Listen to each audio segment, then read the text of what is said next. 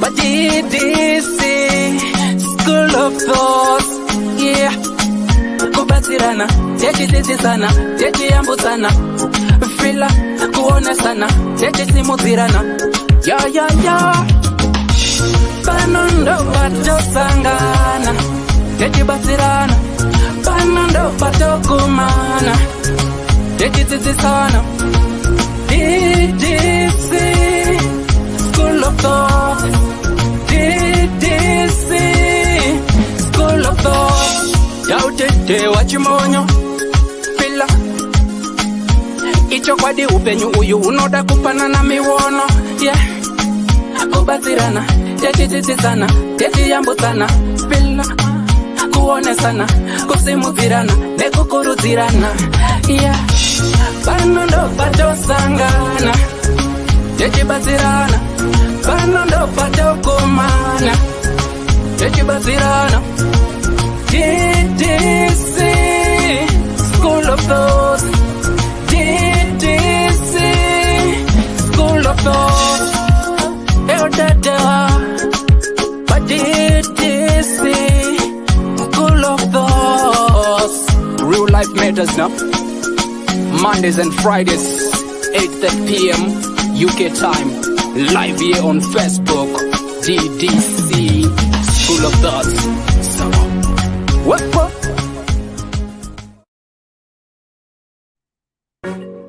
Ddc Currenters. We remain committed to helping our customers stay mobile.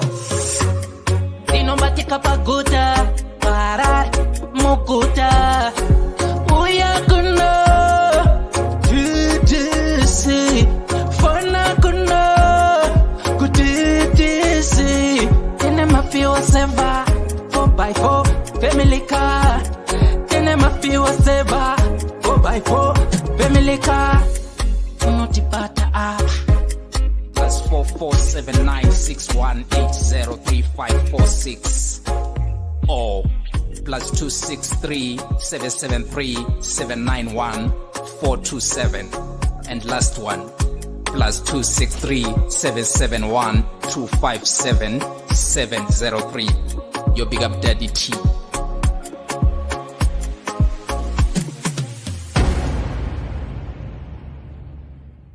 Which Marabilo one time. Ungabe udinga indawo yokuchadela kumbe udinga indawo yemhlangano esikubiza sithi ngama conference space. Ikulu indawo ema-Goddess Resort. Loba uthanda ukwenza imidlalo enjengokugada escape, ukugada amabhizi kumbe ikanu. Woza uzobona ubuhle bemvelo. Ikhona njalo izipline ema-Goddess Resort. Kumnandi labantwana asibakhohlwanga. Ikhona imjingo emihle emangalisayo emkhulu futhi. Ama-virtual reality lama TV amakhulu atholakala ngaphandle. Hawu wakuhle ema-Goddess Resort.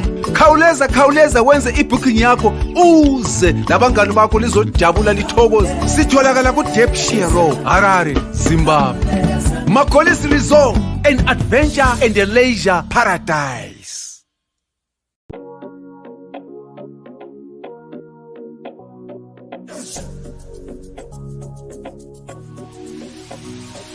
Imagine getting paid to view, like, comment, and share your favorite music from your favorite artist.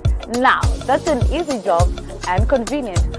All you have to do is to visit us at www.musica.online, which is an amazing platform that allows you to get the amazing music that you need. So we're calling upon even the listeners, and most likely the artists to upload their music and listeners to get paid for listening to the music. That is convenient, trust me.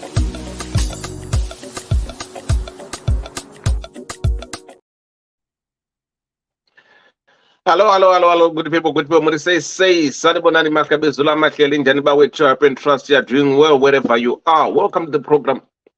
Welcome to the show where we discuss real life matters of the heart. Mogoma Gwangu, how are you? School of Thoughts, did you say? Murudo, takaenda.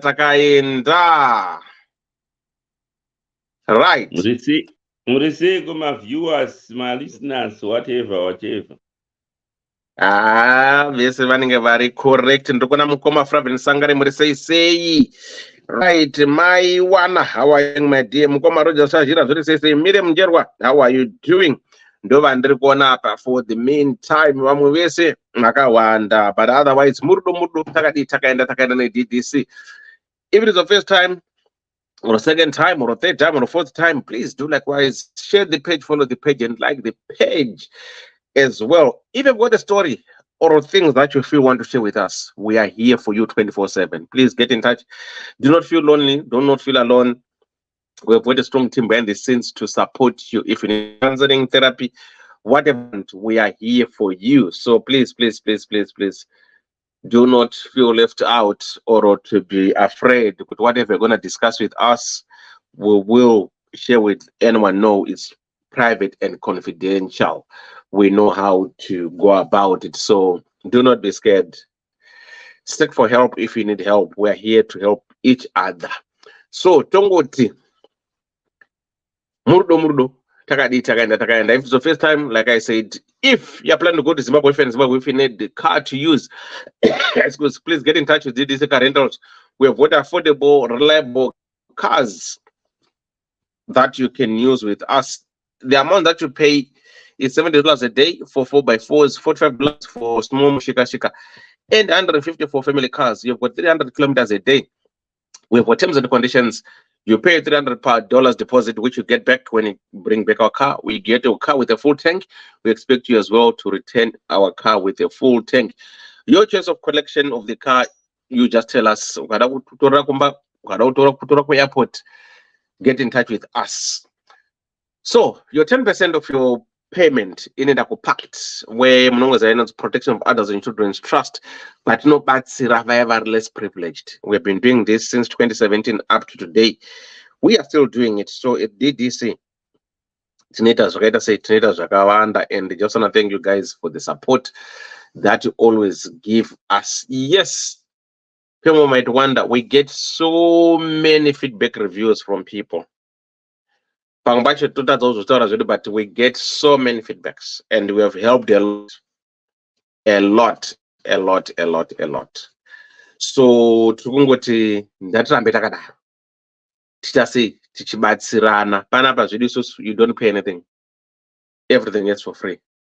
Saka tinongokubatsira chingoti murudo tichienda takadaro. Mamoyo jina dehwa makadiniko ndekuno. How are you? Right? If you are planning to have a party, but mamoyo jina dheko mukaka ndo vakuru vedheko ndiye akaita dheko ramukoma gwangu mukaka. Saka munongobata mamoyo jina. Trudy G, how are you doing? Teresa Artura Masiziva zviri sei Belfast yapindira, how are you doing? Ambilon Rufu zviri sei Maja Mafa, how are you doing? Fungai tangana muzukuru ndepe Juliet Ngandu ndeipi muri kuzvigona sei? Saka tongoti takaenda pati yako kana uringoda kuti kuorganize unongoti bata tine strong team kuti hayi wano murudo kota zviri sei. Thank you so much for coming kona wano. Aiwa ana koni aiwa murudo takaenda Simbarasisa Tell, how are you doing? Zviri sei? Right. Moses, I'm receiving so many compliments regarding the 60th birthday ramukoma gwangu. Vamwadanzi zvakanakidza kudarika wedding. So I just want to say, guys, thank you so much for the support. We could not thank. Anyway, we thank you all on the day. Kuti ziya inbox tenda wani takaona zvinganetsa, but we just want to say, guys, thank you so much for coming. And thank you so much for Race to Kill. Thank you so much for being diehards. Muzimba anonetsa zvake. Kana mazogara mukazogara zvenyu. But at the end of the day, nekunetsa ikoko, we had great time. And at the end of the day, vainetsa vacho vakambondituka, we end up on the same page. They were saying, no, we're so hesitant, blah blah. But anyway, that was one of the best parties I have ever attended. Yakatanga musi Friday up to Sunday. Kwaifarwa. Muri kunzwa. Unozati pane kuti mukasangana nekuti muri mature and civil and learned and polished. Vanhu vanga vari kuyakwa, they were learned and polished. Handibodi kunyepera. Learned and polished. Ukaona pachiya vanhu vasinopfeka jezi raArsenal kana Chelsea kana Manchester United, zvato vanhu vari learned and polished. Ukaona pana vanopfeka mauniform ebhora chete, zvinenge zvakatodhakwa. But on this note, I'm telling you, it was awesome. And we are looking forward to do this again next year on the 25th. So guys, mark a date, 25th of January 2025. We are doing what we call a get-together, Ddc get-together. So don't say we didn't say. Only at 150 people. So if you want to start prepare, we've already do the provisional booking here. Oh, venue 25th of January 2025. So cannot kuya. And there's not support an application visa if you want to come. Unodo by any time. Cannot kufana badala mari yako mbijana. Unode wandora kuya drop badala. I think this time it should be £55 because pan extra cost attackers no, we didn't even tell people attackers in there a lot. So I think it should be 55 or 60. 3-course meal yako, welcome drink yako, and everything. Drink is included. Wait a say, ufana badala. Mbijana. Pasuka 2025. Unoza uti unengo akagara tatata. And I advise you kuti book hotel yako kubva Friday kusvika Monday. This time tudabva kumuswe Monday. Twakuda weekend yacheseka tiripo because that place is nice. That place is nice. Saka regarding what ichi murdo Queen Mashi, how are you doing? Ndini ndawana and friends, how are you doing? Missed you, my dear. How are you doing? Test antukuna ndawana saka tongoti takaenda. But this one is a different thing now, daughter. At times I don't talk much about what I see on the streets. But what's happening with Zimbabwean music industry? I've seen now quite a number of posts of some artists and the producers and whoever claiming my copyrights. I'm telling you guys, guys. My YouTube channel I'm telling you this guy. Because I'm actually get big biting. But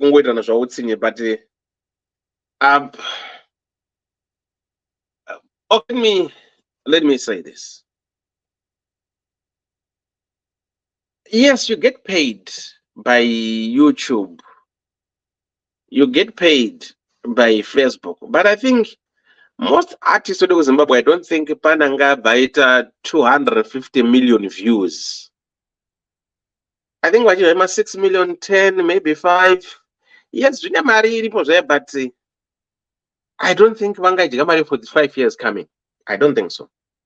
So is wakuita mai zvokuzoti watora song yangu akazodai so zviri kudai zvichizodai so izvi ndiri kuona vamwe vacho vanenge vachazongogadzirana nyaya YouTube yongobva vachinji vachavharwa. But anyway, kungoda kuonesana zvekuti pamwe pacho I think tine kamwe kakuita katonozongoita katunguka kumbunyikidzana kekuti at times I think I'll just say let sleeping dogs lie. Inini page inge yakatorwa ingwani nemunhu anga anogadzirira page DDC yedu unobva wimba munobva kuti ndinongori admin whatever akaenda nepage.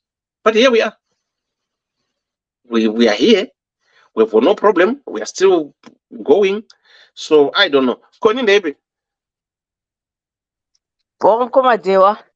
What's up?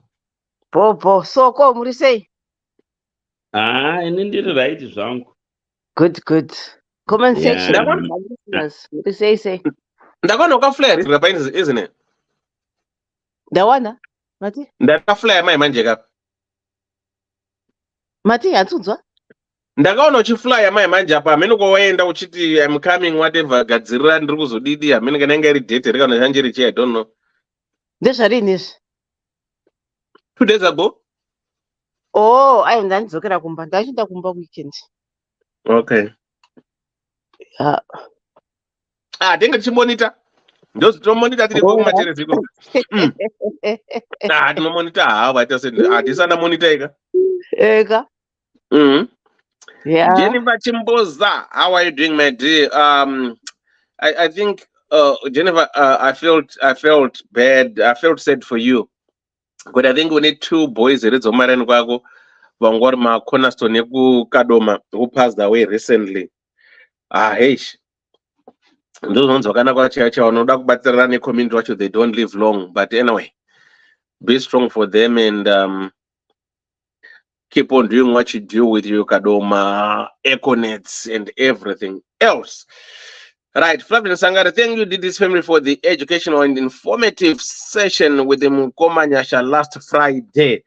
Thank you so much, Ngoma Flavin. But I'm gonna tandiri 5 chetega because the vanatidi is no open. But anyway, thank you so much, and I want to say thank you to Mukoma Nyasha for spending most of the time with us. And again, for those who still need information, Munokwan Sabata Ngoma Nyasha is willing to tell you which policies to take and how you go about it, and sit down with him. Then more at what the right direction of which policies that will cover you. Right, answer one of them, Jennifer. Thank you. Right, so padano mukoma kwangu na konpaza mudata zvinesata pera zvemunyada nhasi nechimudhi yangu yogati yangu.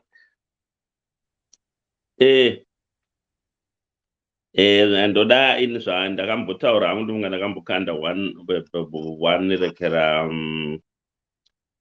the one video apa thanking you for the guy who passed away and anchigara naye, and unasinaona video rachona, I say thank you once more because the support was overwhelming from the Zimbabwean community, especially community yepa DDC ne community yeZimbabwe in general. So I respond to that fund and all the stuff. The guy was buried on Thursday, body akasvika musi Wednesday.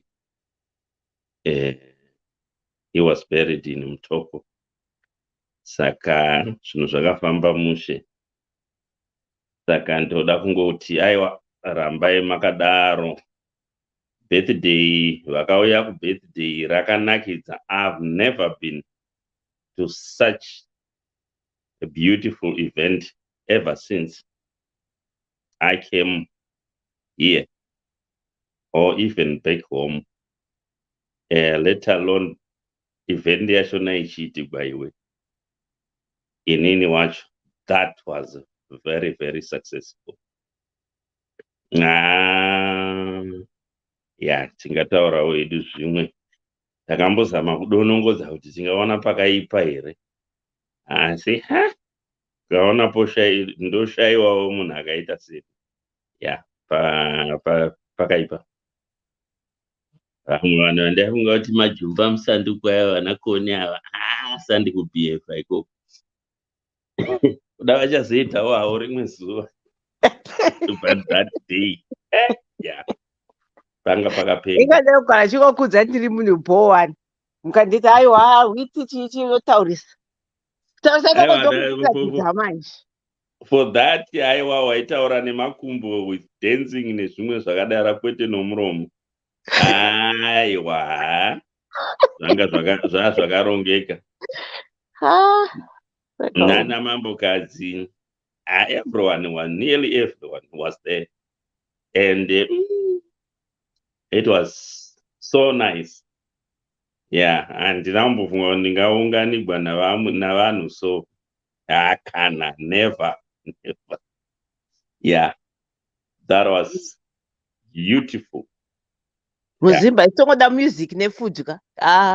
Not one. Aiwa papa karongeka ende hakuchena zvako aiwa masisters agara anochena. Yeah, papa kachenewa. Do you know kuti unongoona pakuti zvinozotendera mastreets vanhu vachishorwa chichi zveDDC never.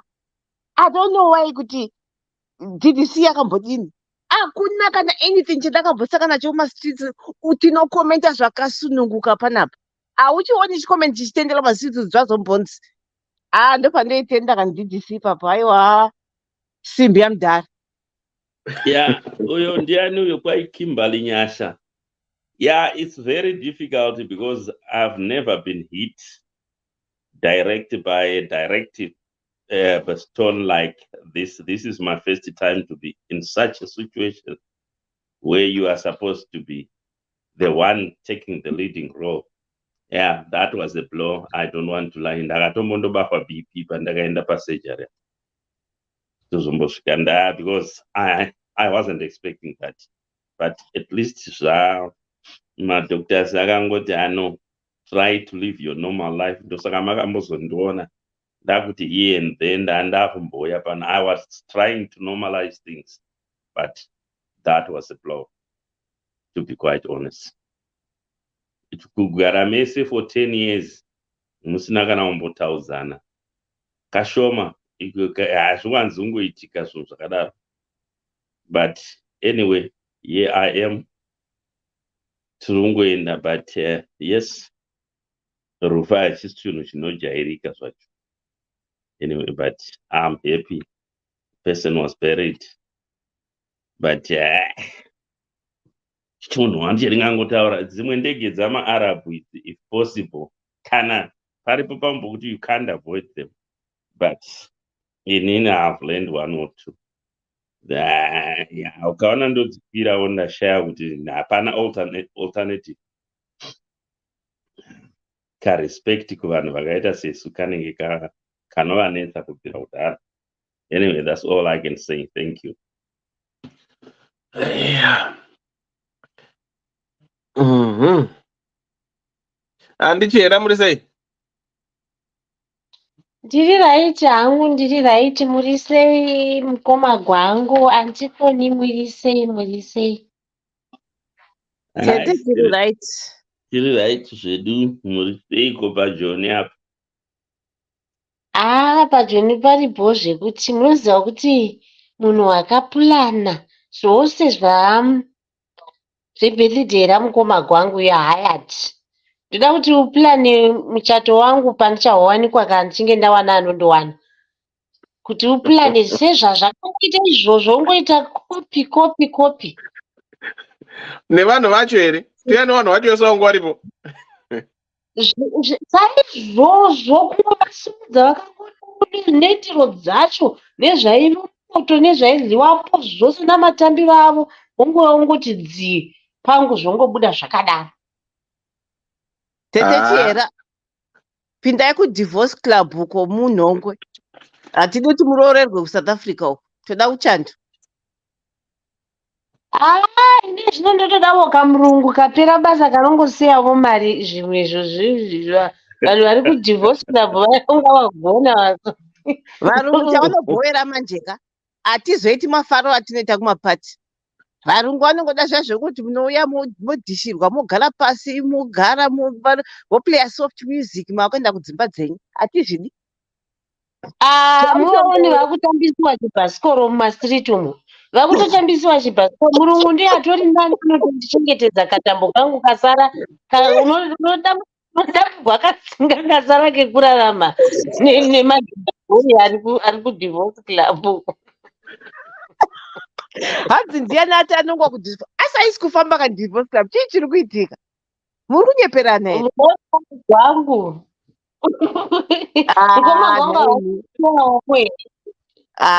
Mukundigumbura. Saka vanhu vari kungopinda vachikanda zvavo matiktok. Paipoti vanyengane.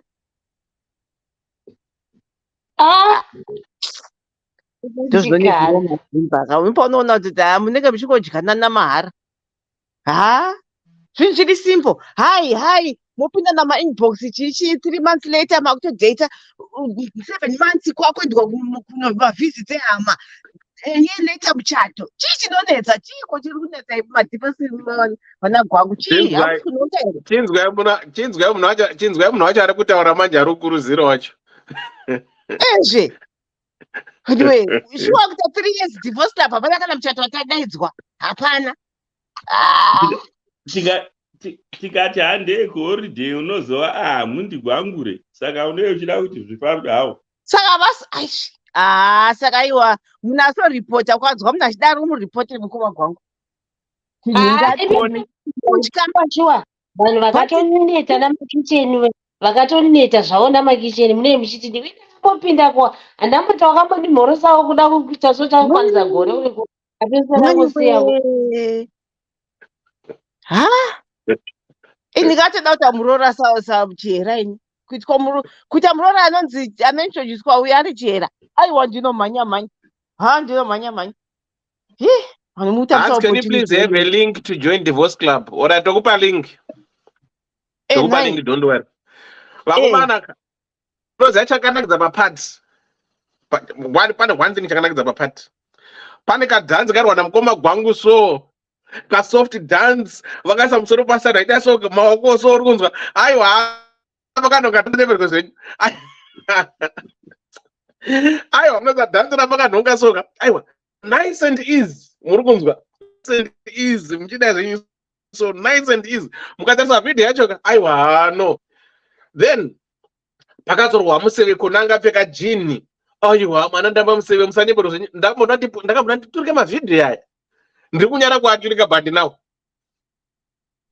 hai nene dhewaka I'm a free spirit nyangwe mukaturika haina nabasa nazvo kani ndakabva kujaivha ndichiri ndafunga ndakatanga from 7 years kuna naND Brown vaya achiya kustadium kuchivuko ndichivajaivhira ndakabva kureka nangumadhewa musanyareni turukai ndamoda ivo vanhu vakavobvunza paya ndo maiguru here ndo maiguru hobho madzimai andakamira navo ndaane barika here nayo ive takafara kanhadze iroro comment section musagumbuke zvenyu pati ichataurwa for the next year kozi yakanakidza kunakidza chaivo ndakachena sendi varume zvavo and aiwa inhangu complaint yandinayo kuvarume munonyara here chiko amudi kutamba here chiko pamwe akazara ndakatamba ingwani aiwa imimi zve mamuri ndakatamba ingwani mamuri madj varume vakatamba think havasvika na10 pane kwakati teze pamacheya chiko vanorambidzwa nemapartners avo pane umwe mufana wanga akasonewa ndakazomuseka ndakuseri ndikatoma aiwa insecurity inobhowa papati munhu vhengenedzanai nyange kwagarwa zabasa harisi rakezve pane pauniversity vanhu tonoti mazimbabwe ndopamabhoira ipapo eni too much china ndikoni nhasi vabva kupiko aiwa ndazozvifunga hangu tikutaura nenyaya yepatika kuti zvakandibhowa panenge vakangoti teze vakagara vachitarisa ichitamba chiko pati ndekwekuya muchifara vakangodya vakati zeti apo nevakadzi futi vamwe vanga vakagara throughout wafambirei koni vakadzi vanotonga varume at times they won't be have that freedom because anotanga kutamba nonzi munhu wako makatoziyana makanyemera nokuya pati wanga wadedzwa naye kuti uye saka at times they are so limited to kutamba but what's not the funny part kuti ukatarisa varume vecho vanga varipo most of them andidika they allow their women to talk to us havana kana problem nazvo but vakadzi vane insecurity I don't know why I don't even know why but it's something that but it's not aiwa asi madj manyama madj manyama madj kana MC wazvangu zvakabatana kana dheko aiwa zvese zvanga zviri correct vamwe dj vaya tsvimbo yechimeya chaiyo correct hande kutamba right aregai tidai ndadagumira pati mai one how are you doing nyamutenga zviri sese anesini andoro zviri sese ambulon rufu mamoyo jina teresa rutura I've seen it to DG koni ndakuona mukoma gwangu Evelyn dzai Sunday how are you doing peti shumbarese zviri sese kids zviri sese give chitengu ndeipi kamsoko rudaro rogwaze ndeipi Dochiza, how are you doing, my dear? Merin Musarwa, say, True DG, how are you doing? Winnet Napiri, say, Tangana, say, Florence Gapara, say, Meladum Tisi, how are you doing, my friend? My 3G, Murukus gonna say, Runia Bagdonozi, Chibiami, how are you doing? Dokas Kondwe, and Dapin, Koma Roja Shajira, say, Charlie Siam, how are you doing? Panonda says, I think Queen Marcia, I've seen you there. Sibongile kuma ndidutiro ane matambudziko mukoma gwangu tere ndera ane matambudziko mukoma gwangu Queen Mashi ne matambudziko mukoma gwangu maja mafu ana maja mafa DDC mature people real drama here. Thank you so much Kimberly Nyasha, we are praying for you mukoma gwangu talendaderera kendidutiro asi keke makadya takakuchengetera riko ku Scotland uenda ku Scotland kwamukoma gwangu ana keke rako kendidutiro. Right, Jennifer Chimboza zviri sei I think I've seen you all ana mukoma Flavin number kone kumusoro uko.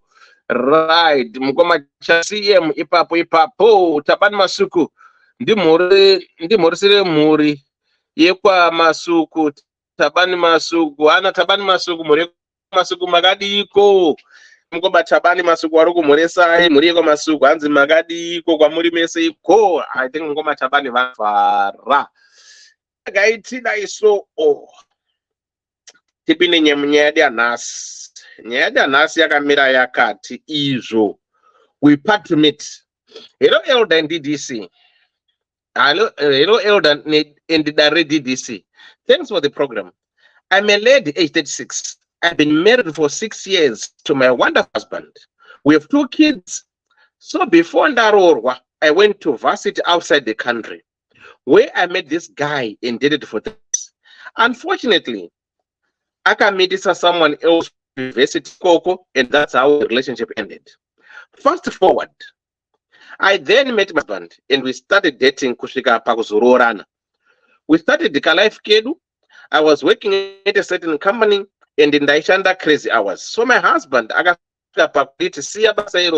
come work for me. The salary was better and obviously we would work flexible hours. In no time, mentioned of a Muzukuru Manete Arimiri who was relocating and need somewhere to start. So he told me he's going to be part of the business because I need my paper and experience from the diaspora. Kanotambira Muzukuru ku airport. Kwakwana Muzukuru ndiye ex uya wekuvhasiti. So sorry short. We are both in the same working environment and it was okay the first few months until he started bringing up Onyaje Kumashure and passing inappropriate comments about how amazing I look. See, ndikazvichapera. Pazoti ndinyore ndepekuti muzukuru uyu out of nowhere he sent me a pic from a long time ago when we were dating tiri ku beach akanditakura. Hana yangu yakaro seeing those pictures. I failed to understand kuti ari kuda kuita sei. Pfungwa yakamboti block him but tinoshanda tese hazvibudi. So I'm writing to you seeking help.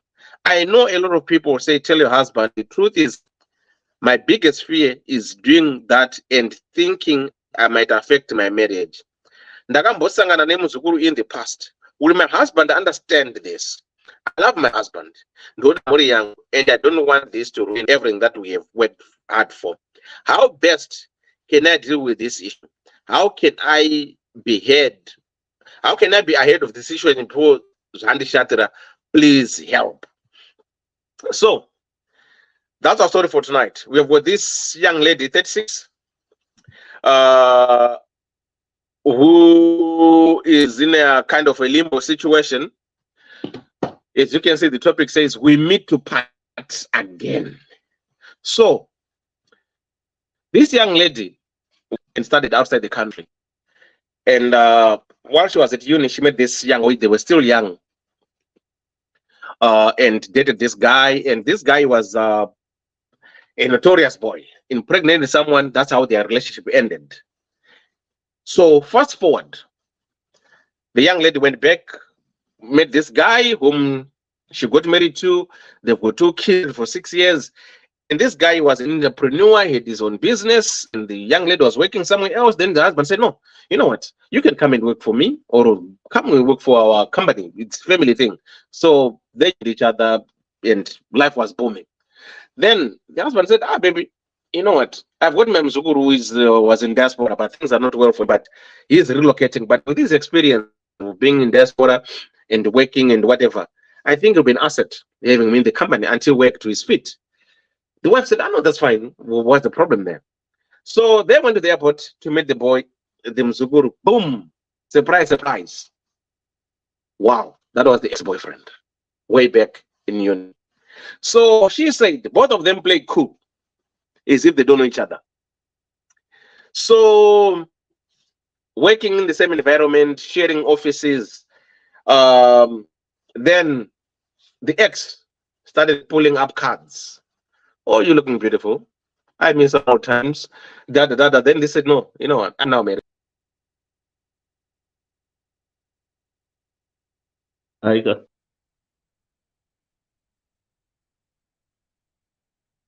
Chachi, man.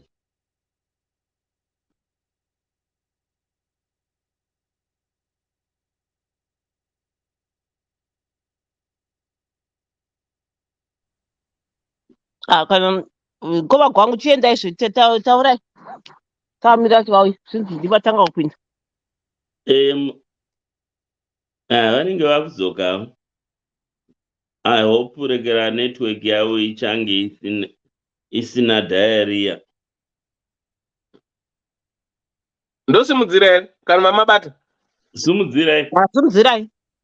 Okay, so Mzukuru now started pulling up these crazy past cards, which didn't sit well with the ex, and tried to warn him, but he didn't listen. Then, of late, he started sending old pictures of them way back, Varugu Beach, showing their love life and everything.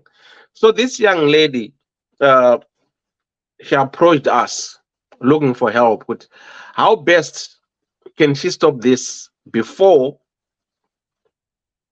it gets out of her control, because the husband doesn't know. And she says, if I'm going to tell my husband, how am I going to address it? And if I'm not going to tell him, if he finds out, am I not going to ruin my marriage? So she wants advice. Like, if you were her, what will you do? And how will you go about it? How will you tell your partner? Because it works both ways. Say, suppose it was me, then Argunzi Muzukuru Kadzi was my ex. Maybe takatomboita abortion tese kwataigara kuLondon utasangana kuZimbabwe, and I'm married to Koni. How will I tell Koni to know? Uyu muningina wako uyu kanti cousin yako is my ex. Akatomboita 3 abortions zangu kana kuti what have you? How will Koni handle this? So it's either way, as a man, you can think how you tell your wife, or as a woman, give advice to this young lady. How will you approach and tell your husband, or how will you deal? Nemzuguru, aku misbehave. So that's our thought for tonight. So I don't know. Queen Mai said she should have told her husband from the first time she met that Mzuguru, but it's never too late to tell her husband the truth. It's your past, and if your husband loves her, he will understand, and she would also tell the Mzukuru to stop sending messages and be clear to him that she's not interested in going back to the past. I think it's easy. I think it's Junita. I'm just saying, I'm just trying to be, being me. But yes, Queen Masha, I can hear you. That's Queen Masha's opinion. Queen Masha said she should have told her husband from the onset, this is my ex. But never too late to tell her husband the truth. It's your past. And if your husband loves her, he will understand, and she should also tell the Muzukuru to stop sending messages and to be clear to him that she's not interested in the past. Mashistor says she should leave him alone because his character is something else. Let the past be the past. Fortune Mukanya say Muzukuru is a ghost in the cupboard. Ukasambudisa wega ano inobuda yega akatangirwa ano blackmailwa. Okay, ambulance rufuse Muzukuru ngaakwane uyu sibongile kumara se kose Muzukuru ari kungu kuse mukuru ari ngodona misi yese. Okay, that's me there. Sarah Nyon say iye akambokusiya akapa umwe mukadzi nhumbu vhura maso mainini taura naye zviri strong usamupe intentions at all. Right. Gifichange Munyori ita semunhu, don't get tempted with your vomit. Move forward. Muzukuru ngamugadzirire size inokwana kana kumuremadza so that he will explain himself kuna sekuru. Okay. So for those who want to join in, that's the I pinned the link there. If you want to call in, then you can just join in and give us your views. I will try as much as I can to read some of your comments. You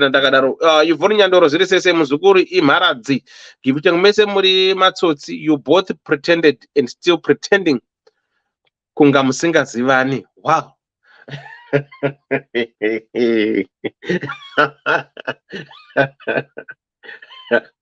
That's brutal and true, Ash. Saka sekuru ari kudeceive one or two. Okay. I love give this analysis. Ana give Ana give mese muri matsotsi. You both pretended and still pretending. Ungamusinga sivani. Wow. Wow. Muzukuru is taking advantage because it is still a secret. The only way to neutralize him is telling the husband the truth. He will continue to blackmail you and your peace will be affected. Right. Varume in general. Again, Morse, again, Morse, and Kola, how are you? What's up, my dear?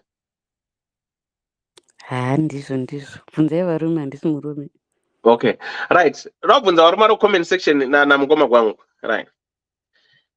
Say vana rokutanzi ndachu dzamurume. Right. So vana vasei vane gori vashanda vese pasame company. I'm coming to what Give said. Mozonzi nas after gore kana 6 months. Mgoma gwangu. Ndrakudza ichokwadi murume wangu ndikoni uyu. Muzukuru wenyu Dewa, ex-boyfriend yangu ndakatombodana naye ku London for 3 years. How will you take it? Jambanja pa hotel. Andizivi sei apa ndakutaura inini ndakazvimirira. Guys, mota dzomunofamba nadzo ana Dewa muchishaina nadzo mando haya kuArnold Craig and all the stuff dziri kufamba mumigwagwa yakambogredwa. Asi magredhi acho hamuzivi paakapakwa, madhiraivha amagredhi acho hamuazivi. Why tichizviuraya neBP nezvimwe zvinhu zvisina nebasa rese? To be quite honest, isusu varume ndisu tine problem panyaya dzakada kufanana nedzidzi. Kana ari mukadzi anonzwisisana nomwana wamai yake kana kuti nomwana wehashanzi yake. Ndosaka muchiona vakadzi vachikwanisa kugara pachipare achitoti akaona pane mari. I know quite ndine imwe ex-girlfriend yangu yakatombototora munina wayo yaroorwa nomwe businessman. Zvinowanikwa kuvakadzi is easy. Problem iriko kwatiri isusu varume. Tisu tinoshushikana nezvinhu zvakaita zvokuziva kuti mukadzi wangu wakambobva. Problem iye yakanyanya kuvarume maningi from my own experience. But pakaita sapapa zvinhu zvinowanikwa zvakafanana naike zvino. Ndosaka ndichiwanza kuti kuvanhu inini marriage dzenyu kana kuti marelationship yenyu musayanika pasocial media.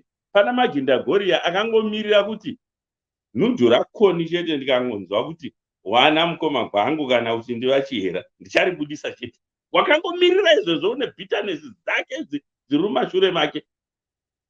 Ndosaka uchiona mwano they are not keen kubudisa marelationship avo chero pasocial media because varipo vanhu vakamirira izvo. Uyu muzukuru hapana muroyi anodarika muzukuru yeyu. Handifungi kuti ndingambosvika pastage yaakasvika iyeyo naambuya kuti ndizomboita rekindle nyaya dzachona ndaitongonyarara but isusu varume hatizvigoni toda kutomboratidza kaya kamwe kadhati kuti ndakatombopafamba. Makumhanya nechimuti here? Makumhanya nechimuti here? Titokupai mautomhanya here tikupei? Yeah. Makumhanya here tibva takupai chimuti chacho? Aiwa. Ndinoda kungopindura panyaya yawangotaura. Anyway ndapedza. Asi ipapo mukoma kwangu ndine mubvunzo. Panyaya yekupublicize relationship apa. Ina hangu ndotoona sekuti ipapo ndo pakatanga problem. Because mukanzwa relationship iri pakati pevanhu ava. First of all, the ex-boyfriend they dated for 3 years. Second of all, my ex-boyfriend nditete ve-new husband. Saka mukafunga kuti ex-boyfriend yakadana nemunhu uyu for 3 years. Never once did he show kana picture chaiyo kuna mai wake kuti ndiri kudanana ndiye muroora wenyu wandiri kudanana naye. Because had he done that, uyu husband ava pavakazorambana zvikazoenda mberi, husband paanga achazoti tete ndauya nemukadzi vaisi kunoti dhuma nesame girl voti ai kaka poita nyaya yobva yatoburwa yobva yatogadzirwa ipapo.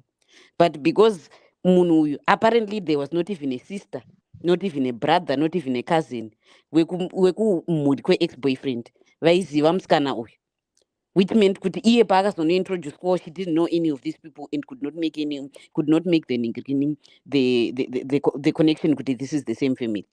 Saka hei pamwe apo tikati pafacebook tinenge taenda kumberi kuti musaiyaniki marelationship yenyu pafacebook, but nyaya yekusaudza vanhu about your relationships, especially if it's serious enough for 3 years, did it not actually contribute to this problem? But Kola, can we not say kuti these guys were still young at university, right? Mesemaenda to Poland to study for 3 years or whatever degrees that you're doing. Munenge mchingoonana here and there, maybe I'm not taking it serious. No, there's nothing much to worry about. Can you not give them that leeway? Maybe. In that case, my advice would be for the women vanenge vachiteerera nevakadzi vari pano paDDC. Expiration date yako yekuzvara zviri safe and secure and without problems is 35 years. No one should take 3 of your college years achitamba newe to the point yekuti hana kana pfungwa yekuti pamwe ticharoorana, yekuti anobva atadza kuintroduce not even a single person wekufamily kwake. Iwe uchitambawo wakadaro wapusa ndiwe newewo. You don't have 3 years beyond high school dzekuti munhu aite majokes newe asina future. I think, can we say, Kuti, or can we agree, Kuti, opposite attracts? You might find somebody who but you find him but you always you should know what you need and you should know where you need to go. You should know kuti between the ages of 20, 23, 25 hauna munhu ari kutamba newe. Saka ukamuona munhu iyeye ari kukuviga, mai hauna kuratidzwa, tete hauna kuratidzwa, hauna kwawaenda. It actually showed in this case the way it ended relationship yavo akamitisa someone else. This guy was totally playing with this girl. 3 years akatambisa dzeupenyu hwake. But Kola, is not the same way you said what you panopa did this ukatakaudza boyfriend yakuti kauda ndikuitire nhumbundu unochibata mwana wacho ndenda basa. Yeah, but you know what you want and you make sure that whatever is happening, you know what you want and you make sure whatever is happening is congruent with what you want. I don't think this girl expected kuti mkomana uyu atamitisa, and I think kuti she thought kuti it was a proper relationship. Asingazoti ichazongopera yakadai. Asi chaifanonge chakamuradza ndechekuti hauna kutombointroducwa kune any of these people. No, but do we really, these relationships, do people get introduced or at times it unfolds itself? 3 years. Let's be honest. 3 years of being at uni, and not in high school, uni, makabva kuZimbabwe masangana kuChina, university kuChina. If you don't plan to succeed, you plan to fail. If you fail to plan, you plan to fail. kana unga uchiziya kuti iwe uda kuroorwa wosiya munhu achitamba newe 3 years usina kumbomunza kuti kuvamwene tichavaona kana kumbotaurawo pafoni nyangwe vanga vari kuZimbabwe makadiyenyi But ndo Kona, unonzani muroora nyangwe dai vanga vasina kumuona zita chairo vaizorirecognize. No, I think Oh. inini yangu, to be honest, I think I've dealt with so many people from different backgrounds. Kune vamwe maparents ekuti they will tell you kuti once you introduce someone here, that the person that you have to be with. Then kune mama parents ekuti you know their struggles for them to send you to university, especially even maybe abroad. Then you pick up the phone and scanner, you see kuti maybe it doesn't end well. So I might give both of them the benefit of my name. Kuti vaichika kuti I'm just assuming. Kuti no, if I'm gonna tell my parents no ndani boyfriend, vano ndo zvatakamisa kuti kuurere izvozvo. Anenge koda anenge anga achida kutaura minute kune anga doti. I wanted to say, Kuti, not every relationship should lead to marriage. Thank you. Being introduced But if it lasts, to a family member doesn't guarantee marriage as well. But if it lasts 3 years, it should be at least attempting. It should fail because that's what I'm about. You can date somebody for 10 years. Kana musibla kurorana, it's okay. We have to normalize this. Mwanangu can introduce her like the girl. I can introduce her to a boyfriend. I'm not gonna say kuti dia chakurore. No, let her have the fun. Let her choose. Eka. Pam zoshiko kuti ntakuzororana. Okay, fine. But I've got nothing to do with it. Even 3 years is nothing. College, it's nothing.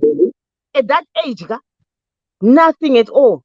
23, I think maybe people like they think being 19, I'm ready for marriage. No.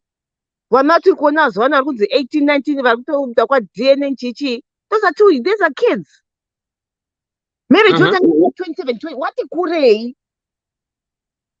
23 I've never dated a guy in my 20s in the city. Oh no,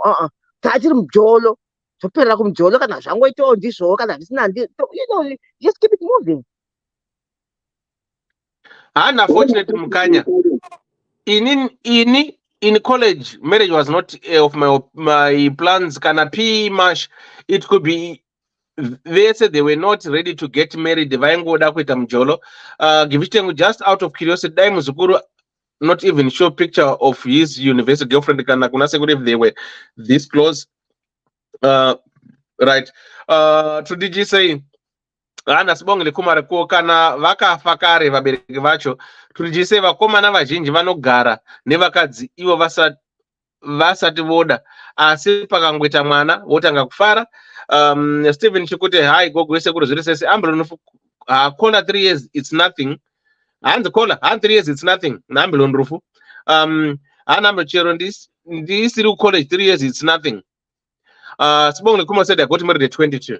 Okay. So, right.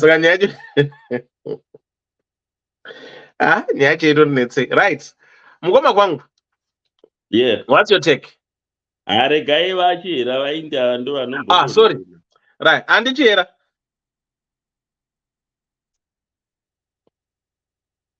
And Clara. Varibera.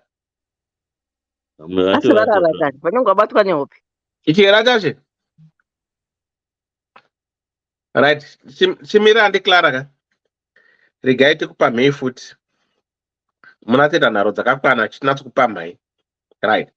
We part to meet again. No, still very permit.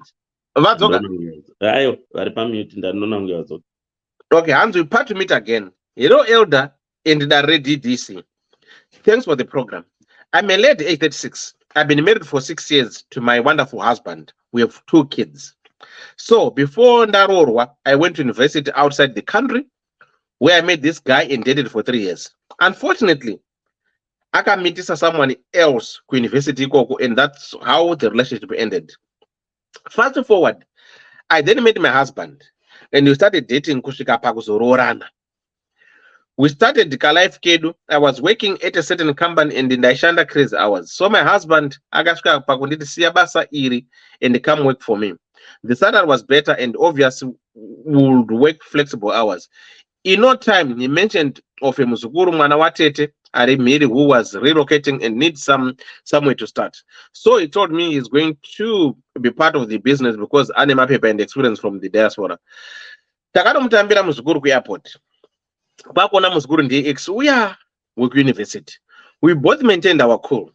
So long story short, we are both in the same working environment and it was okay during the first few months until you started bringing up nyaya dzekumashure and passing inappropriate comments about how amazing I look etc. Ndaiti zvichapera. Pazoita ndinyore ndepekuti muzukuru uyu out of nowhere he sent me some pictures from a long time ago when we were dating tiri beach akanditakura. Hana yangu yakarova seeing those pictures. I failed to understand kuti ari kuedza kuita sei. Funga yakambomu ndimbloke but tinoshanda tese hazvibudi. So I'm writing to you seeking for help. I know a lot of people will say, tell your husband the truth. The truth is my biggest fear is doing that and thinking I might affect my marriage. Ndakambosangana nemuzukuru uyu in the past. Will my husband understand this? I love my husband. Ndinoda mhuri yangu and I don't want this to ruin everything that we have worked hard for. How best can I deal with this situation?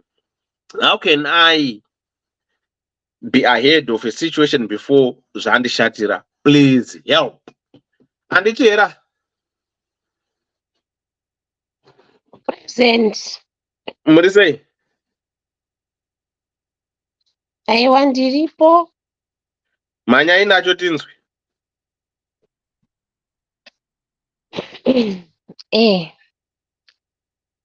Zvakaoma hazvo. Ini ndinotenderana nehazvanzi yangu Chitengu kuseri uko kuti aya ndo matsotsi maviri. Kuenda paairport ugonyepedzera kuti zvinhu zvese zviri noma wakasunga kumeso uchitokanuka semunhu hausati wamboziva kuti ndiye muzukuru uyu. Ndafana kumuziva iwe uri munhu anoziva kare anotoziva nemuviri wako wose. Hamuoni kuti ndo pakangotangira nyaya. Pakaita utsotsi hwakaoma apa. Utsotsi ihwohwo manje takuhurava tichiti muri kutodanana. Nekuti ukaona wotumigwa pikicha hana yorova kureva kuti noituza mutotovhuta.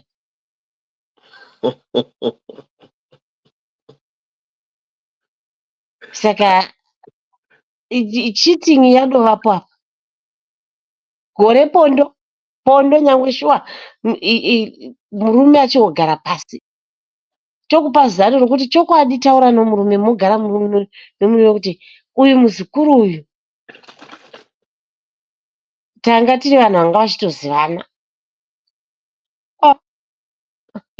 Ndiani angakubhirivha kuti gwangu yanga isingarohwi everyday kana pamunongoonana muri vaviri? Angabhirivha zvinhu zvakaputsa kudaro ndiani? Hakuna munhu. Chinongoita kuti usabhirivhiwa ndechekuti gore pondo gore muchingopuritenda mugogarisana pamatebho muchiti rimwe ziso rakabuda rakadai umwe akadai nekepesi anenge akaburitsa ziso akadai muchingofunga mazuva enyu iwaya nezvamaiita zvese. Chokwadi kuchita hakusi kupinda nomunhu mujira. Kumwe kuchita unhu hwomunhu saihwohwo. Itorimwe cheating yakakurisa iyoyi. Zvose zvauri kuimba zvose zvokuti kwai ndinorespekta murume wangu ndinoda murume wangu zvakanyanya ndigodini. Zvogora kushayiwa value. Kushayiwa kana value nehunhu hwakadai so. Kana kuti tingati pazano rokuti agara nemurume wako pasi utaure chokwadi. Paunongoshava muromo murume anobva atoona pikicha yezvinhu matarisano amunoita mai zvese zvinobva watoona kuti saka ndokusakamusiya chakati zvino wasangana nenhubu chaiyo chaiyo kudhara ndo dzaihindira matsime idzi. Uyu munhu uchangoona musipiki chairo rakakandwa kuinibhokisi romurume wako apedza neunongokandira chijoka musi unongomurambira gwangu chete achibva akakanda chijoka zvobva zvapera zvakadaro ndapedza zvangu. hanzi inhondera mutsime kuswa mutsime kuti chururu muda kucherwa zvamunoona mvura yekunwa. Ayayaya. Anna, give Munyori, have you ever tried to imagine that your body already knows about it and might be watching you?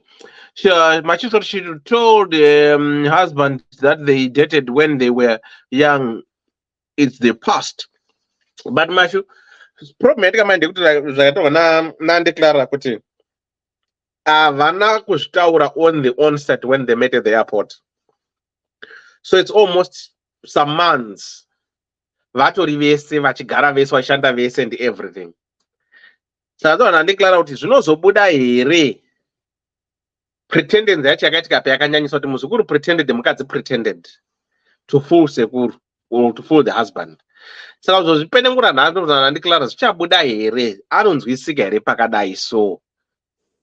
And saka achida kana mapictures aita leak. Okay, saka I don't know. That's my story's opinion. Melody Mtis, hi, what do you say? DK, what do you say? Mugoma kwangu. Right. Yes, tingabvumirana zvedu pane zimwe but apa masista ndinombovachenura a little bit. Varume tisu tine problem. Muzukuru imunzamusha. Let's just be frank and to the point. Ndasvika ini ndaona mai guru ndakambodanana nawo tisingazivi vakazororana namukoma vane mhuri. There is no need whatsoever kuti ndisvike pastage iyi yasvikwa nomuzukuru. Muzukuru ari kuda kuparadza sekuru, but what he doesn't know inogona kufa kwake. Takutaurira imwe story yakamboitika kwedu kumasvingo dhuze nokwamupanda kwedu. Iye kuti sekuru muzukuru akasvika pamba pasekuru, mbuya vanga vachidzura huku dzakamira parekera dzichidya nhunga yaiswiwa ichidonhera pasiya zvinongoita huku ziya. Saka sekuru vaishanda pane imwe prazi pavaitochovha pasikoro vachiinda zvikanzi ko sekuru achazopaisebwa neiko zvika sekuru munodya nyama muchitadza kuurayigwa huku idzi ine ndipo munongoenda ndosara ndichiurayigwa huku. Vakutosekana sekuru vacho paya. Sekuru vakatobva pasikoro vakati hanzi kuhinda kuinda. Mutsi wanga wakasendekwa parekera wakadonha by mistake ndodosvika uchirova imwe huku nemuno musoro wakati kuti hapana rekera ngatichiuraya. But what happened sekuru vakanga mwapombiye pasikoro. Pavakadzoka huku yotaurwa munun'una muzukuru wakamanyiswa nebheura nasekuru. Nyaya yacho ikazopindikwa.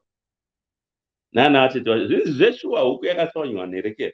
But sekuru vakatora mashoko aya okuti ini ndourayigwa pomunongoti pote chete ndosara ndichiurayigwa huku anga ari majoka. Zvino uyu muzukuru kana achifunga kuti itsotsi unoputsa imba yasekuru iwe mukoma coincidence yacho kuti chembere yotsakatika bero rorutsa imvi munoti chembere yaenda kupima. But it was a genuine rekera. Zveshuwa huku yanga yapwanywa nerekera. Nomutsi wakadonha wakasendekwa parekera. Huku dzichiripo dzichiri kudya. Ndokurova rekera, ndokurova huku. Ende wakatorova huku dzakaona but iyi huku yakarohwa zviri bhedhi. Dzimwe dzacho dzaitsumina. Dzarohwa nemusi. But nyaya yakaomera muzukuru. Zvino apa shamwari ndoda kukutaurira. Kana uchifunga kuti iwewe uri kukaurisa mbuya nokuda kwekahunu kako kokuti uri kukara gwangu kuita sokunonzi gwangu dzapera, watch out. Rinozara pfumo mudumbu tikatadza kukuorera nenyaya yekahunu kako ikako. Vanhu ngatidzidze kuzvibata. takambosangana neimwe miedzo tichiri vapfana namadzimai omuraini ati takabuda hatingatauri hedu zvakaitika panapa because tinozokwatura maronda apera, but pakazosvika vamwe vanhu vaitakatadza kuzvibata vakaita zvavakaita zvikazosvika kupinza vanhu munana taisrael. I don't support muzukuru uyu a bit because zvinhu zvakaitika kudhara, iwe ukamitisa kwawakamitisa. Ndambotaura panapa kuti muchiona vamwe vanhu vasingaisi marelationship avo pachena, ipi especially mazuva ano kwaane media, kuna vanhu vakamirira kungoti uyu Sofi kana kuti ndikoni paanongozorekera, especially katakaparadzana zviya zvekubhowana iti uri stupid chi ndine ndakangomirira chete because rimwe nudhi unotogwa wakakotsira kana wakarara nemukadzi chete haungazvirovi dundundu kuti ina handina runudhu riri mumastritu, unotogwa wakakotsira. Kuna mamanudhu amamashefu avari ngosvika kubudisa because vanosvika kuurawa, but arimo mastritu manudhu evarume musatombozvirova zvenyu matundundu kana. Asi kune vanhu vakamirira enemies of progress dzakangomirira kuti anongodai chete ndoda kumudai, endaifunga kuti zviri kuvakadzi chete nokwetiri isusu varume. I don't know why kuti tinozive zvinhu zvakadero. Iwe muzukuru kanda njinzi ndokuona haiwa uri stupid yomunhu, hauna kana respect nasekuru vako vakudana kuti uya kubasa, waifana kungozvibata somunhu womurume wodzikama wosiyana nezvakawanda. Iyesu pano vangani vakadzi vatakambosangana navo, vamwe vetotoziva vakapinda mumamburi, handikasangana naye makadii ambuya, handikafene haungatombozvizivi kana kuti nomukadzi uyu takamborekera unless kana iye ari ajadarikawo zvake ada kuzviratidza kuti vagwangu ndinovaziva. Ira ndimborosi mukadzi ini ndikasangana naye, mukadzi wandakamboita relationship naye, ndikasangana naye ano murume wake tinongopesana zvakanaka zvikatosi koma ndikangamwa here. Asi vamwe varume, isu varume toda kutoti ndionekwe kuti ndini chamakuva angu pano. Haiwa shamari, chamakuva angu kana wada kuridza chamakuva angu ndaunotenga LP ratoki goridza, kwete kuda kungozvibhosa pese nokuda kuparadza, kuita mweya wokuparadza, ndo mweya wokupisira vanhu dzibaka wokuita for no reason, nokuti unozvitsindini pano. Aiwa no, muzukuru ibenzi. Yes, ambuya ati vede zvakaoma kutaurira munhu womurume kuti ndakambogwangugwana nhingi. Shoko irero rakaoma. Titoda kuti takuda kutaurirana chokwadi chaicho zvokwamwari chaizvo kuti mukadzi ataurire murume because haazivi reaction yomurume, especially genga zhinji rava insecure. Raako mazuvano varume variko mazuvano, most of them are very insecure. Handizvo ini hangu mbuya apa, aiwa apa ndo vachenura apa namasisters tinombobhorosorana here and there, but on this note muzukuru aiwa ijikitikwa romunhu chairo reremupembe jumba musandukwa benzi rakangomirira kuparadza sekuru. Ipapa pakambani pavo uchada kuvaparadza futi sekuru iwe muzukuru. Aiwa shamwari apapa mbuya kana vava nezvivindi sezvangu ndaingoikeno ndaona kuti situation yasvika pairi ndaivadana muzukuru apo ndouraya huku yangu ndobika kana namashakada akamona, umwe agera apo umwe agara apo, ndochinyatsokurudunurira murume kuti zvakaitika ndezvakati but muzukuru wako wakuda kutora advantage yokuti ndakambosangana naye. Kana vava nezvivindi zvinenge zvangu because benzi rakadai roda kungobudigwa pachena, as simple as that, a very stupid. Ngatirege kuda kuputsa varume vari panapa. Yesu toziziva vakambosangana, vamwe vakasangana kana ne1000 vakadzi, vachirega kuti vakadzi vava vazororwa. Wakudai wewe kuratidza kuti aiwa unofira mahara, mwombe yanikisi. Thank you. Andinopira mhara mombe yanikisi.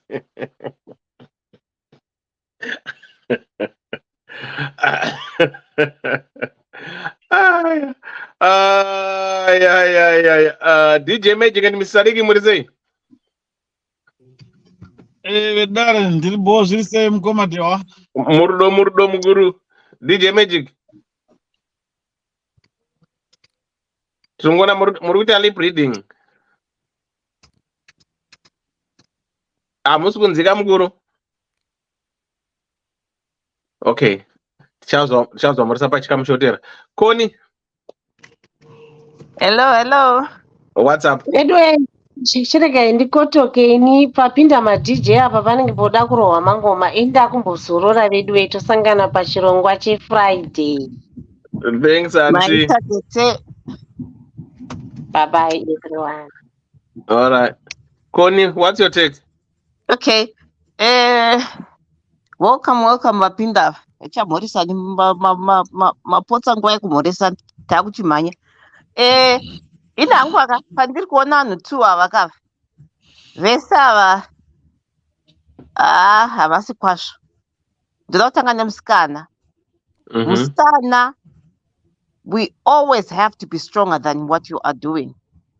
Kana waona kuti munhu hauchamudi, handiti, don't entertain zvinhu zvakadai, because wakasiya the door. Izveni zvikataipi asikana ndeyekuti nyange akamboita relationship nemumwe munhu ka akadzoka munhu iye akamukumbira gwangu anomupa.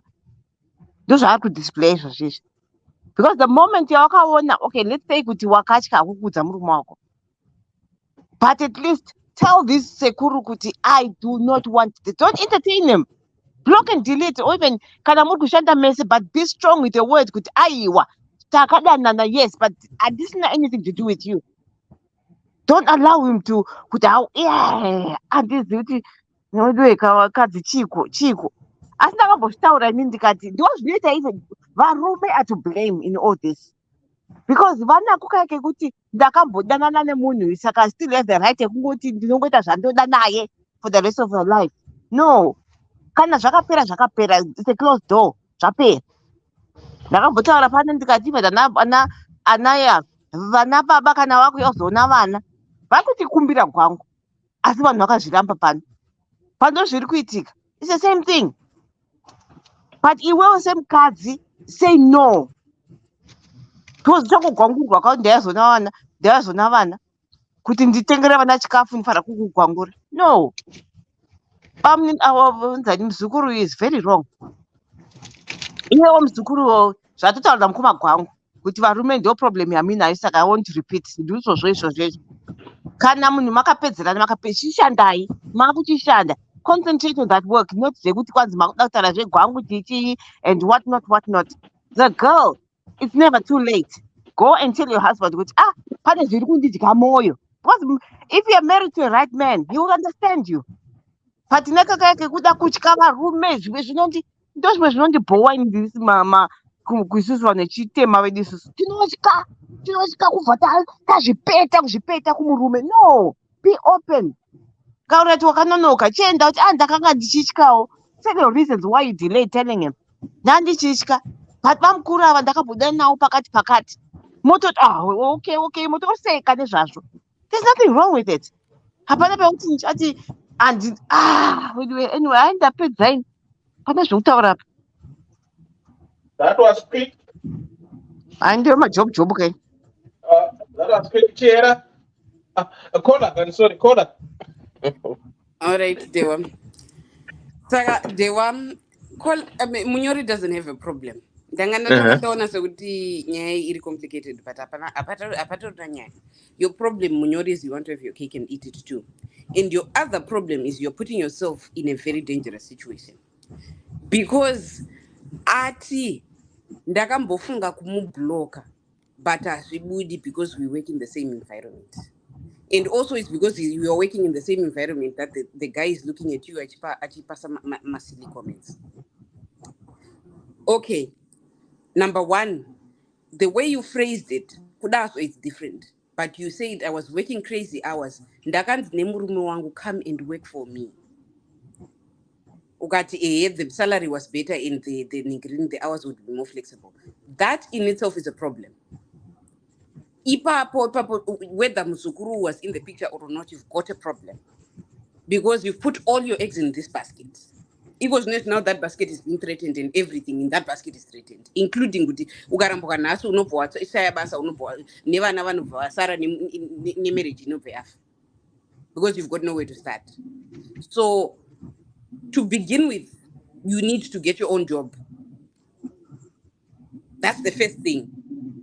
Out and away, and even as a couple, that was a dumb decision for you guys to do, because company yoyo ikadzika madzika murunyura muriese amuna pekubatira. So you apparently are educated and qualified. You need to get out of this company and go and get your own job. Once you do that, you still probably have to tell your husband the truth, but at least you tell the truth from a place where you're not vulnerable.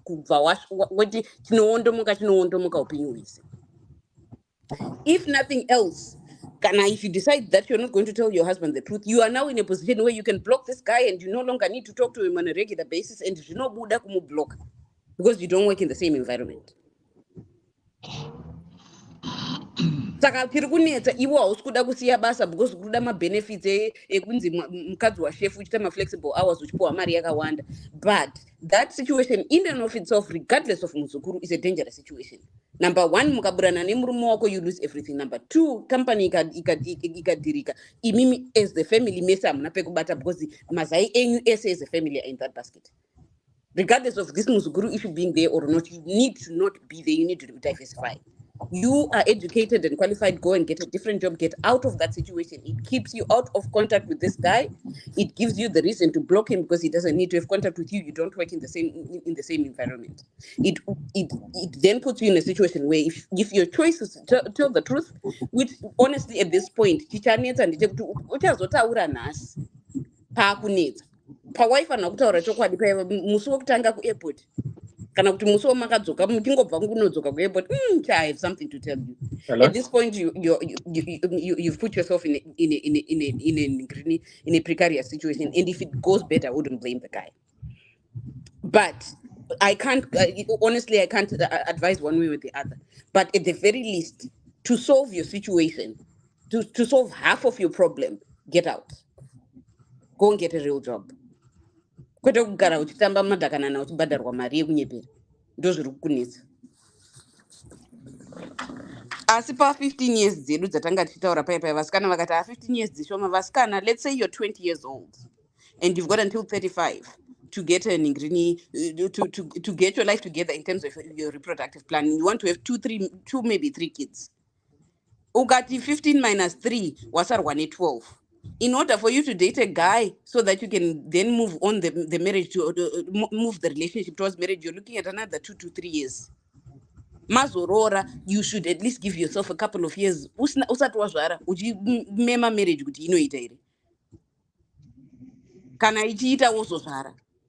Saka ipapa tatokaunda 8 out of 15 years.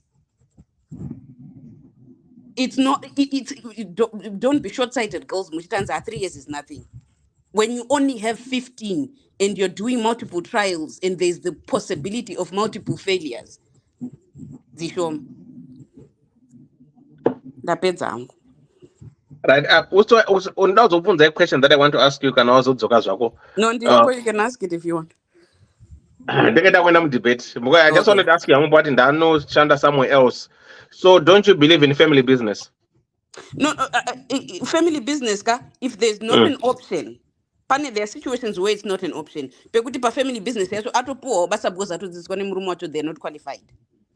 They're not actually qualified for what they're doing, but yes, that's fine. But in this situation, if regardless of where you are in an economy, this is an investment portfolio. 101 basic investment portfolio. You diversify. You need multiple streams of income. It can't all be coming from the same place.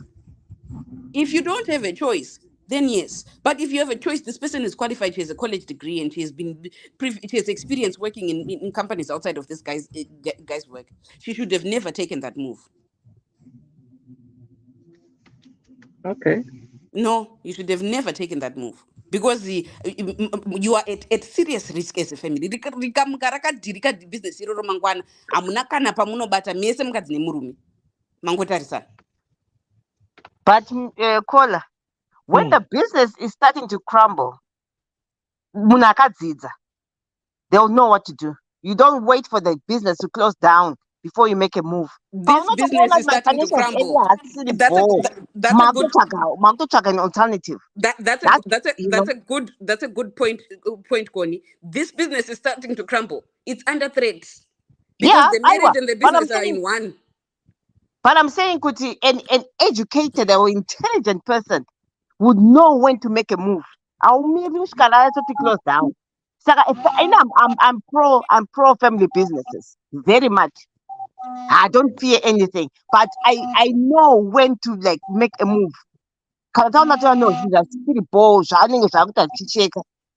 Already, anyway, debate. Okay, right. Ndina call on phone. Call up a phone. How are you? Call up a phone.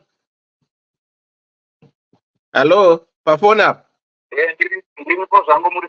Moshe Zirudi. Bana.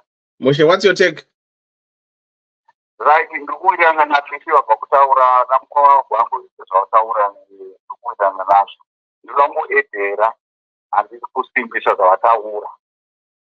Chekutanga zvandizo vanotaura kuti ndakatoda kuuya kubasa. Handiti. Yanga iri munhu yakanaka nekuti vakasapota business, family business. But move manje payazodevelopa yekuti muzukuru uyu azouya. Handiti. Saka ipapo patova wrong. Tichava ngavachitsvaga zvavoti rimwe basa. Vanongotsvaga imwe lame excuse yekutaurira murume kana kuti ivave kubasa kwavo. Handiti. But ivo nemuzukuru vanenge vachiziva kuti sei vari kusiya. Number 2, ngaaregedze kutaurira murume wake zvakamboitika. Handiti. Nokuti varume vazhinji vakaita sei vane shanje hakungaite kuti vashande panzvimbo imwe chete achitoziva kuti kukura ichokwakurawo. Ipapo vanokuita enenity. Ngaangobva murume asamuudze kuti ndo zvakamboita sei zvakamboitika. Ngazive itwine muzukuru ambuya nemuzukuru akazouya. Handi plus vakaramba varipo pabasa ipapo vachaita pressure chichava nokuti mazero andaita bizinesi rienderane remuzukuru handiti denga rikunze kumhiri kwemakungwa kawo. Handi saka ndiye anenge ari chajechi yebasa rese. Saka icho kupiti kwapariro daivangaro vamwe chichava vatongoita move on. Handiti vatsvaga rimwe basa kana kutogara kumba kusvika vazowana rimwe basa. Apa vari kutamba nemoto. Vari kutamba nemoto. Yangese mhosva yake nokuti anga singazivewo kuti muridzi wekambani ndiani. Akazouya vanoti muzukuru wacho kutenge ex-boyfriend. Handiti. Ndovaita wrong nyaya yavo. Saka ndikungosimbisa vataurwa nakisa zvamataura. Ndapedza zvangu. Thank you so much, Mukuru. Dr. Love, how are you, Mr. Sadiq? The guy Mr. Dr. Love, then Mr. Sadiq. Dr. Love, what do you say? Kuno bobo kurisei koko. Murdo Mukuru. Ndizvo. Sharp. Mr. Sadiq. Zviri sei? Ndasvika here kuti ndichimhanya. Mhanya iyi. Chekutanga ndoda kuti tiadrese nyaya yauya nenhangirikire nehanzvadzi yedu iyi.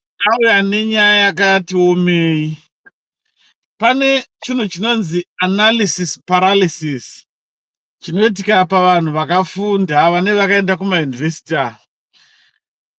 Dambudziko iroro inonzi analysis paralysis inopa kuti munhu asakwanisa kuti anotanga kuweya marisks tereki kuti ndikadai ndozvoita sei. Dei anga ari munhu anga asina kuenda kuchikoro maningi ka ungadai akakurumidza kutaura kuti uchiona zvakaita izvezvi, uyu munhu ndakambodanana naye, munhu wamuri kuti muzukuru uyu. In fact ungadai asina kutombobvuma kuti muzukuru apinzwe basa. I think ndoimwe mistake yakaita kuti akabvuma kuti muzukuru ngaapinzwe basa. Dei muzukuru asina kupinzwa basa, because it made it very, very difficult. It's now making it very difficult kuti iye azokwanisa kuti ataure izvezvi, because pakaitika nyaya iyi ndofunga iye zvakatombomuvhundusa kuti saka ndotaura ndichiti kudini. Ende nyaya yekuti culture yedu ine problem iyoyo kuti varume vazhinji hatiwanzi kuda kuzoudzwa nomukadzi kuti uyo munhu ndakambodanana naye, let alone worse off iri relative ihama. Saka it was very difficult to predict reaction yomurume kuti murume achazvitambira sei. Saka I don't blame her kuti akanonoka sei kumuudza, kuti ataure, because inyaya inonetsa kuti culture yedu ine problem iyoyo. Dei anga ari murungu zvingadai zvakatotaurwa ipapo open, but culture yedu ndofunga tisanyanya kumubhesha zvikuru, although aifanira kunge ari open zvake, but it would have been it's a very difficult conversation to start with, considering culture yedu kuti iye anga asinga anticipate reaction.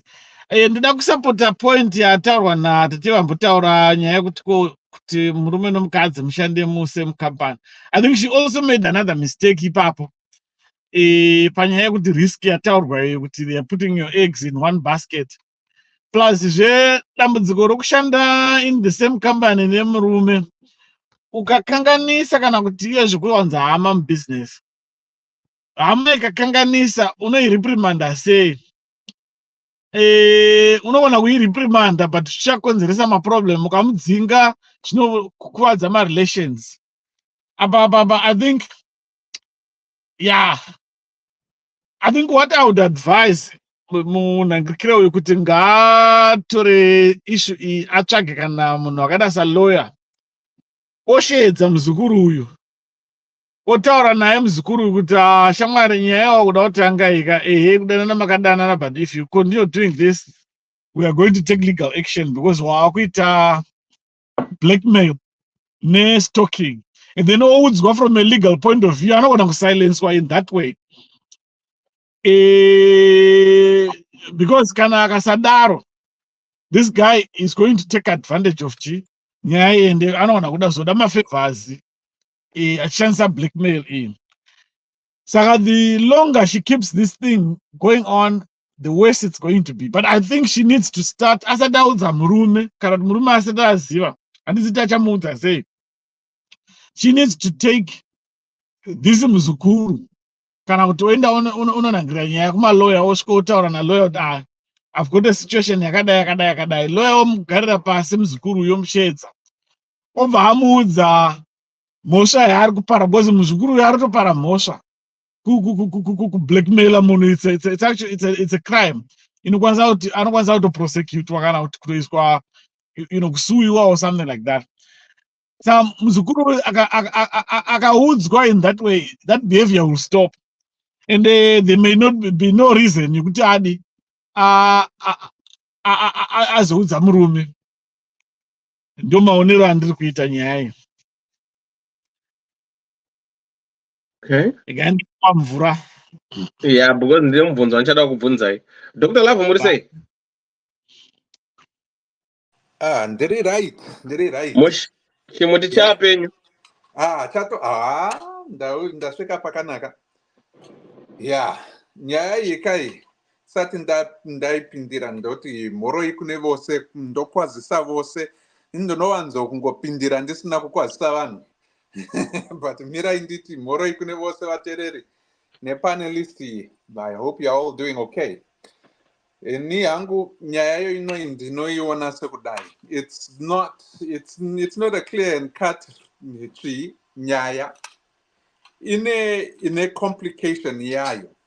But chandinofarira kuita ndechekuti ngatitange taita sei taongorora kuti what's the timeline yenyaya iyi. Mukadzi uyu akadanana namuzukuru first, that will be 8-9 years ago. Based on nyaya yachona iyo inoi, vakadanana for 3 years vari kuuniversity. Ane 6 years ane aroora murume wake uyu, who eventually became the uncle. Saka 9 years at least minimum azivana namuzukuru, and nyaya iyi yatanga. It could be earlier, it could be longer than that, but minimum 9 years, probably 10 years vazivana. In those 10 years, 3 of the 10 years or 9 years, proven years, vaidanana. Chakangozoitika kuti vasadanane, kuti vaparidzane kuseparata, was the mere fact that murume uyu muzukuru impregnated someone else vari kuuniversity ikoko. And he, for whatever reason, however it is, hatina kutaura kuti yakazopera yakaenda nekupi nyaya iyoyi, was he forced muzukuru yeyuyu kuti anoroora temporarily for whatever reason, or however it was, the circumstances, kuti aroore mukadzi waakaimpregnata ipapo. And what is his situation nemukadzi uyu waakaimpregnata? Vachiri vose here kana kuti havasi? It might not be relevant in what you assume kuti zvinhu zvakaitika, but it bears a little bit of foundation into the story. And I am going to explain it in pekupedzisira. Because of that, mwanasikana uyu akabuda murelationship iyi, hanzvadzi yedu. Was she still interested in this guy or not? Maybe it's not relevant. Not at this point. But ndichazoibata in ndakuconclude hangu. Is it relevant kuti kubuda nekuseparatana kwakaita mukadzi uyu, hanzvadzi yedu, nemuzukuru uyu ari muzukuru wemurume wake? Was that something that was mutual, or somebody in some way akabuda amanikidzwa? The relevance ichabuda at the end, as I said. Now, looking at the story, at the airport, mzukuru achiona ngirikini ambuya, kuti ava ambuya avaka ndakatomboita nyaya navo, not just yekungopesana in the middle of the night. It was like they lived together. They spent time with each other for 3 years at least, vari university. Might not have been a serious relationship, obviously, as it is, as eventually it came out to be. But there was a serious connection between them two. Vanotozivana, vakagumisana zviweti. I'm trying to be explicit because we have to dig deeper into that understanding. Kuti tinzwisise kuti nyaya yavapo nhasi. Why is it that mzukuru akuita zvaari kuita izvi? It is that kuseruko, before, behind historical ngirikini evidence, inotaura kuti vakagumisana zviweti 1, vaitombodanana 2, ende kuseparatana kwavakaita hakusi kuseparatana kwekuti vakada kuti vakati iwenda kuramba nekuti hapana future yedu pano, except for nhumbu yakapinda pakati pavo. Zvakangofanana nevanhu vakawanda vakabva zimbabwe vachienda mhiri kwemakungwa vachiendawo vachipemberawo nenyika vachienda kwavo, vanga vasina kumborambana nemazvo in the way that we know kuti kurambana uku handichakuda hatidanani. Vakangoseparatana nekuda kwezvikonzero zvinenge zvaitwa zvakaitika pakati pavo, and it wasn't a verbal, neither a consensual separation. Ndo vakawanda ivavo vanozosangana, vasangana kudaro nyangwe vakarorwa kana kuti vakaroora nevanhu, there is an easy bridge inokwanisa kutodiyambutsa one or the other when they start fantasizing and they start romanticizing their past nemunhu the person that they had intimacy with, because it is zvinenge zvava easy for them. So muzukuru uyu pavakasangana on that fateful day kuairport, iye achiti ari kuuya kuzoshandira sekuru wake, I want to believe kuti that reaction yavakaita both that day ndiyo yakasignifya the relationship that they are going to have in the future. Vose vari vaviri mbava dzevanhu, and for a good reason, but vakabira an opportunity. They lost a very good opportunity yakuzvitaridza vari vaviri kuti their relationship is going to be different than way it has evolved to right now. How and why do I say that? Kunyarara kwavakaita vari vaviri kwanga kusiri kunyara, kwanga kuri kutotya.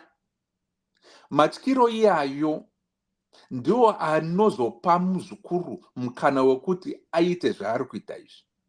Dai anga ari mukadzi uyu akati ko sawira, tinotozivana naye, takaenda kuchikoro tosezvi, nai. That conversation, though it would not have revealed the past relationship yevaviri ava, just planting that seed yekuti maimbozivana kudhara. And even at that point, it wouldn't be appropriate kuzotaura kuti takararanazve. No, but the mere fact kuindicate kuti tinozivana, whatever level it is. Sekuru ndo ko makabva rini nepapi, makatoenda kuchikoro mose, oh wow. Then the conversation is that sekuru vanoziva kuti muzukuru nani nambuya vanotozivana from the past. That opportunity iyoyo at the airport, ndirikuti mbava dzevanhu, they stole that opportune and perfect situation to make it known. And that's very important, because munenge at a place pamunenge muchikwanisa kutangira, and then you can build that story at some point. Kuti aiwa takasangana tanga tiri kuuniversity tose. If you want to be explicit, or if you want to just kuzvitaura nyaya iyi muchidimbu nemuchidimbu, you can then find that foundation, which is right at the beginning.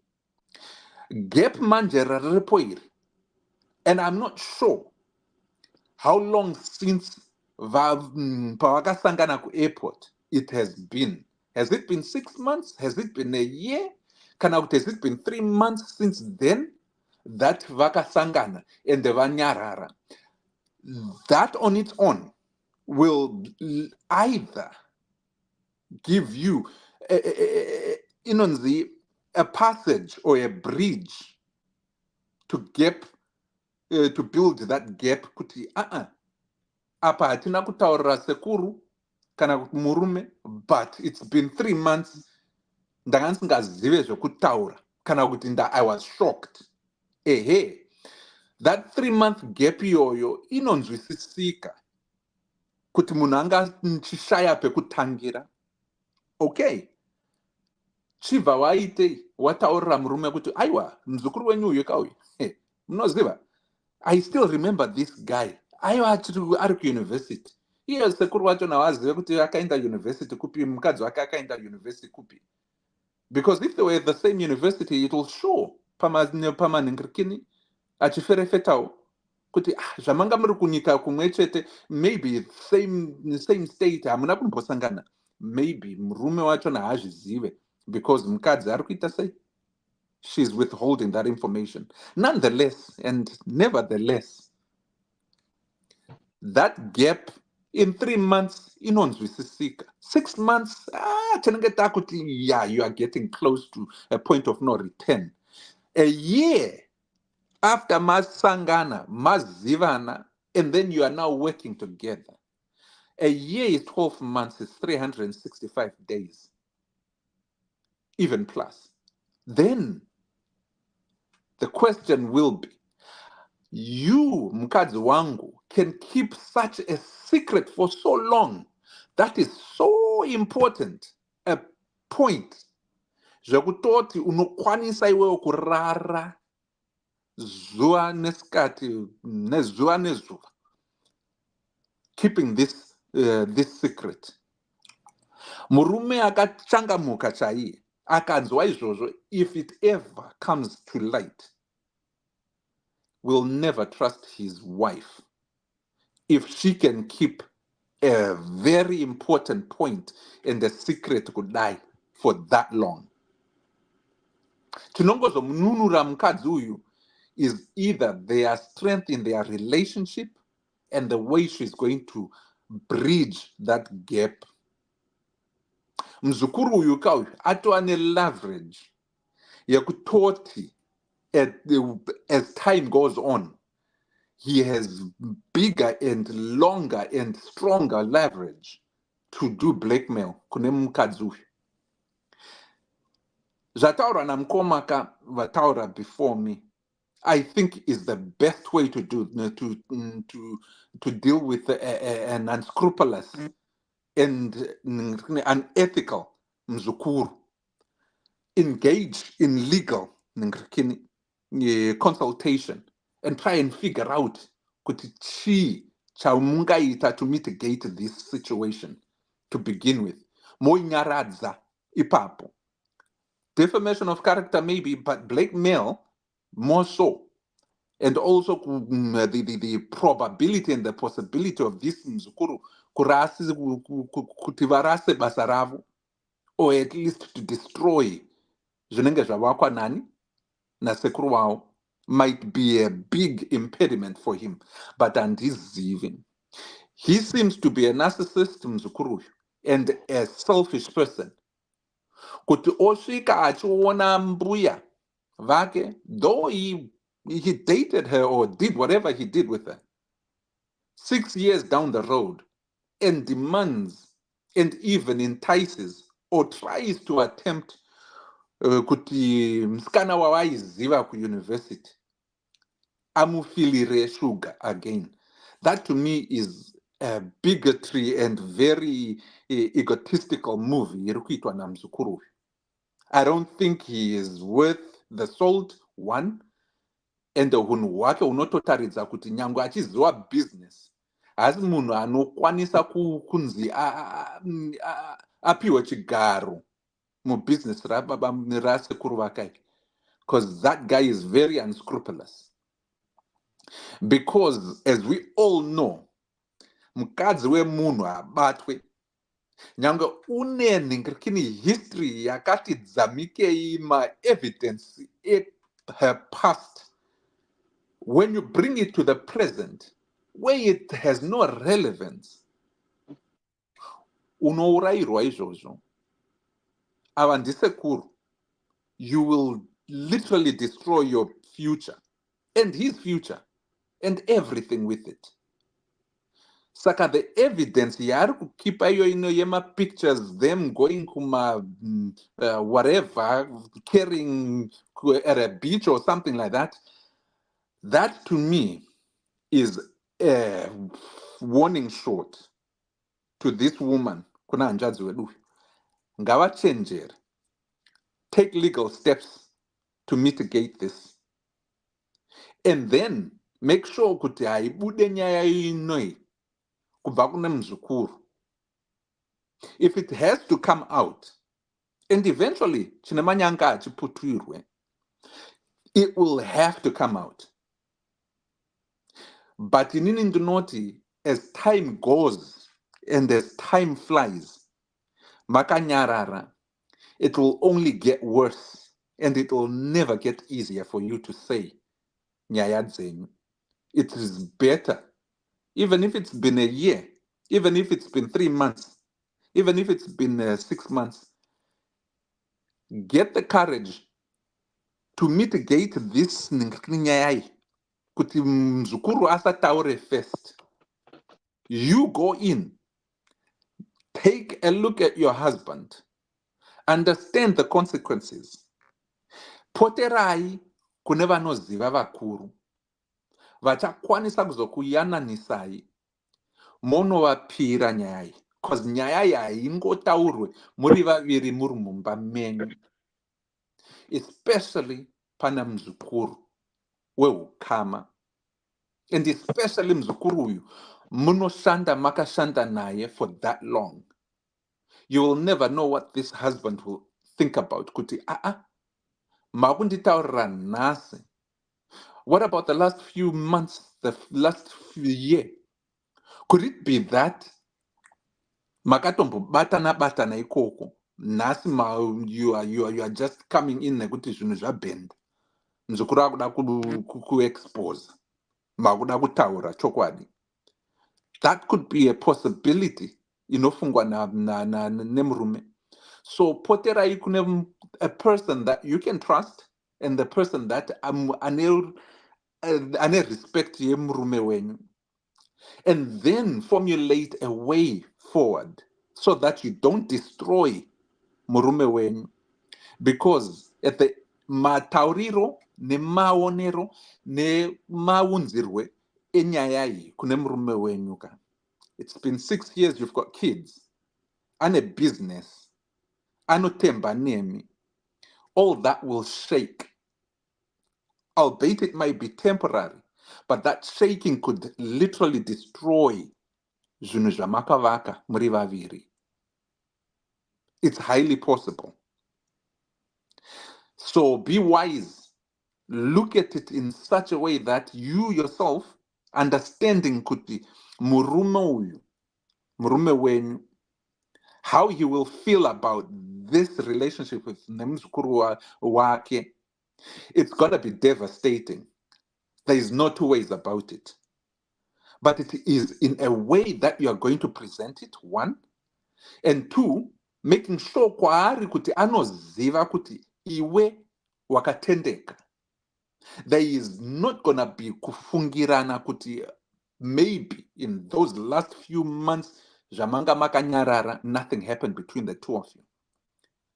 If you can get that and situate that that approach, uchiziwa munhu wako, I think you've got a chance to preserve your marriage. Ukangobendesa kana kuti wakakonesa something in that, in any of that level of trust, it'll be harder for you to come back from it.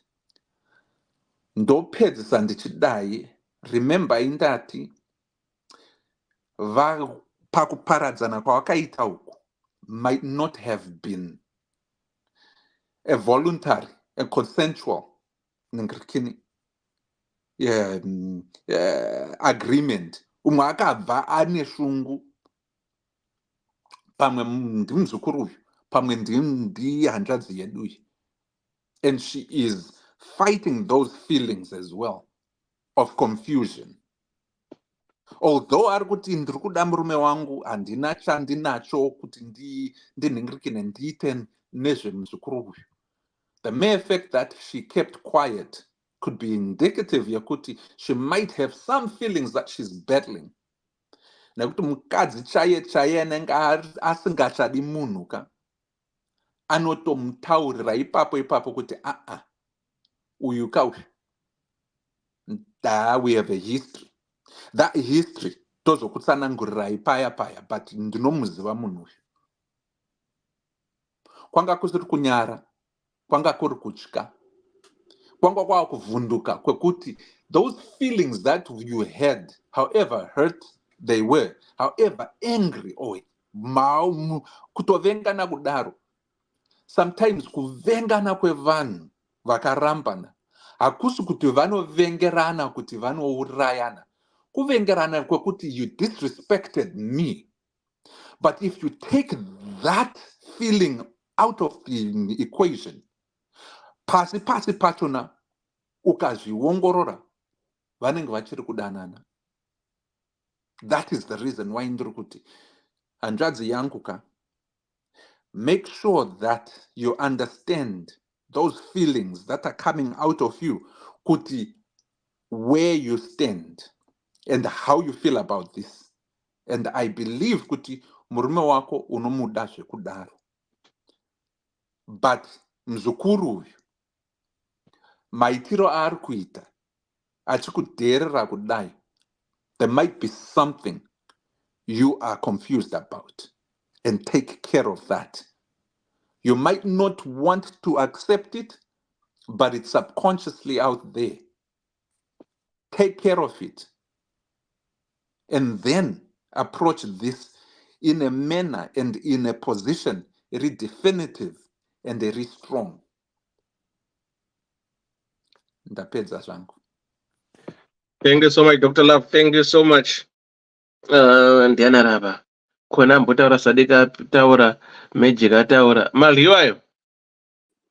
Halo mkoma, halo vedare Murizei. makadini ndiri raiteni muri raiteri Mushe.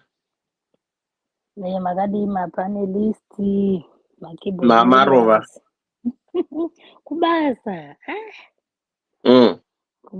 kubasa otherwise pari sei pano ndiye ndichingoteererawo pandinokwanisawo Murudo. handiti ka Yeah. ndini Right. ndakupinda Ndimi? alright ini hangu chekutanga ndandichida kutaura ndichiti saka kubva 6 years mukadzi uyu dzaagara nemurume wake haana paakamboona iyo mipikicha yemuzukuru uyu kuti aone kuti muzukuru uyu muzukuru wemurume wangu. 6 years uye muzukuru uyu achinzi futi achauya kuzotishandira kutibatsira mubhizinesi. Haana kumboratidzwa kana pikicha rekuti uyu kana kuti haana musi waamboitawo vhidhiyo call muzukuru achitaura nasekuru vake. Ini ndichibika kukicheni uku ndonzi bebi uya uone muzukuru uyo wandaiti achazotishandira. Ndobva ndaona kuti maiwe ndiye uyo kana kuzongoonana paairport after 6 years. Chero sekuru pavakaroora havana kana intro yavakaita yekundiintrodusa kuvazukuru vavo vese, kana kuti vakangointrodusa kune vamwe vazukuru vakakanganwa iyeye. Amen. Mibvunzo ini chandinoziva ndechekuti chete pabva Dr. Love vanga vachitauravo zvemavhoko, saka gwangulishiyasili munhu wambogwangurana naye une mamoments amakambogwangurana chaizvo zvekuti kutarisana kwavakaita vakasataura kwakavadzosera kuya. And this picture was the best picture yaakubudisiwa seevidence. Ipicture ravakatotorwa chaiko vari mukufara, ende murume uyu ndo raaona kuti iri ndikangorishandisai anobvuma chete.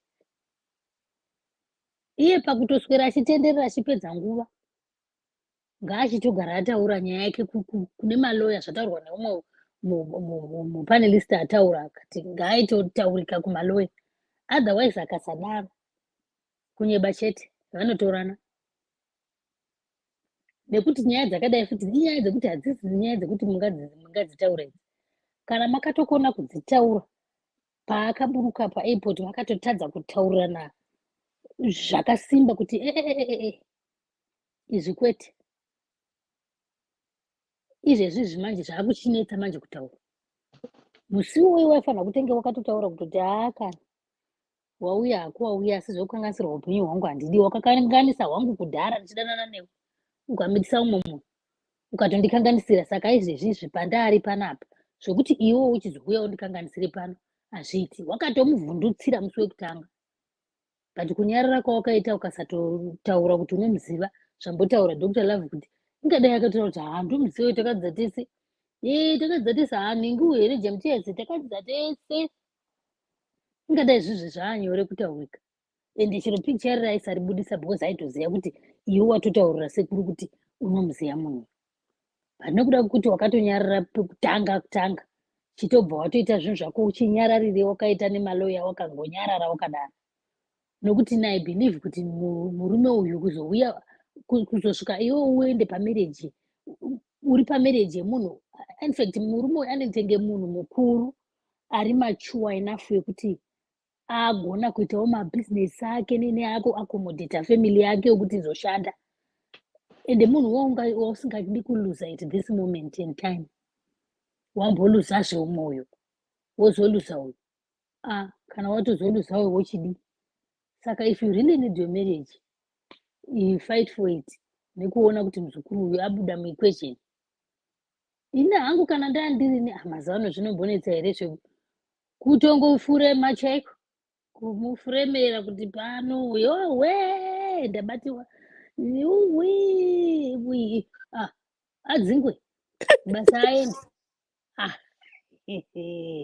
aiwa saka todini unenge wakutotsvaga nzira dzekushandisa dzakatowanda wanda kana kungoti ndashayiwa mari yangu muofisi ndiwe wanga urimo muofisi aiwa mari yangu yandatoshayiwa ndiwe abuda adzingwe aende iwe usina kana kumboshayiwa mari kutochema chaiko kutoridza mere adzingwe aende nekuti atouya kuzokukanganisira upenyu hwako akambokukanganisa futi pekutanga achimitisa umwe munhu achikusiya iwewe uchiri kumuda and I believe kuti wakatomusiya nekuda kwekuti wakatadza kuita pay with that but mukati deep down waimuda.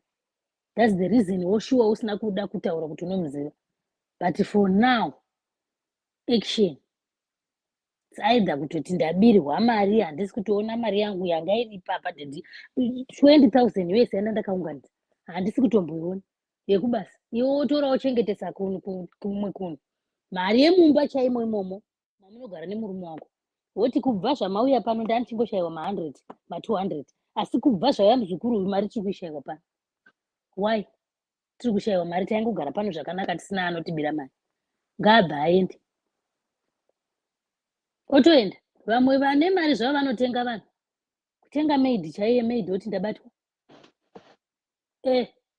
maid 5,000 nyarara kuti zivi kuti ndabatiwa zvopera zvakadaro odzingwa oenda nokuti tingavadiko vana kana akukanganisira futi ouya futi oda kukukanganisira imwe life yako yawanayo. If you are serious about this new marriage unofanira kutora action tsaida wotongomufuremera kana kuti wotoenda the legal way yacho iyoyo kunotorana naloya zviri secret zvisingazikamwi nemurume wako uyu munhu ungodzingwa basa akaenda mosara nerugare nemurume wako. Kana akazoda kuzotumira mapikicha kana akazoda kuti mapikicha ekucollege kuti aingofamba college taingotorwa mapikicha takangosimudzwa nevanhu tichiita maresi zvapera zvakadaro. Ndo dzimwe nyaya dzatinoti mafoni kana vanhu muchidanana dzimai mafoni enyu modanana. Izvi zvekutorana mepikicha izvi munozvidii? Zvinoendepi nemipikicha? Kana mashuvana munongofonerana zvemuonana kuzoda kuchengetana nemapikicha asikaiti mumafoni pai kutorwa musina kupfeka kutorwa muchigwambura zvinofamba seiko? Zvinodini kwamene kuda isusu tiri vanhu vekudhara. But I believe in kuti kana uchida kusangana nomwe wako mafoni enyu modzima mogadzika uko kana masangana kuhotera zvakuru nemakabhodhi wana akangonaka dzime mafoni enyu uko serious business. Mapedza mapfeka mubata henyu zvemafoni enyu kuchemune makutorerana mupikicha neiji mukuda kuisa kupikicha yacho ndiyo inozokuteera ichikuhontai. Wangoona une mupartner yako inofarira zvekuti ngatitore mapikicha bvisai bhedi kutore dzikisira gara watosiya izvo siyirai vanomodhela vanoisa makavha pikicha pamagazini. Rine riri basa rake akaroorwawo nemurume amuona pamagazini anokuti ndo basa rangu randaishanda.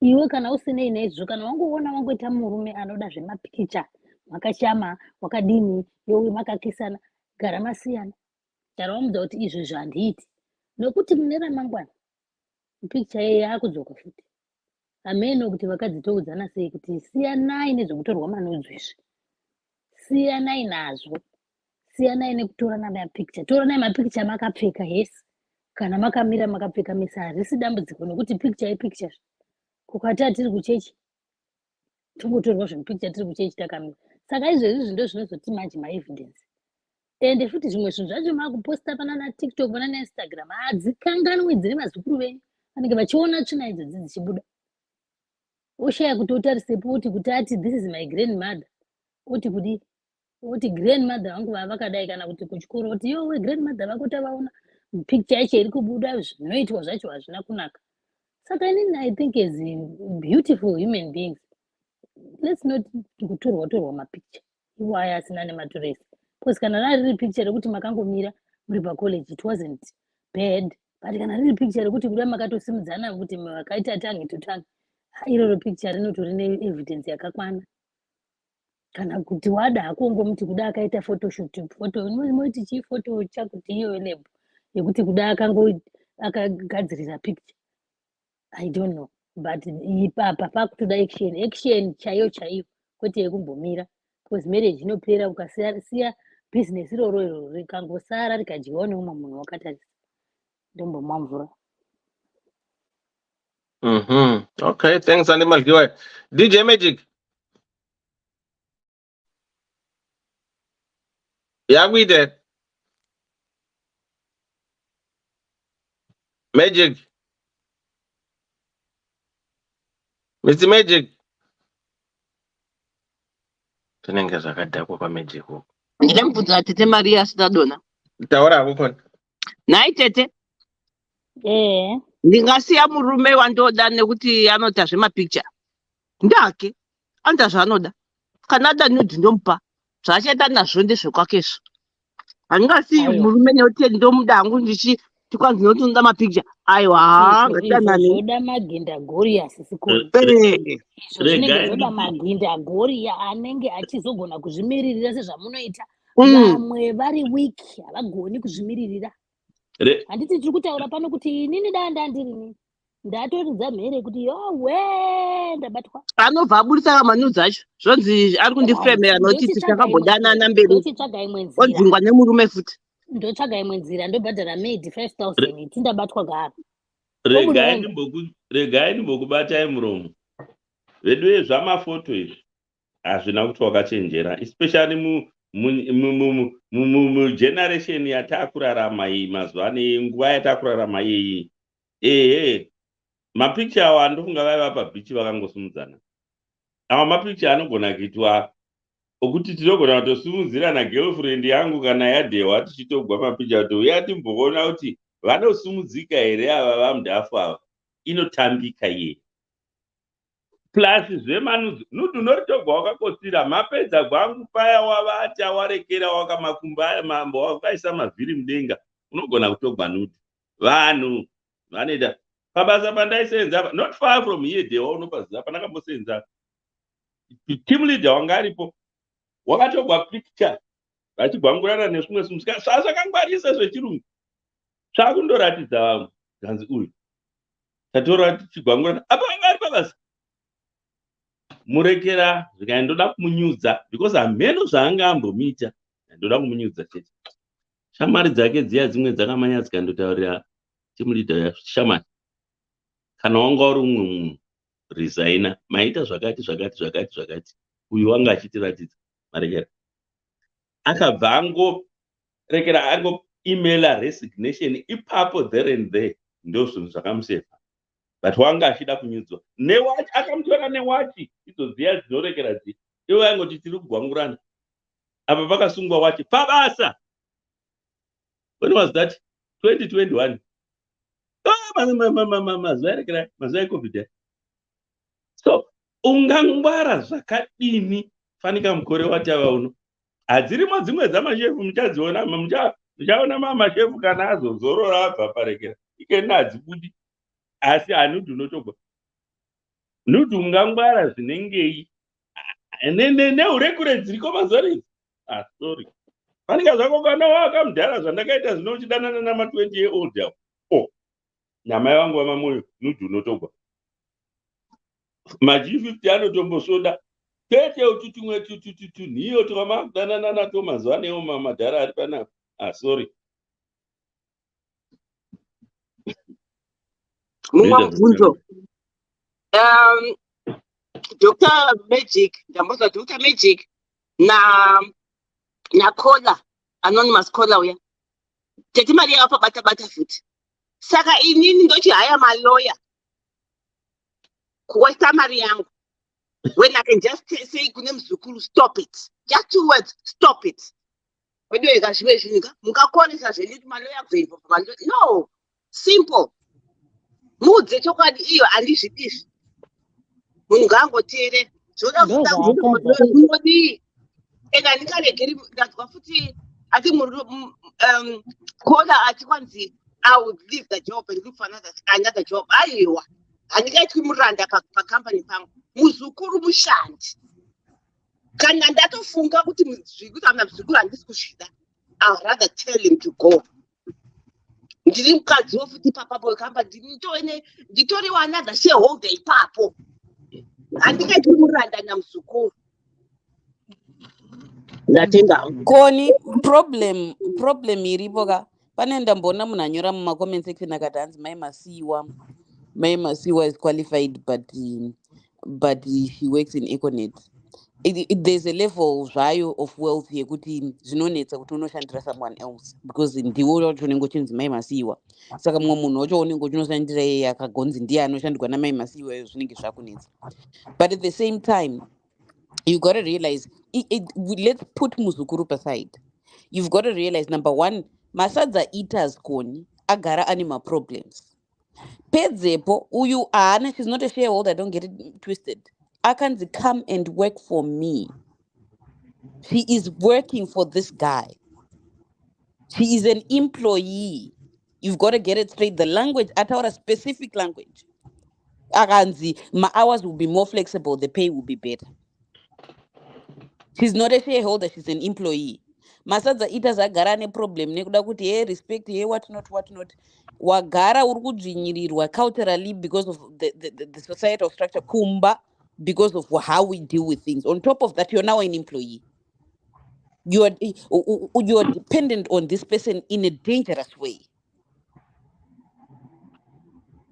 You are overly dependent on this person in a dangerous way. You have no voice, no say, because he is your boss and he's your husband. No, but caller. Continue. He's your boss and he's your husband. And then the other thing that I would like to say would be Mukatarsa Fanika Zuckerberg. Wake Mukata has a medical degree. I don't know if she's still actively, she's a pediatrician. I don't know if she's still actively practicing, but she's her own person. Kana ukanzwa ita business ita rako ita cross border, do something, be your own person, because you in the first place culturally and societally the Zimbabwean marriage is not structured to support your voice. And when you make yourself overly dependent on that person, you're further diminishing your voice. Regardless of let's pretend there's no muzukuru.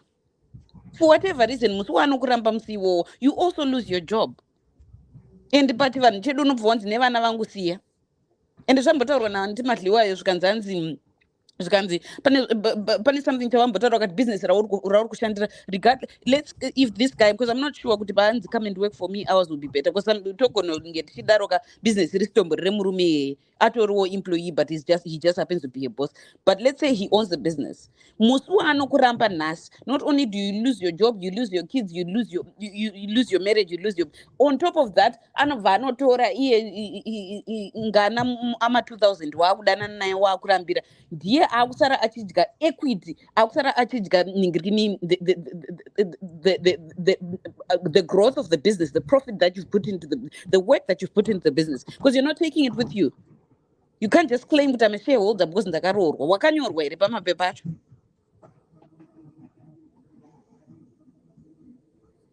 But in Could I've got a question? But in all fairness, is it not that you always try and preach here by DDC because we need to break this chain of not valuing your other partner or not respecting the other person that has come into your life, and not to look for the negative thoughts of saying, okay, ndikazoramba, what's going to happen? Ndikazoramba, what's going to happen? I think it's the same thing. Yekuti ndorambwa nemukadzi wangu inini anditi ndosiya vana vangu newe iwewe kola mukadzi wangu. I don't look after those kids. Then ndonodanana Koni ane vana vake. Then I became a better dad to Koni's kids. Right. So my question will be saying, you born also data mukoma gwangu. Why can't you make mukoma gwangu become a better dad to my own kids? Same way I'm doing to Koni's children. So in this scenario, I wouldn't think for the worst. Yekuti akazorambwa anenda asina chino. And can we not encourage people as young as you guys are and as mature as we are? Could look, once you marry somebody, you've ventured into business. That's partnership, right? Without that person, maybe you're not going to thrive. And I'm happy with this husband when they got married, right? Remember, before they have children, if my no, we are married, right? Come, we've got a company here. And that will make your life less stressful because it's flexible, because you'll be running the show. Which I think the husband did well. And even anyway, okay. I think I had a right to have a fair share of what she has contributed to the organization. She does. Mirai, hold on. Mirai, I think she'll have a fair share. And I don't look for people to get divorced. And the one thing that I have noticed here, the majority, mukadzi is wrong. Mukadzi is wrong. Mukadzi is wrong. Why? Do we have to disclose our exes? I think surely Muzukuru should be blamed. If we want to blame, let this blame be blamed equally on both Muzukuru and the Mukadzi. If we want to take them, let's take them referred equal. Muzukuru kanangari Muzukuru wangu inini. I think he was the first person to make that breakthrough very easy. When Sekuru wake, Sekuru, I need to have a word with you, right? Men to men. I think Mbuya. I watch him. This is me, Oga. Mafungira. I was gonna Mirai. Abana isikata uriki. Muzukuru. Are free kutaraswadauna sekuru wake andizika on the onset Muzukuru watoro kwa airport angota sekuru muri bwere kule kule ndebzirudi hapana na kule I need to have word with you, right? Oh, what's up Muzukuru? Kule I think Mbuya might be in a very complicated situation to say. I might be right, but Panandrigu University Nambuya ndakambodana now. That was then. Period. Let me call Mbuya. Or I'll say this in front of Mbuya. Mbuya, I didn't know Seguru. Mbuya, I've told Seguru what happened. Period. I wouldn't see it being very difficult. To be honest, Muzukuru was the right person to break this icing. Muzukuru. No. Mukadzi to be honest, I wouldn't blame Mukadzi wangu. Don't get me wrong. I don't blame Mukadzi. Kana ndusaninzwa ndichimuholda responsible for my choices. I don't blame mukadzi zvachose. Uyu muzukuru wejumba musandukwa, if the word was invented to describe someone, it was invented to describe muzukuru uyu. And I'll give you the reasons why. First of all, akamitisa some other girl while this girl was in a relationship with him. And that is number one. Number two, this muzukuru ane hutsinye, because this girl got out from that wasted time and made a life. Sure ungosvika uri kuda kuthreatena marriage nelife yabuildwa nemumwe munhu iri so successful and so well. Inini, the way I see it, muzukuru uyu felt kuti probably this girl should not have gone on and done so well as she has actually done better than him, because jumba musandukwa riri kudzoka kubva kudiaspora kuzopuwa basa nemunhu anga asiri mudiaspora. Jumba Musan, don't get me wrong. This guy is not worth not worth anything. And if anything, she should thank the Lord kuti akamitisa munhu akasiyana naye. Because angadai ari kutambura rifunge. Don't get me wrong. And in terms of should she have told or should she have not, personally I would have told immediately, but ndakamuona pa airport. But since she's chosen not to, that's a different thing. But what I'm holding her responsible for is her own dynamics in her own marriage. You know what, you're putting yourself in a tricky situation. I actually looked it up amanga mtaura anonzi Priscilla Chan. She didn't even take Zuckerberg's last name. She opened, she can't, because I would have been surprised kuti arguita practice medicine, because she can't realistically do that, because my patient's panic about it a problem. Ndini patient yemukadzi waZuckerberg. What she does is she runs a philanthropic organization. Mukati kana mukadzi wa Gates wakarambana naye aidrana Bill and Melinda Gates Foundation. Whatever it is that you do, mangamuchiti, we encourage each other to respect each other, but you should also be worth the respect that you demand. You should do things that earn the respect that you expect.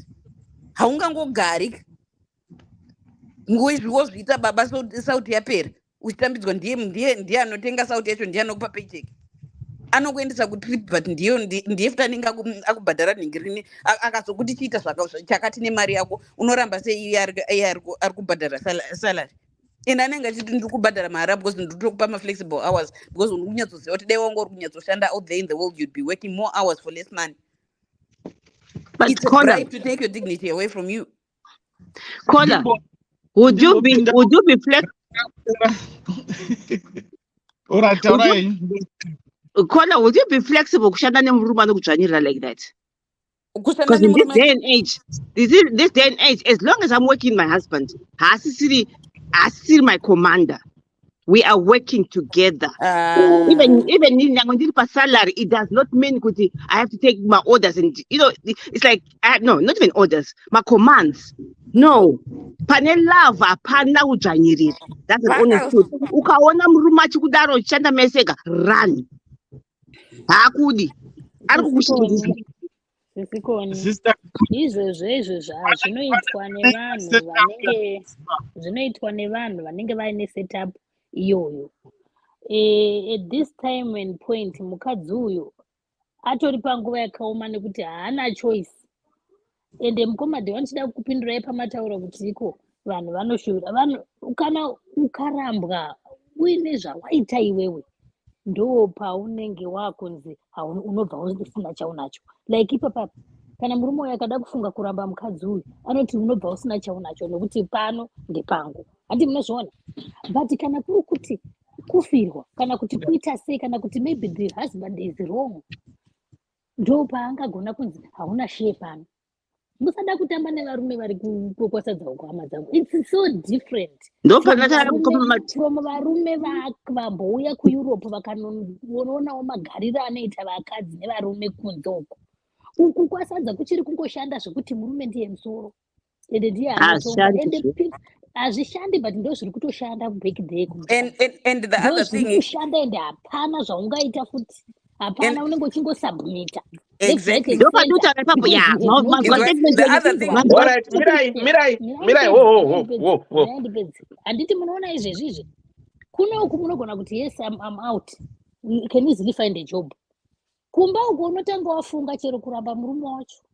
kurambwa kwacho unofanira wafunga unoita seuchafirapo uchirohwa ndiudze uchifunga dai kuti masiyiwa ndoenda vakaramba Mira, murume vanoendeka. Mira, Kola, hold on. uchifunga kuti ndoenda kupi ndikabva pano ndinonotangira pai ndogarira vana ndopakatanga inonzi ndogarira vana vangu kuno kuiropa hakuna ndogarira vana vangu kakuno nokuti unogona kutoenda kuhurumende ikakuchengetera vana kumusha uko chokwadi tichida kutaura kumusha uko ndogarira vana inotangira pakutoti chero murume aita zvaaita kungoti hazvina hazvo mhosva regedzai ndigarire vana ende chero waine dhigiri racho uri kumusha kwacho uri kuzoona kutonzi flexible hours anenge aitomboshindirirawo achienda kunoshanda kucoca-cola achidzoka na11 murume ndo paakazoti semudzimai wangu uye nekutyawo kuti ndogwangurirwa nevanhu mukadzi anodzoka na11 chiregai ndichimutora ine way akatomutrepawo kumisa mukona kuti pandine ndichimuona inini pano ndo pandoda kumuonera ipapo already she's in the picture yekuti ndiri kuda kukuona uri apa paunoti flexible hours uchidzoka kumba saka muzukuru uyo already akuda kutouya kutokrasha murume akatotemba kuti mukadzi wangu wandakamubvisa uku kumavouchers chiregai ndimisa apa asi kuziva kuti the biggest voucher yatouya mumba uku saka ngatisiyanisei ipapo pakuti bheki kumusha nekuno kwatiri kana tiri kuno kwatiri its easy kusiya munhu wobuda unorenta apartment yako wozvigarira hai so easy it's a walk in the park but kumusha zvinorema Patete mari vangani vari Mira, hold on. vapedza kani Ayo, hold on. varikamba izvezvi vakagara izvezvi Ndio makutara Mr. Mbaraka, hold on. vanga varume vakagarira varume vari kuabhuza but ari kuramba akangogara vamwe kusvika pakuti zourayirwa vana nemaboyfriend achiramba achidana na 10 years neboyfriend iri kumurova kusvika vaurayirwa vana because you have nothing else to do, you have nothing else to do, nowhere else to go. Degree unaro wakaisa mapepa ari pasi pepilo.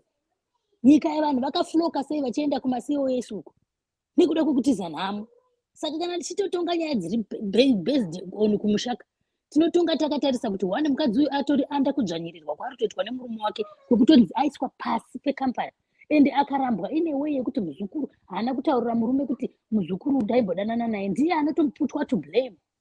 Kwete kuti mukomana anenge achitonzi ari right ndosaka titi dai anga agona aigadzirisa nyaya iyi ine way yekuti muzukuru atoterminatwa aende abvepo asazotoshandapo because one inotoremera iye mukadzi nendiye achambonzi futi wakadi kutaura nyange anga ari murume anga nyange muzukuru zvai zvakamurerukira kutaurira sekuru but zvichangopedzisira in the end zvanzi iwewe wakadini kundiudza kuti wakambodana nemuzukuru wangu kuti zvichizonziko aiwa muzukuru ndiye afanira kutaura aiwa anongoblemwa ndiye saka nachitonga nyaya dziri bheki dzinoenderana neculture yedu tisakanganwa kuti isusu tiri kuno tiri kuona culture yechirungu uku kuinotongwa yakati kudini kana yadzokera kumusha tapedza Right, Mr. Mbaraka.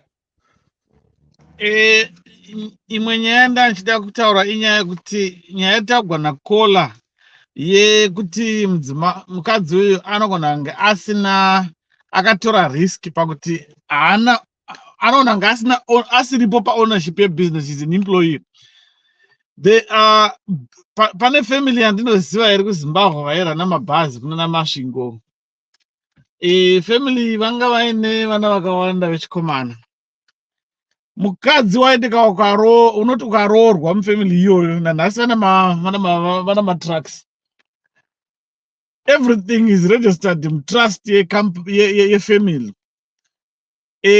Ukada kusuwa murume unomusuwa hana chainacho, everything is in the trust. Saka murume uyu anogona kumudzinga. Vakadzi vakawanikwa ipapo vachizoti ndakuda kusiya. Vakabva vasina kana spoon chaiyo because nespoon inenge yakanyorwa muzita rekampani. Mota yavanenge idhiraivha inenge iri muzita rekampani. Kampani ichioniwa netrust. Saka she is in a very dangerous position yekuti she needs to act in a legal way so that aprotectike in a way. That's why that's just a lawyer. Could try to silence this guy. This guy needs to be silenced legally. So that whatever happens, she doesn't remain vulnerable. At least anokwanisa kuwana some leverage panyaya yake. Because otherwise, aripatight. Akasamusilensa muzukuru uyu in a legal way, panogoda kunetsa. panogoda kunetsa but inini kana ndandiri nangu inini mukadzi uyu muzukuru uyu ndikada ndakamudeedzera padhuze ndikamudza ndakati hashamari iwe ukaramba uchiita soka ndaakuzopedzerana neiwe handizomuudzi zvandinoita ndongomuudza kuti haita hako zvaunoda kuita but ukazosangana nezvawasangana nazvo hambe nako unomupa anenge akuda kupiwa ma-unspecified threats because ari kuratidza kuti iyewo ari kuda kushandisa dirty tricks. Saka munhu wokuti although we don't encourage kuti aizviite ndikuti kana ndandiri inini ndiri mukadzi uyo ndiri musituation yacho inini act newo yokuti ndisakandwa pasi pebhasi. Mr. Mubarak. Yes. Let's say handiti ka maita the legal route yemataura. Iye mukomana handitane mapictures ainawo. Ndanovhura ghost ndini muzukuru apa. Ndonovhura ghost kuFacebook uko. Ndonyora zvangu tsamba yangu ndoisa mapictures kuti ndine munhu wataidzidza naye kuuniversity chichi akazonyororwa nemurume izvo agasangana namuzukuru. Ari muzukuru akunyora ari under ghost. Saka how izvozvo zvinosungisa izvozvo. Unozoitresa sei? Zvinosungisa. How? Ndopatizvingatidzikane. Anga cyber security zvinosungisa izvozvo. Mirai ndimbopindawo ipapo ndibatsire ipapo. Chinhu chetoda kutaurira varume vari panapa navose vakateerera. Ukaona uine mukadzi okuti akambodanana nomwe munhu, never expect good things kubva kuna ex wacho. Once waziva izvezvo, you become a strong man because varipo vakamirira kudestroya hama dzangu. Zvetinongoona zviri kuitika kana mupolitics dzokumusha kwedu zviya tinoona zvina marecalls chichi. It happens mumarelationship. Uri pamwe munhu wakamirira kuputsa chete. Alright, dewa ari kuvhaira naye. Unoziva kuti gwangu iye anayo ndakambodanana naye. Ndinokutumira rekera. Izvo zvaachitaurwa kunzi unovhura ghost wotumira rekera. It happens. Ameno kuti ipapo urume hwacho naipapo habide tikatombopfekedzwa mathongs because I've seen kuna amwe arume anokodzera zvaunge wana mathongs nemapikoti because the way imwe tinoita soka unoshaya kuti inini ndikasangana nomunhu andakambodanana naye especially kana ano murume wake akasandimhorosa ariye ina handitauri newe topudzana kunge ndisingakuzivi tikatozoti handidi because patakatamba zvikapera ende ini zvokuti munhu akasvika kana kuti akatumira zvinhu ndaakudanana nasamboti uchifunga kuti ndichasiyana negwangu yendandinayo just because watumira manutu une uchiita papereka pabriko because mukadzi wacho nandamutora pamwe ane vana vake. Vana ava kana vari 5 vakaitwa pachirogwa gwangu zvokwamaichaza chaizvo. Ndizvunhu zvendinokuto zvounofana kutogara uchiziva kuti panapa pakambotambwa imwe apa iniwo ike zvino ndini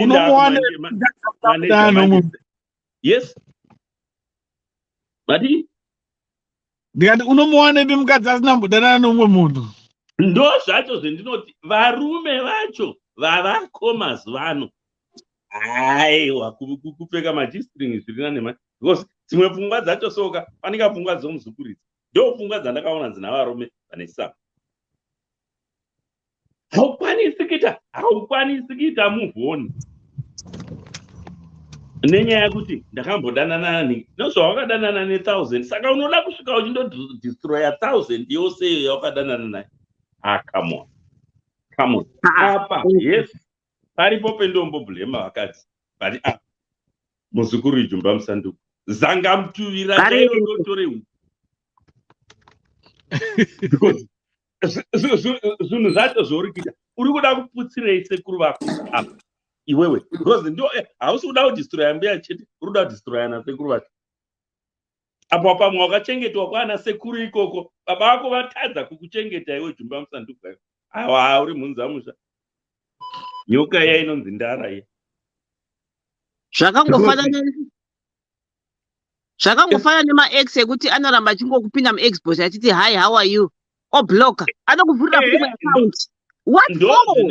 Ndo zvinoitwa nevarume vazhinji izvezvo, asi weakness yetinotoa nayo varume iyeyo yokuti haukwanisi kurega wakagwangura ukapedza munhu akandogeza. Zvinezvo kuzoti kuna ex ndizoti ninge wakambokugwangura iyi, then tikazojoinidza gwangu dzachona dzinobva muHarare kusvika muPlumtree. Saka chinozokufadza iwe akuudza history iyeyo, chinozokuti uti moyo mbembe sedivi redoto chii kana takuda kuvhunzana pachirume panapa. We should grow up savanhu vavarume. Muzukuru ibenzi, full stop, and hapana kana koma. Istupid yomunhu because ruda kudestroya sekuru, ruda kudestroya even dzinza rese because pachaita honye yekuvengana apa nokuda kwokusafunga.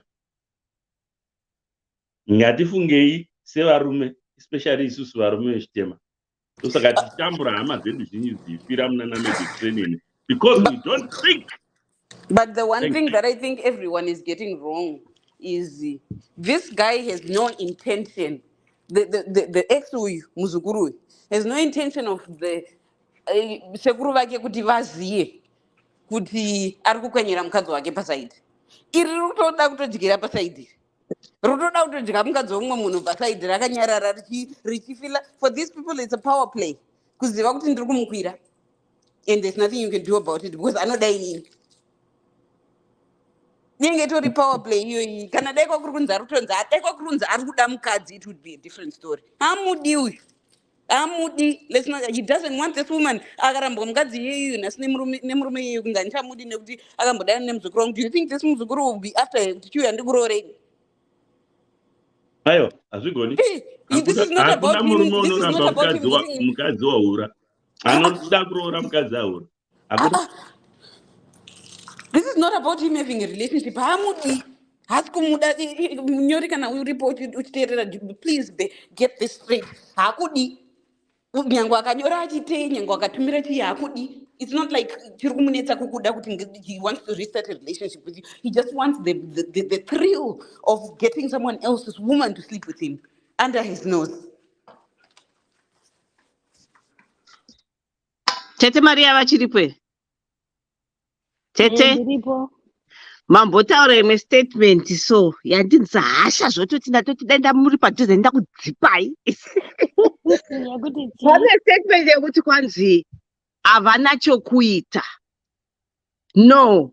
Kana uri even yango kuri kuZimbabwe uri in a abused relationship ka une hama une kwawakabva unodzoka ikoko. Haungarambi uri under roof yemurume ari kubata uchapa. That's a no. Connie, you are living in a utopian world. No, Connie, I'm not talking about that. Connie, it's about you controlling your own self. Let me tell you a true Zimbabwean story. Takakura tichivaona isu takakura mumafamily business amunodai kutaurai. Tichivaona vakadzi vana baba vedu. Vachiita zvekufonerwa nevashandi kuti vauya kune girlfriend kuno. Vashandi vangu vakutoziva ngaito ring yokugara bangaseta kuti kana vakauya mune girlfriend munofona moita se munhu womhanya unodzinga magirlfriend unotuka wodi magirlfriend obuda oenda odzoka mangwana zvinodzokorodzwa. Hapana It was a choice. That's a choice. Nowhere to go. No, that's a lie. Everyone has a place to go. Even by church you know enter. Let's not lie to people with they can go somewhere. A neighbor can take you. Okay, let me rephrase it. There is nowhere that you can go and even begin to match the quality of life you otherwise have. It doesn't matter about quality. It doesn't matter. Yeah, it's not in a wealthy family. But the way I'm living is not that I cannot compare to what my father gave me. But I don't have to compare. I'm living my own life. Businessman, go start afresh. Don't worry about what people will think. ndopatiri kukwadza vana ipapa kuti tiri ngofunga kuti I have to stay because no, just go. Nyangwe paneighbor ipapa akakupa madzimai magwiri for dinner, it's okay. Wongojera udya mabacon ka, it's okay. Don't be abused. Don't ever sit in an abusive relationship. You have somewhere to go. A neighbor. Let's not close my doors for people. Let's open these doors for everyone. Because I'm not from next door. No. Go and knock and save whatever is this. You lose nothing.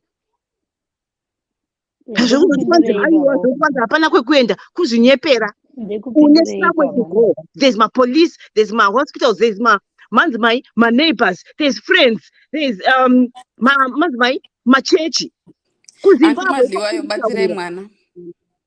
Mina ndimbokubatsira ipapo sister Koni. Ndofunga kana ndisingakanganisi mukomadha kuti vane fund yavanofanda vanhu. Vanhu vavari kubhadharira mafizi havana hama here kuZimbabwe. Iwe mukomadhewa. Vane vanhu vavari kupa hembe. Vanhu ava vana hama here. Kana mukanyatsa kuteereresa maprogramu, especially mukatarisa yatina Shemugabeki, uchiona munhu achirambwa achinzi haana kutengerwa kana uyu kana preparation, munhu achiramba mwana wake in front of the whole world achiti mukadzi handidi mwana ndichachengeta ne20 bond pamwedzi. Right, vari kuchengeta ne20 bond pamwedzi. Iwo wacho wagara uri pamba pamai vako, pamai muchitodya sadza nemunyu. Life is not that easy right now back there home. Hakuna kumira zvakatonaka, especially zvezvi zvinhu zvakatsva muminda.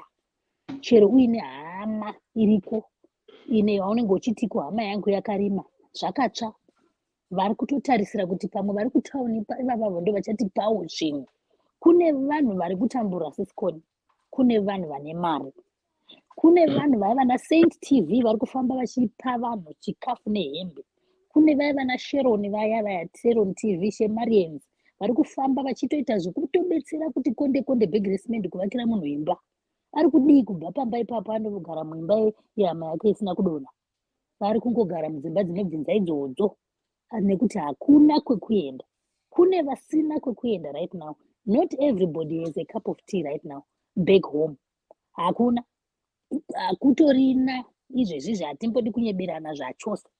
Umwe munhu ari kugoona kuti mai vake chaivo haasisina mai, haasisina baba. Okay, let's not talk kuchienda kure. Kuya kwakadhirikirwa kunonzi kwani kwachiyadzwa, kunonzi kwani kwakadhirikira kuya kwakafushirwa vanhu vakafushirwa. Hakuna munhu akabva kuSouth achiti ndiri kuenda kumba kunoona hama akasvika zvese zvakafushirwa dzimba nehama asina kana munhu wani. Munhu akadaro akaroorwa anonochema kuhama ipi. Uye next door ike zvino inenge ichinzi ine mari iri kuda kuchengeta umwe next door ndiani. Chinhu chatingatokurudzira vanhu kuti chiregedza kuchuza a type of job rekuti iri handikwanisi. Kana kukanzi kuchera magobo ngaticherei as long as chitipa mari. Tikanzi house girl, ini chandinokurudzira vakadzi vakawanda ndechekudai. Hatina kutangawo takadai. Takaitawo pakuti takasvika pakutambudzika tiri mumamarriages asingaiti. But takatangira pasi. I was a housemaid in South Africa. Ndainoshanda mumba ndichitoona kuti pabasa pandaishanda vachiti vakasiya nyama maleftovers, ndaitora nyama iya ndoisuka ndoiomesa muoven ndochengeta. Pandinodzokera kumba kuvana ndine mufusho wangu wenyama. Vashoma vakunyara kuita basa rese. Ndakatengesa pamusika inini ndichiziva kuti mabhazi, munoziva kana muchiziva mabhazi ekwaMunga. Ndichiti ndinokuudzai kuti muri kuda bhazi rekwaMunga rinoenda kwaMutare, mirai pa 5 minutes rinenge rauya.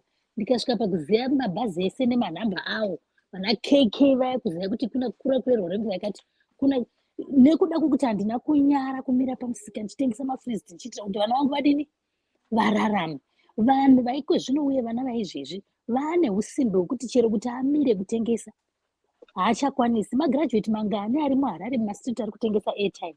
Havana hama dzine makampani here. But vanosarudza kuti ngatinotengesa airtime ndiitire upenyu hwangu hwekuti huite zviri nani. Vangani vana vedu vadiki vakuindulja mukudanana nemadhara all in the name of kutsvaga mari. kuri kutamburwa. Vana vadiki chaivo 12 years, 13 years. Kusvika hurumende yakatozointroduce kuti mwana ane 13 years akubvumidzwa kutora mapirizi kuhospital. Why? Family plan. Because vakatoona kuti panapa zvinhu hazvina kutomira mushe. Vana vacho vangatopera kuita nombo. Beta zvatodai nekuti umwe mwana vangani vari machild headed families kumusha uko. Kana mukanyatsa kuteera maorganization ese ari kusponsor zvinhu kumba vari kubhadharira vanhu mafees. Inini ndiri one of munhu ari mutinashe Mugabe funds yekufanda vanhu vanenge vari in need kuti hatorina chero preparation ende chero mukada kuti mumuise pino mbuya chiyashayirwa baba hakutorina haasi kutoziya. Umwe wacho ari kuziya baba wacho but baba wacho vari kuti hana mari. Saka people are struggling out there. Hakungosiri kungoti vanhu chinhu chidangodzidziswa vanhu chete ngatingoti kana ukaona uri muabusive marriage usanyara kutengesa matomatisi. Kana wawana start tengesa. Usanchika kutiko vanhu vanozokuti kudini. Ndozvega zvandinofanira kudzidzisa vanhu kuti don't be ashamed of yourself. Pick yourself up. Tengesa matomatisi. Tengesa mvura isabika maheu uchitengesa. Teera mudzimba umo uchiti pane mari icho here ndikusakurirei ndikuitirei chei ndikuitirei washe. Ndo zvatinoda kudzidzisa vanhu noti kuti vanhu havasi kutambura. Vanhu vari kutambura kunzo. Saka aiwa Tete Maria munenge mavhiringa mamixa the two. Ina was only talking about for abuse. Vari kutambura it's a different story. No, but you're saying vari kuabuswa, you are saying they can go because mune hama. And she's saying kuti hakuna kwekuendwa. Imimi mazoenda story yenyu muchiti Tete Maria maenda muchiti kwanzi kana uri kuabuswa tsvaga zvekuita. No, that's what I'm saying. And I'm saying kuti kana uri kuabuswa move first and then wotsvaga zvekuita uri outside. You can't be abused. Uchitengesa urimo. Kuhama. Ndozvavari kudzaka kuti hama dzacho hadzikwanisi. Uza kuti ndokunge une hama. Kuchienda kakuchechi. Unachienda kuchechi. Kuchechi kupi? Kwapasta. Kwapapa. Kwapapa vagara vatori nembiri yekuti vari kutorepawo vana vari muchechi imomo. Vana machechi vaya mayo marapist aya. Tutana machechi alisati akakurira Anglican, Methodist ana Salvation avo. Vanobatsira vanhu. Vanhu for the homeless. Maorganization mangani anozviita izvozvo. Kana even kuenda pa-US embassy chaipo kwa-US omira pagedhi paya. They put a fight for it. Vangani So I'm saying vakanomira vakanoita strike vaya vachibvisa tani kuti kwanzi ramba uripo kutengesa uchingorohwa nemurume. Murume futi kana ari abusive haatokubvumidzi kutengesa zvanoda kuti vatengesa ari under his roof. Hazviiti. They have to go to safety first and then vozochibatsirwa. Hazvitomboiti iyoyo ndairamba. Ndonzwa mwana wangu ari kukindiswa, ndobva ndamutumidzira mari, ndobva ndati alright iwo chiita zvekuhodha. Asikurohwa chete. Ndege yawakakwira uchiti waidzokera kumba for the weekend, waidzokera kumba kupi? Kumba kwanguzve. Kwete kuZimbabwe? No. Wakapedzera kuenda kuZimbabwe ukambonoita 3-4 weeks uriko rini? Yes. Rini? Handiti kumba here. Wakapedzera kuenda kuZimbabwe ukanoita 3-4 weeks uriko rini? That's 2020, 2022. Wakanoita 3-4 weeks uriko? Yes. Even 3 months ndiriko. Still. But I'm not talking about kuti kuwana. You're talking about abusive. When you're in an abusive thing, there's always somewhere to go. Even ukadzi wasakana naye kutsime. Unototaura naye problem yako. There are people that are willing to help you. As long as okay. Yes, the other problem, Koni. Isusu tikutaura kuti if you're in an abusive situation, it's actually extremely difficult for you to redirect that situation. Chifunga kuti uyu yake haisi abusive. Inotongoro neproblem yemuzukuru akati pakati. Iwe woda kunojoina vari kubva muma-abusive. Aiwa, inini ndimati ngaabve. Ndikati no pakampani. Yazongoenda uko kuhamende Tete Maria akati I think it was you call her wailida ikoko. Ini ndangoti she cannot be a thing. Unonzi disadvantage nemuzukuru. The woman also has a choice in that kana vari kushanda mukampani yemurume, but she also has a voice. Chitaura yenyu Jehovah mamba. Na Maria hanzi kudini hanzi ko kudzvanyirwa nemurume. No, kana kutodzvanyirwa chibuda. kana Koni. urikushanda nesi hakuna zvoti kwanzi ikambani yemurume hei chichi ndakuita muranda hausi kudiwa uri kushandiswa. sesikoni kune kudzvanyirirwa kwekurohwa Even kwekuti kwekunzi uri kwanzi kurohwa handiti mirai ndikudze I'm your boss, I'm paying you. Kwanzi vamurume vachidaro vandigarini. You are paying kune me. kudzvanyirwa kwekurohwa iko kuti ngativha kune Go kudzvanyirwa verbal. kwekuti hanzi uri Alright, go verbal. Koni munhu Ndogarira verbal. haataure kuti I'm your boss, I'm paying you. Anongokuitira action yekuti unopererwa. Ndinoiona connection wedu we. I won't be that blind. Nyangwe ndichida sei murume ndikaona kuti apa kapa. Haiwa hazisi zvangu. Musanyanya kubva manyura muntu tokunyura kuti zvese zvavakungoitwa kungokikwa and you just say kuti noti murume wangu. No. Hazvifambi zvakadaro. ndosaka tichiti marriage is not for the faint hearted. Marriage is not for the weak. Inzwai Sikoni. Ndosaka tichiti marriage is not for the weak. Nokuti pane zvimwe zvinhu zvaunotora ukaona sekuti kuabhuzwa wanzi uya ushande pakampani yangu. Iyoyo umwe munhu anoitora seabuse. Umwe munhu haisitombiri abuse. I love working ndine murume wangu apa tinyashanda tichinakidzana. That's lovely. I love it. Ndizvo zvandiri kudaro kuti vamwe vanhu vanogona kuitora seabuse. Because for some people it's done for control. So that I always have an eye on you. When I start being controlled, I can see it. Especially this girl, I get to university. She can tell. And then I got aiwa, zvaramba they can just shandira zvamundega or zvakakushanda nemunhu wake. She's not being forced. Akakumbirwa akati kana uchida. Hana ubadi wademo utashandira murume wake. Kana uchida ndobvaenda. You can test the waters. Kana asingakubvumiri zvisingaitiwo, you can just go and look for another job. Unoziva Koni, you know what you're reminding me of right now. Handingarambiri murume kuti hanzi ndiri kumushandira ini. Achindida zvake tichidanana Nai.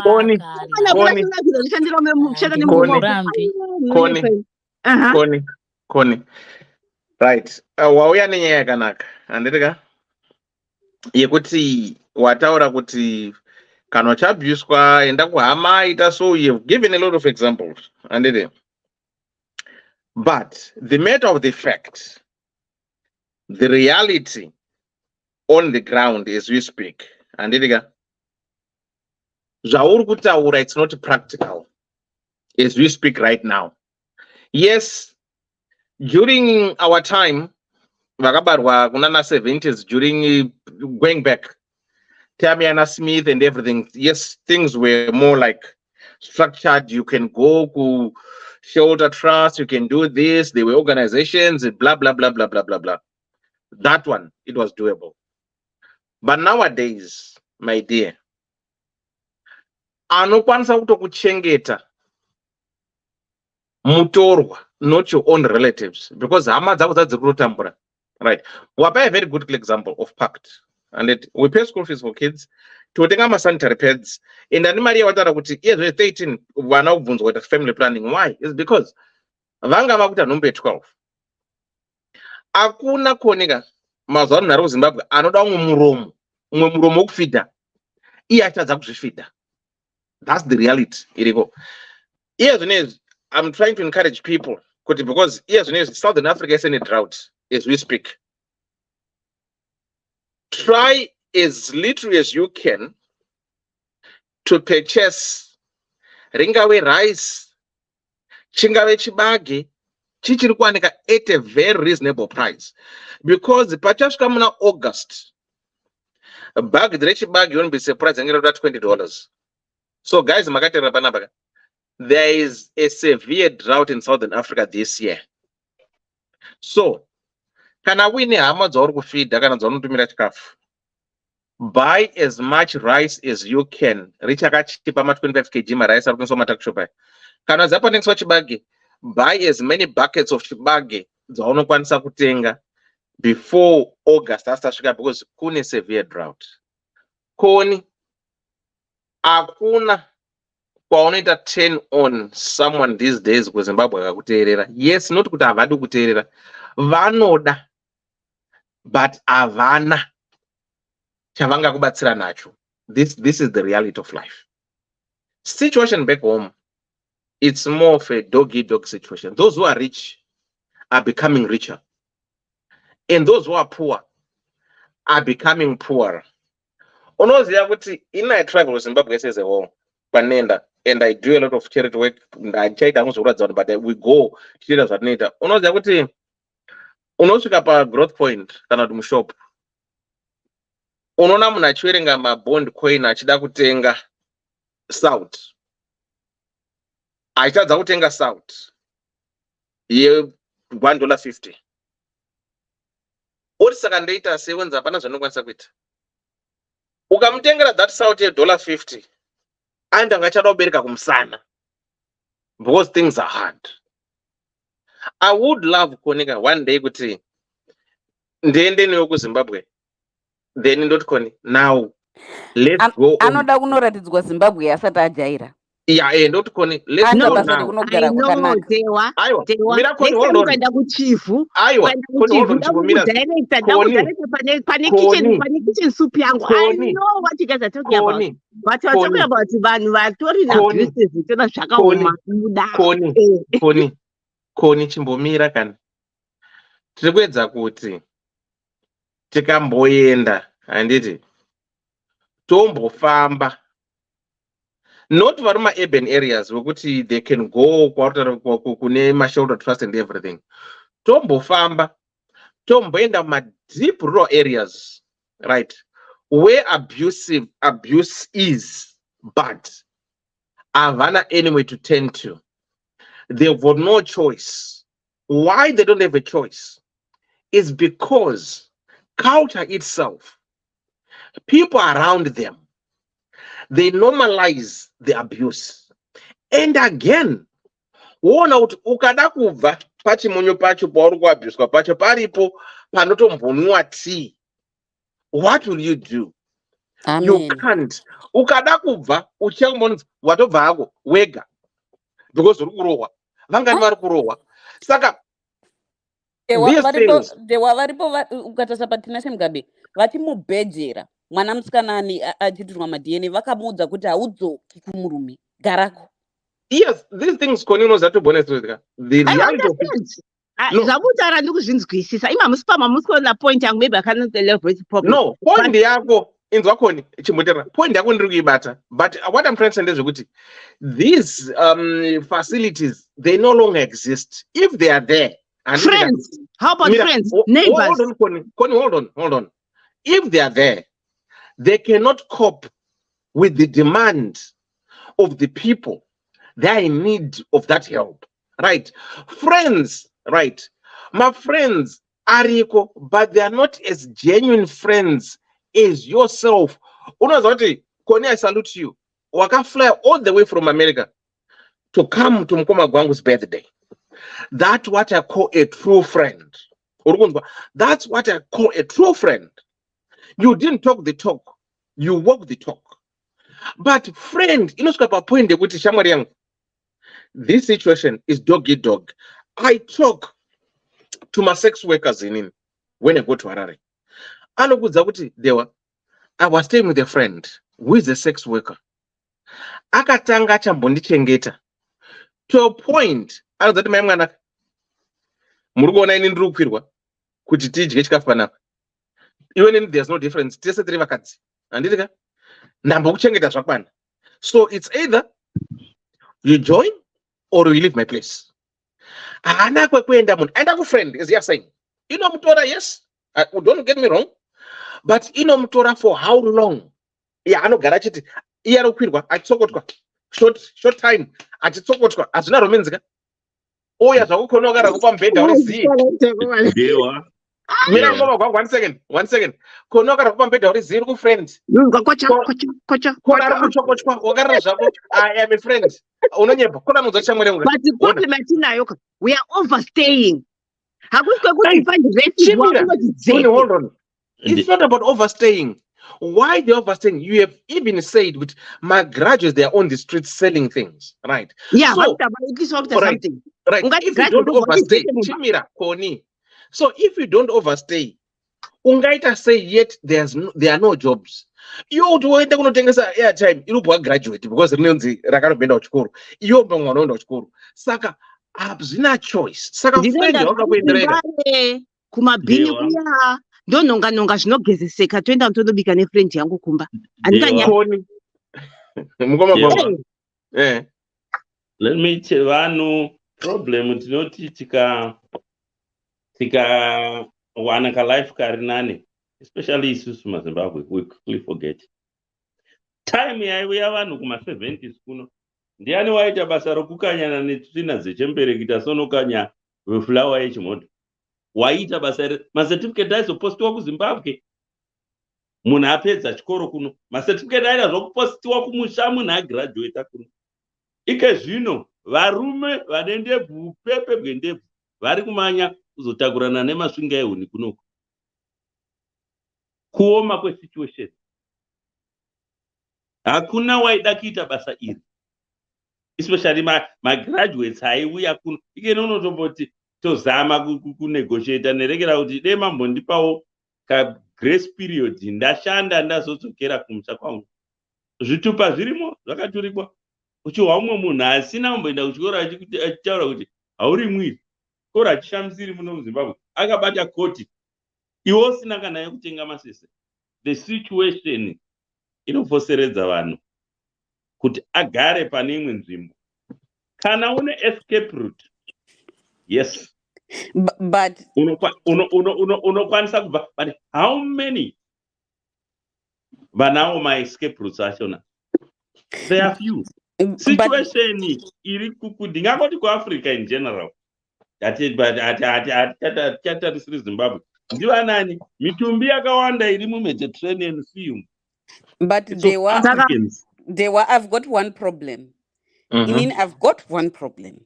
And that problem, it's demonstrated in Inya Pact. Here's the problem. I've interacted with Zimbabweans for about 2 or 3 years. Before that,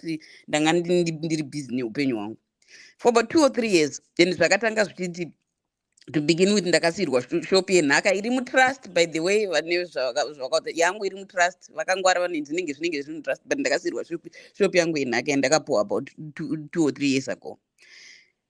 As I've run that shop, prior to that, I've always had one particular principle in my life. It's in the rare instance and in short bursts, chandinotambidza munhu chinhu chekuti chekungomupa handidaro.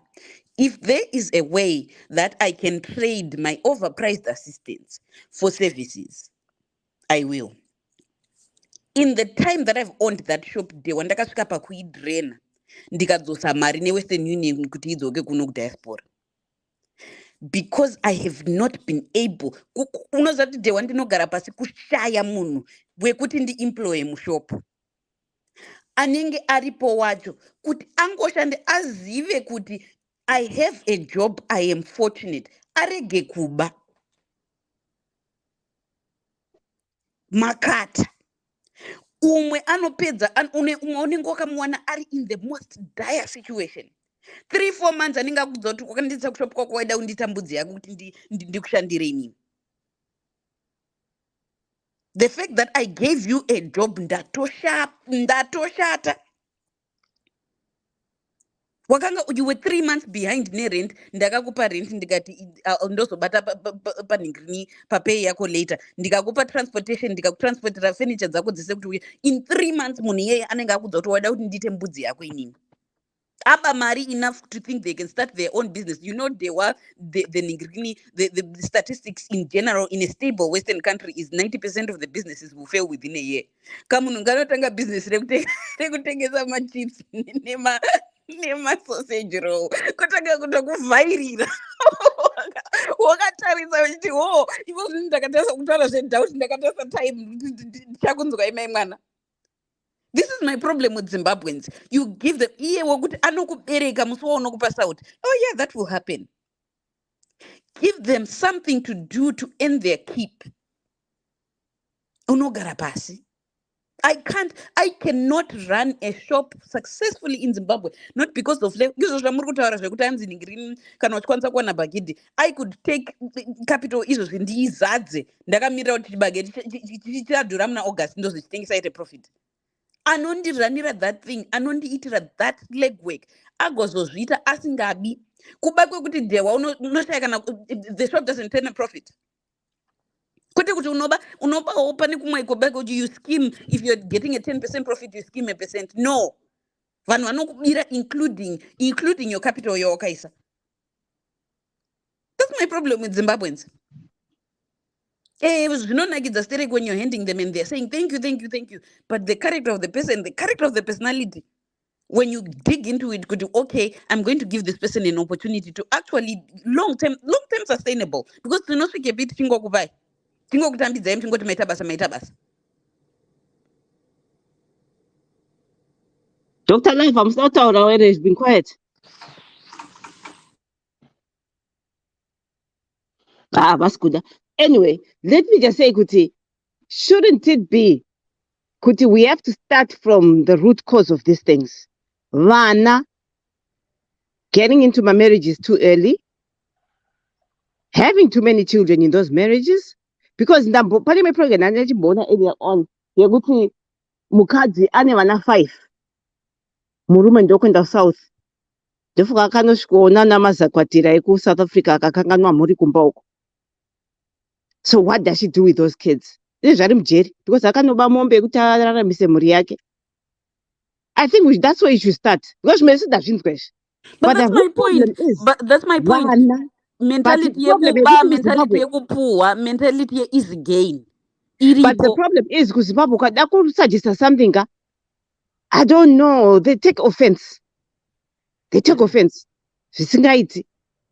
So I think maybe just as my family is made, I'm free with my kids. At least minimum is a degree. Because I know the problems that they'll face. So with a girl child,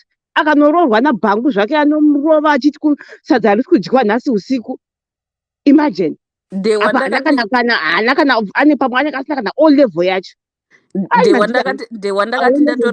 Ndakati ndatora munhu anga ari single mother nditi aiwa mwana anotamba mushopu hazvina basa, kana apedza kuchikoro anouya achitamba mushopu. Ndewa ndakamubhadharira fees mwana iyeye, gore refees kuprivate school. Munhu oramba basa in 3 months ndomudza kuti aiwa it's fine, but the rest of the year for school fees you have to return it because it was a work benefit. Mwana notanga kudza kuti no, ndeyangu mari you owe it to me. You owe it to me. Ndakutanga kudzwa kunzi mwana wamunangagwa. Yowe. Kwanga asiri muzukuru wamunangagwa. Kuzva anga asiri muzukuru wamunangagwa ere zvangacheya mari yefees. You take a single mother and you say, no, your child can play in my shop. It's okay. It decreases the professionality of my shop, but I understand your situation and I'm trying to help you. Mazimba. I'm telling you to this day, Andina, the single reason why I cannot successfully ndakaidraina. Ukapinda mushopi mamuga unongosvika womunesa kuti neshuga neupfu wekuti ningotiwo ndingagodi handakaipuwa. No, because I can't actually get an individual anongozinzwisisa kuti I have a job. Unoza munhu anopuwa basa kuZimbabwe rekuti ndiri kukubhadharira mwana wako fees because it's a work benefit. Ndinokubhadharira cell phone, ndakakutengera cell phone. Ndinokubhadharira my cell phone bills because I run my shop by mobile, so I understand. And then on top of that, ndinokufeed. All those perks don't matter. You have a job and you have a job with work perks. But Kola, if you're not gaining anything, why keep it? It's just a skeleton operation at this point. Just sell it. I think it's a getting trust. I think I can understand where you're coming from. I had these challenges. I still have the challenges with my charity. In the sense, at times, to name sense of entitlement. That's one thing that I've realized with most of the people that we try to help as packed. Because you want to give them a handshake, they want an embrace. One this thing, ugaita charity, they think kune kwandru unotora mari and hold some other monies which I don't give them. So it's so painful. But that person thinks otherwise. That mindset is because of poverty. Because poverty makes people not think straight. Poverty, under mental health section. because it's a disease which affects the thinking. The reasoning capacity of a person goes kaput if you're in poverty. Because what you're just thinking of, I need food, I need to do this for me to survive. Yeah, like in a jungle, it's survival of the fittest.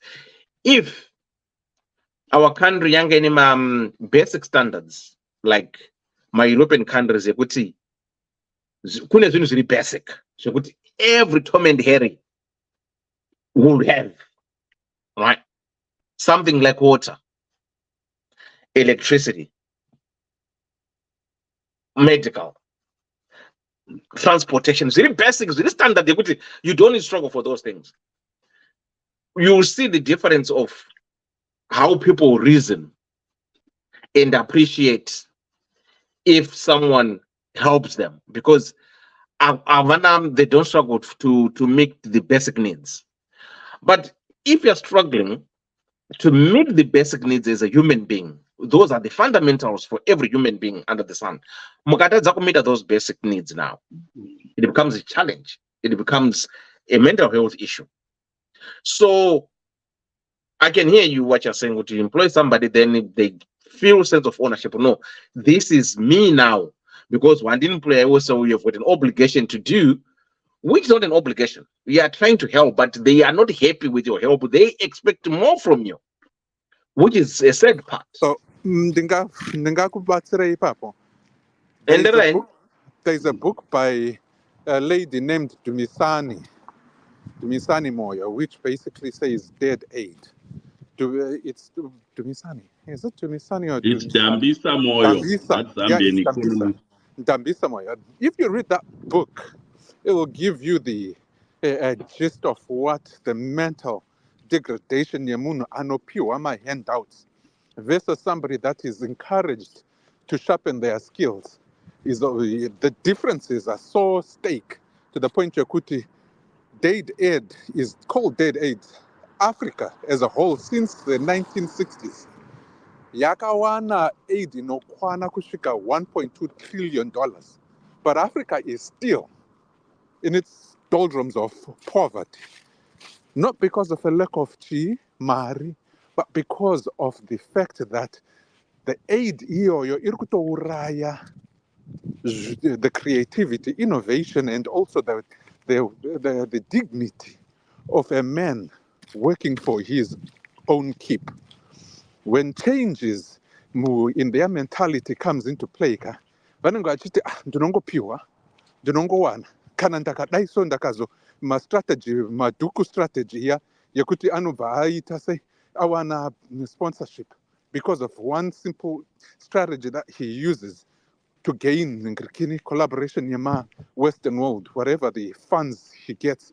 That's exactly the mentality of Zimbabweans mazuvano. I would suggest when there's a quote, and I am going to misquote it, but not intentionally, but I forgot the verbatim. Yes, quote Hanzi, you would rather help someone who has ambition than someone who is in need. If you get that correct, help somebody asiri in need, help somebody that has ambition than the person who is in need. If you understand concept yoga, you will understand why helping a handout charity is usually, if not almost all the time, detrimental, raya the spirit of somebody. Zimbabweans are known to be hard workers. Zimbabweans are known to thrive and strive for perfection, or if not the best standard anywhere around the world. I see Zimbabweans in Zimbabwe, because of that poverty situation, Iriko, I think that we have got a different mentality. Tirimu Zimbabwe Momo. And I am going to say this, and I think Kuseka Angu Kwandrukwit. You know that Kuromba back in the 60s, back in the 50s, had become very scarce because hunu neuraramiro kushava kuya kwatanga takuita tichienda kuHarare, Salisbury nekwana Bulawayo kuya. kwanga kwakuitisa vanhu kuti vasave mupoverty yakawanda. Guess what? We have gone back 50 years back. Mazuva ano makunzwa vanhu vakuromba. Going back to the same 50 years ago, zvataiva tichiita 50 years ago. And 50 years ago, if you were to recalculate it and recalibrate kuti why people did izvozvo zvekuromba, zvekusimbisa basa ravo, whatever the case may be, is because they were afraid and there was poverty. But then it quickly got eroded. That tradition and that mentality yakabva yawotwa down because people had things to do. Maiona ma-standard 7 achienda kumabasa achiriritira mhuri dzinenge dzine 8 vana vachiendeswa kuchikoro nemunhu akaita standard 7 achishanda. Mazuva ano ukaita grade 7 iwe kana grade form 2 hautombowane basa. Vane madiploma havatombowane mabasa. Ndosaka makuona muchinzwa manyaya dzekuti vana vasati vabva zera vakutoenda kunoromba nekuda kwekuti chii, there is poverty in our country. You are correct 110%. Kuti poverty is essentially the decaying of a society, and it becomes and bears a mentality of disability in terms of mental health when it comes down to it. The only solution out of this thing here is to bring those standards of living to a point where kuti vanhu can literally know kuti zwara mangwana ndichadyei. These days it's very hard to plan for the next week, for the next day, even for that day to begin with. You get what I'm saying? So zvataurika zvose izvika izvi and relating kune mukadzi uyu, I don't think kuti she's at an not abusive, she's at a point of desperation, whether or not akarambwa nemurume uyu kausha. I don't believe kuti she'll be too desperate enough not to be able to stand on her 2 feet. And the best thing to do is, maybe she might not be driving a Range Rover or maybe that fancy house, but for her dignity and her sanity, because this could be, I don't know, ndingavhunzawo vakadzi pamwe zvinomudyawo muhana make when all these threats are coming up, and also showing a threat to her marriage or her source of well-being at this point. It might be eating her very much. So to gain that peace of mind, chokwadi nchekuti achapushwa. Vakawanda vanenge vari in these situations can do very bad decisions. Either kuti to quieten this mzukuru, ungoti okay, ndichakupa kamwe chete, tozopedza. Promise me hazvisi kuzoitika futi. It's possible, but obviously it won't be true. Nekuti inenge yatova chii, hari yateuka mukaka, and you cannot put it back in. Kana kuti anoenda kunoti, murume uyu kauyu, ndoda kumufikisa. Vakawanda vatinonzwa mazuva ano, nekuda kwekudai, they are pushed into situations where they will do drastic things for survival. Nekuda kwekuti anozwa kuti she won't have anywhere else to go, and she'll be pushed to do something that will be devastating. What happened? Why would you have done such a thing? And she'll say she didn't have any choice. This was the only way I thought I could safeguard my family and my marriage. The consequences could be dire, but she wouldn't have thought through it. Ndosakauya kwatiri achiti ndingazviita sei. My thoughts, I might be controversial. Taurira murume wako, but usataure naye senyaya iri mumba. Maka relaxa in the lounge, kana kuti mu dining room. Potera kune munhu waunoziva iwe kuti he or she is respected by your husband. And then figure out a way and a place and a situation in which you can actually go out there munotaura nyaya yenyu onopirwa nyaya iyoyi, and then from there zvinenge zvabuda kutsamwa chatsamwa, kugunun'una chagunun'una. But kana ari murume kwayeka anokuda, he will literally understand kuti uri kubva nekupi, wanga wakamanikidza sei, and he will probably forgive you. Probably. Handina kuti he will. Probably. And don't force him to forgive you. Ipapo. Understanding kuti nyaya iyi mhosva hauna kupara mhosva. Kuti wakada muzukuru wake wanga usingazivi kuti uchazosangana naye. So that's not the problem. Mhosva yaunenge wapara iwe ndiye kutora nguva yakati one day kuti utaurire murume wako. Iyo mhosva iyoyo inogadzirika. Ndipo pandinogumira hangu ipapo. Right. But I'm going to say, Sister P. Kunjan, Ngoma Paul, how are you? You're right, Tewala Danger. Sharp. Ngoma Paul. All right. Sister P. Nani elder magadini Bobo. Madi. Maritego Ddc sepana. Tiripo. Already recap. Yeah, recap. Okay. Then Sister P, then Ngoma Paul. Right. Nyadi anasiri kuti yo. We part to meet again. Right. Hello, Elder and Ddc. Thanks for the program. I'm a lady, age 36. I've been married for 6 years to my wonderful husband. We have 2 kids. So before Ndarorwa, I went to a university outside the country, where I met this guy and dated for 3 years. Unfortunately, I got met someone else to university, and that's how the relationship ended. Fast forward, I then met my husband, and we started dating kusvika pakuzororana. We started Kalife Kedu. I was working at a certain company and ndaishanda crazy hours. So my husband akasvika pakunditi siya basa iri and come work for me. The salary was better and obviously would work flexible hours. In no time, he mentioned of a muzukuru mwana watete Arimiri, who was relocating and need somewhere to start. So he told me he's going to be part of the business because anima paper and experience from the diaspora. Takano mutambira muzukuru ku airport. Kwakuona muzukuru ndiye ex uya weku university. We both maintained our cool. So long story short, we are both in the same working environment, and it was okay during the first few months until he started bringing up nyaya kumashure and passing inappropriate comments about how amazing I look, etc. Ndaiti pamwe zvichapera.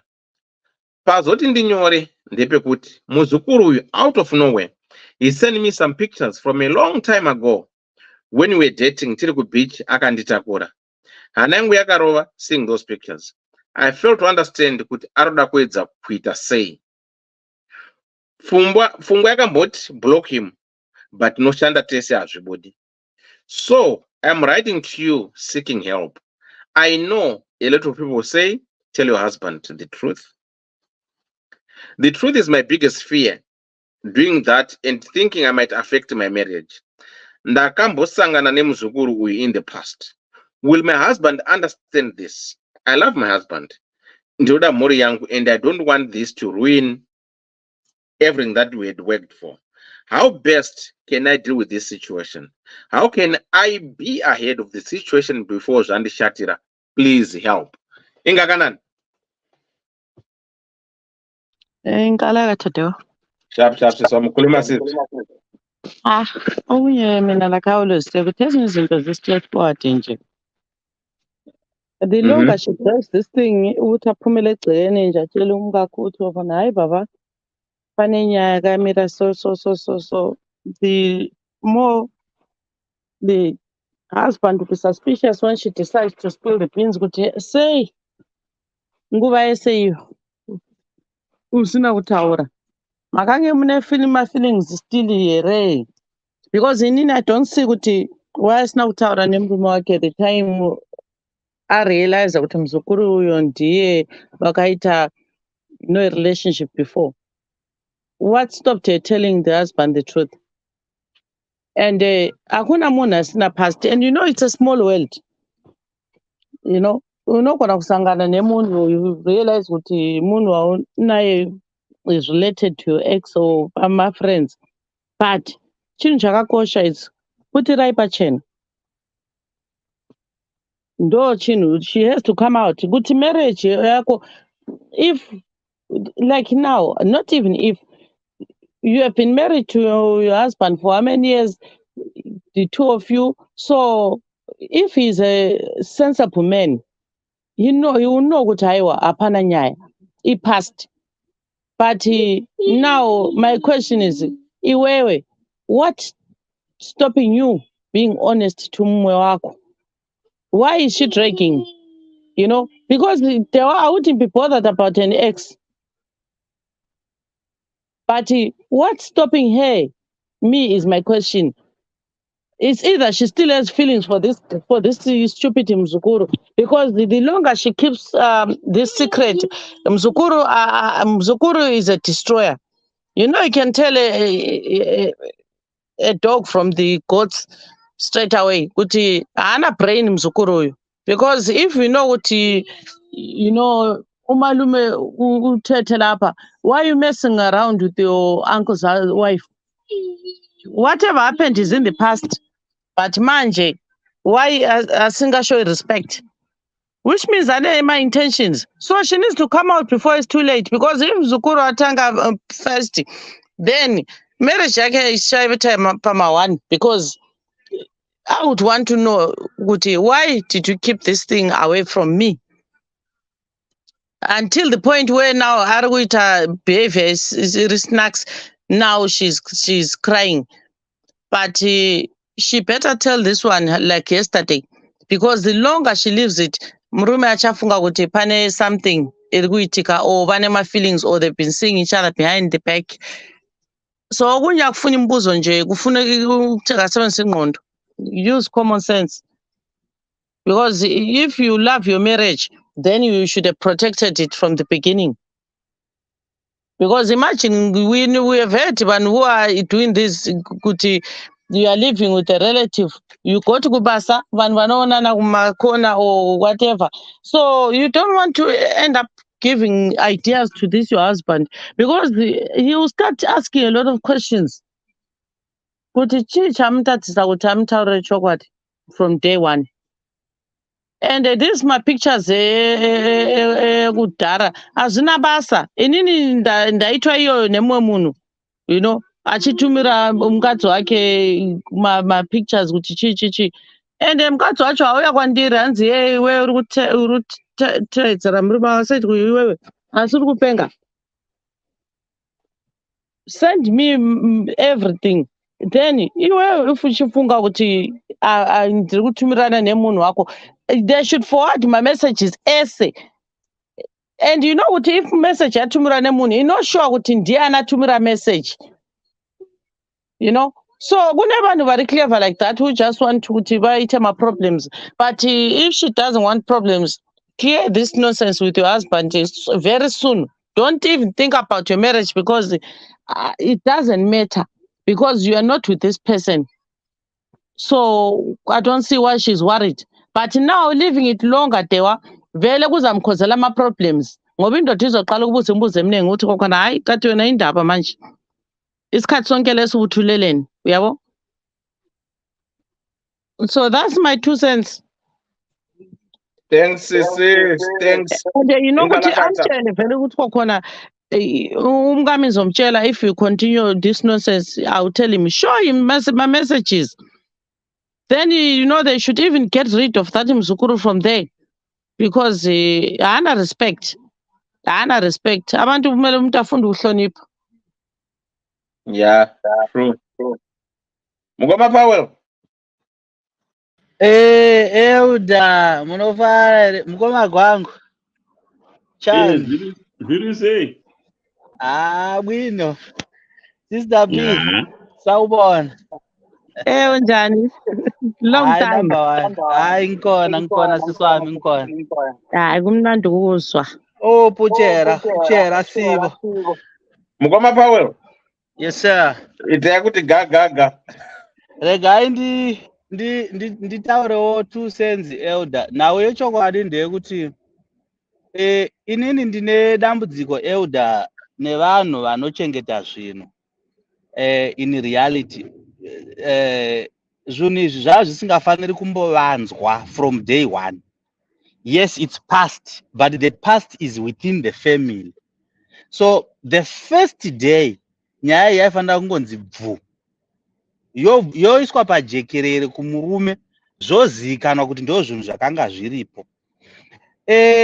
Even inini pache zvangu kana ndikazoiudzwa nhasi nyaya yakadai ndinotanga kudhauta kuti why did you keep quiet from all this while. Saka kureva kuti paari kuzotanga kutaura ari kudiscover kuti pane imwe nyaya yaakuda kuitika.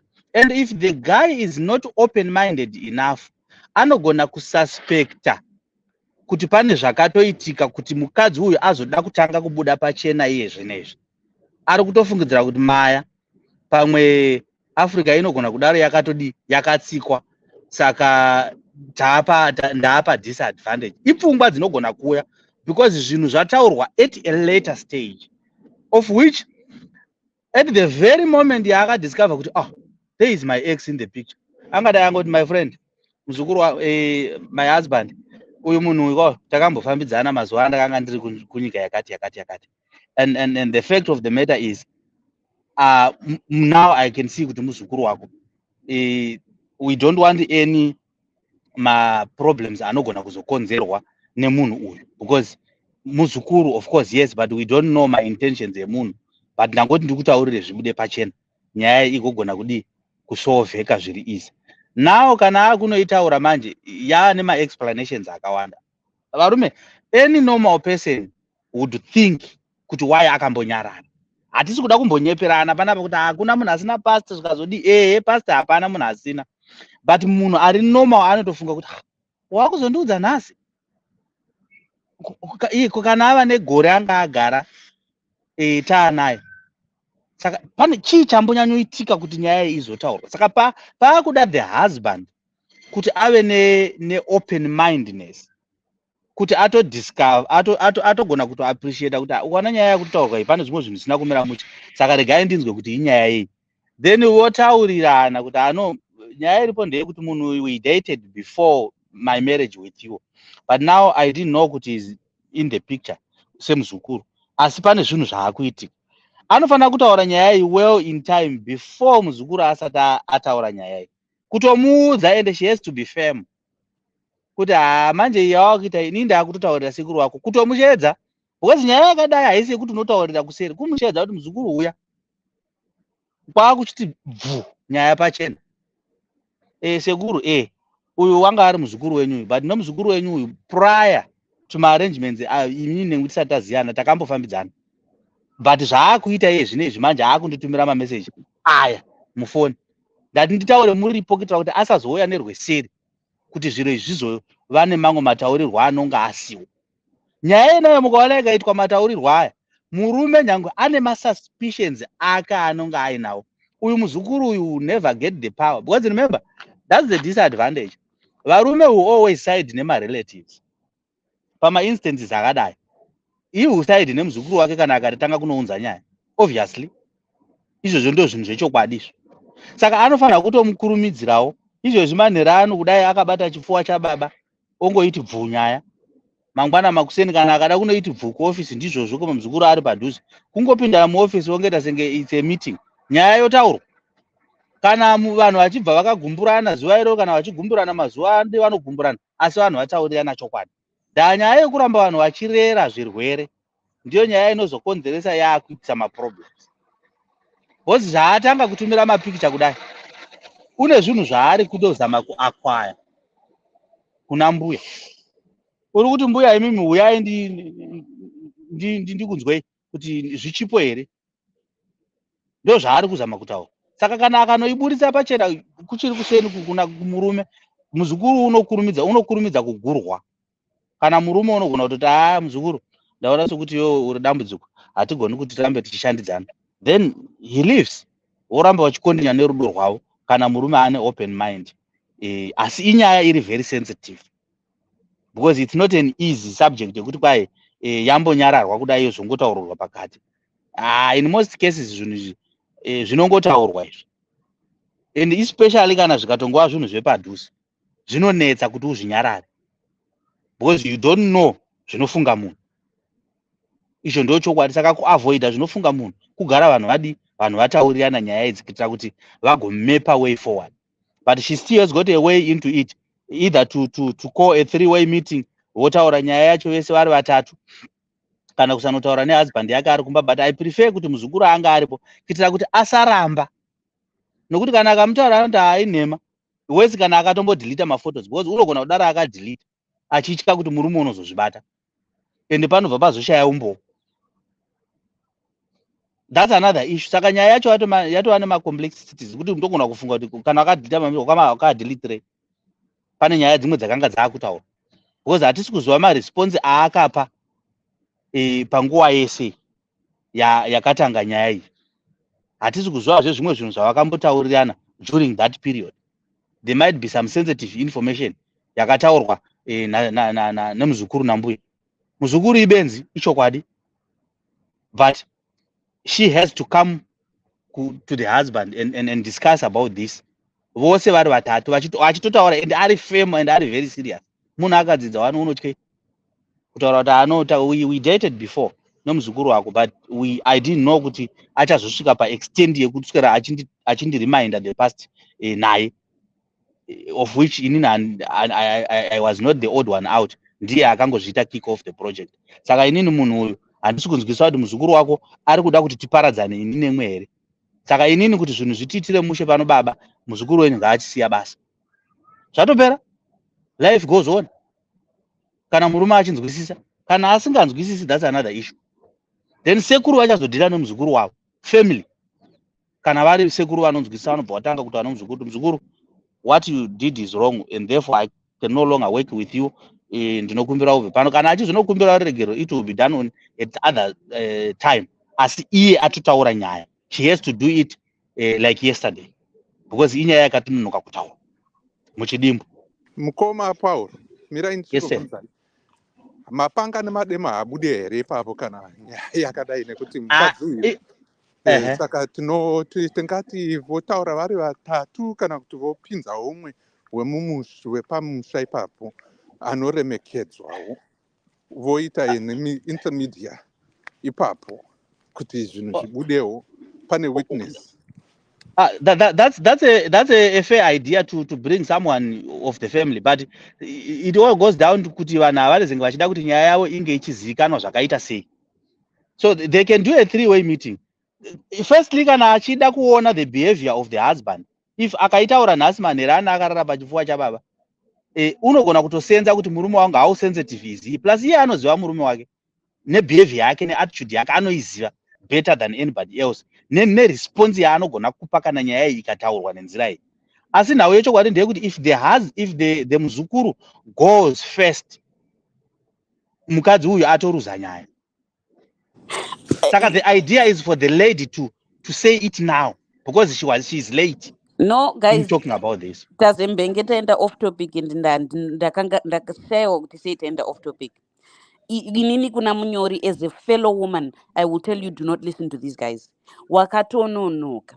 Ukazononoka by another 3 to 4 weeks, maybe 6 to 8 weeks. Zvitori nani. Because apakapa ndopatarasikira tikanopinda off topic. The problem is ukataura nhasi. Ndopandauya ndikati, you've got a problem yekuti all your eggs are in this man's basket. Iwewe urukunzi nevanhu avataura because they are in their feelings about how they would feel as men. They want to know here, today and now. But they are not taking into consideration the real consequences yekuti asaida nemuzukuru wake, instead of kuti muzukuru ari adzingwa basa ndiwe wadzingwa basa ukadzingwa pamba usina pekutangira, ndiwe wazenge wakunzi uri kuoverstaya kushamwari nekuhama because hauna start. Because you didn't give yourself time to prepare, to have a way out, to have your own feet under you in case it goes south and you are the one who ends up on the outside. Wakatononoka, sorry. The only day you could not have been late pakutaura nyaya iyi was the day at the airport.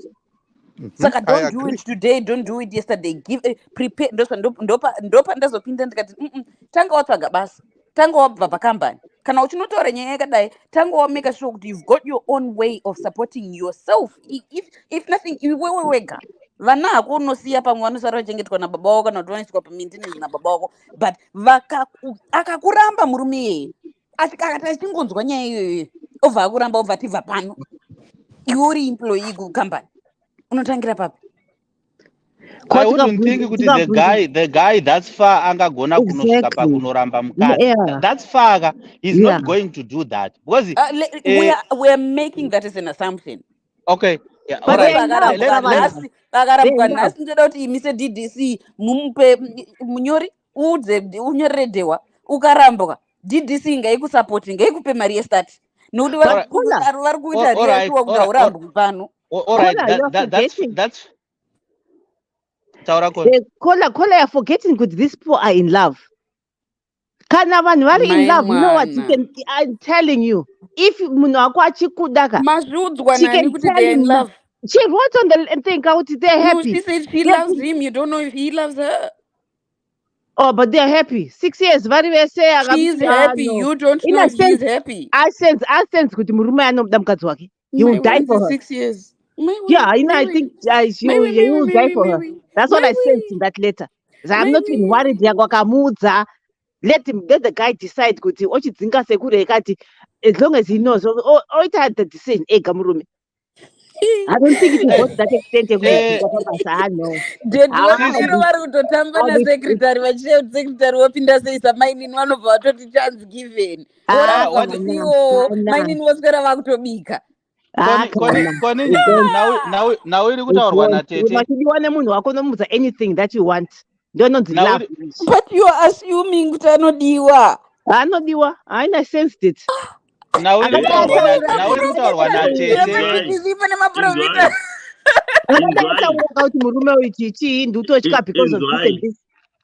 Kana moda kuita mabhizinesi chiregai kufya kuita loss. Ndasangana nayo ngaataure nyaya isati yaenda kuruko. Iri jumba musanduku aro muzukuru iri. Ngaadane jumba musanduku apa murume wake apa otsemura nyaya hapana kunoenda nyaya. Kana murume wacho nari murume chayane dzinotonga. Exactly. Kana asiri ndizezvo you just overreact. Overreact over dzinga mukadzi for what? Just because akatanga neseguru asingazivi. Mune dzimwe motikari ndozobondera. Zvingabuda izvo. Kola. Jumba musanduku iri must be out of there. Kola, are you saying kuti let's say married and ndechika orepwa zvako. Saka you're not going to tell your husband because uchika kudzingwa because you are working for him. No. Vese varume ava vataura vakati the fact yekuti you haven't said for 6 or so months. The first thing is going to come in his head kuti pamwe mangamachito vataura kati pamwe mangamachitogumanisa ipapa pandoswa pamwe patozoita some other things kuti mama akatosimudzira relationship yenyu. One of the things that comes into his mind. Zvanozofunga ndezvekwake ndamutsemurira guwa rangu. But the thing is akafunga izvozvo there are real life consequences for this woman. Right, inzwai gatete. We are not going to lie and say the man is just going to believe everything and just keep quiet. Obviously, he's a person, he's an individual. Even if we were to turn the tables and reverse them, toti mukadzi aite murume in this instance, anotovawo nepfungwa dzaanototorawo concerning the matter kuti but why did she keep this for this long? But ozofunga kuti because this person akuita izvi now, so that's why probably akuita. So ndozandati the issue actually haigoni kunyanya inogona kuzokurumidza kugurwa if she is going to take these people vari vese akaitaura on solo horses kuti ari ega inogona kunetsa because the guy murume anoita hasha akanobvunza on his own, then it becomes another issue. Inongotaurwa vanhu vari vese kana muri mumba kana muri muoffice inongonzi ga unobva akatsamwa imomo, asi uyu atotaura zvinhu zviripo, zvinhu zviri kuitika kuitira kuti kuavoida kuti panoshayikwa the open mindedness yekuti unonyima vanhu period yokufunga. Ani muri kuona if ukavanyima nguva yekufunga kuti vafunge kuti saka uyu unobva unotoona reaction yake kuti munhu wemakanikira ari kuita hanga asina kuzvitarisira kuti madhamu avanogona kutaura nyaya iyi, saka ndabatwa. Saka paanozoda kutanga kutsvaga nzira yekunzvenga nayo nyaya yemaactions ake anga ava kuita, well, murume unenge akutoona reaction. Ndosaka tichida the immediate unit yevanhu ava kuti zvitaurwe vanhu vari vakaungana pasaita mumwe nemumwe. Murume can easily see nekuona zvine zvichiitika nemapindiro anenge achiita muzukuru kuti attitude yake iri kuratidza kuti zveshuwa munhu uyu anga achida kutoataka, but azomiswa manje. Saka nyaya iyi kana akabvunzwawo kuti wakanga wakanyararei, well, I thought kuti hazvina basa, but now ndaakutoona kuti zvaakutoenderera. Saka muri kuti preemptive strike is the best ka yekuti yakanakisa zvisingaite yekutoti muzukuru haazomboziva kuti chii chamuvinga. Apo murume achiona kuti mukadzi nemasimbire akaita pakutaura nyaya iyoyo neevidence iyowa, zvinenge zvava nani kuti atendere mukadzi kana pane murume uyu muzukuru wake. Kurobwa nezveusiku Elda, kana ukarobwa nezveusiku unongonzi pa, hausi kutomboziva kuti chii chiri kuitika, ungangonzi pa. Paunoda kuti kundozopatika kumuka, murume anenge achiona munhu achimuka nereaction yake anenge achiona kuti saka murume uyu munhu wanga achida kutoenderera. Dewa munyori ari kuZimbabwe here? Munyori rega ndikuudze, ukateerera zvinotaurwa naKoni anotaura zvemashelter namukoma Paul vanoswera vachidhiraivha motikari vari muno muAmerica umu, namukoma naDr Love vari kurarama upenyu hwavo vari. These two are men and this other one lives in a bubble. Hamene kuti kumaunicorn kwake kwaanenge achikwira maunicorn kwaanoziva kunoitwa mashelter muZimbabwe kunobatsirwa vanhu nehamwe. Ukavateerera vanhu ava unonyura. Because let me tell you something right now. Let me tell you something real. Let me tell you something real. The problem is akaita hasha murume iyeye, if his reaction is hasha, iye wacho kana achifunga anenge achinyatsoziva kuti pari kupisa simbi ndo pandiri pandakamira panapa. That's where I've got all the cards in my hands.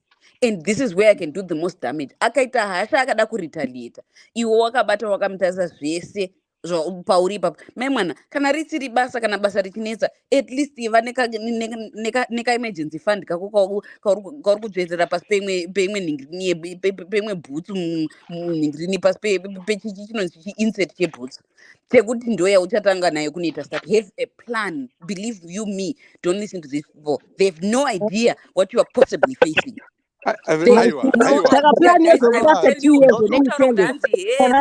Muchidanana variko vachovaziva isi vakadzi vakaita ma20 years vachishanda nevarume vavo muchingwa kuti vachidanana vachiurirwa zvekufa.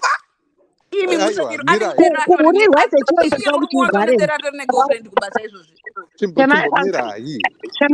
Inini zvandanchida kuconcluda ndezvekuti pana mukoma Paul zvavataura zvokuti go nuclear, imoita preemptive strike ka, zvinenge zvakanakira pakuti vanhu vose vanenge varipo, murume anoziva kuti chii mukadzi wake auya neevidence ba. And what I would have consolidated and also ku-assimilate would have been your idea kuti aiwa usati waendako chimboitei gadzirira. And I agree with going nuclear. I just don't agree with doing it today nhasi kana kuti mangwana. Tanga wagadzira nzira yekuti kana zvikashata uchaita sei? Asusamire nguva ichienda. Sister P. Yeah, I want to ask my sister talking Guti. So, what are you saying? Okay, why should we, Guti, I'm confused. You are a woman, we are women, and you are saying this men are talking the truth about a man, so they know better than us. Even me, I suggest this woman, she should have acted a long time ago, because if this guy loves her, no man or woman would leave you for something like this, because hana kutata. That's what I'm saying, unless if you are guilty of something. But if she's not done anything wrong, and the only problem with even tomorrow, because why should she prepare? because that's why my relationship asingashandi. Because if you're with somebody and mogara muna plan B, what does that mean? Let us not advise each other, that especially women. If you're nemunu, you should be together as one, not kuti mwana gara naimwe fungwa. Why? Guys, There I don't agree. I don't agree with my sister. No, the men are right. And then the varume vanoziva brain yavo. The way they're advising her, she should listen. Isusu semadzimai tine mafungiro etu. But varume, the way a man would think, they are the same. So if I was here, I would take the advice kuti musainonongere nyaya iyi before this thing gets too far, and then murume otanga kubvunza kuti sei masiya nyaya iyo. But now anogona kuti haiwa ndafunga kuti zvinhu zvafura, but muzukuru wako manje ari kutanga nonsense yake achindiharasa pafoni, no evidence iyo.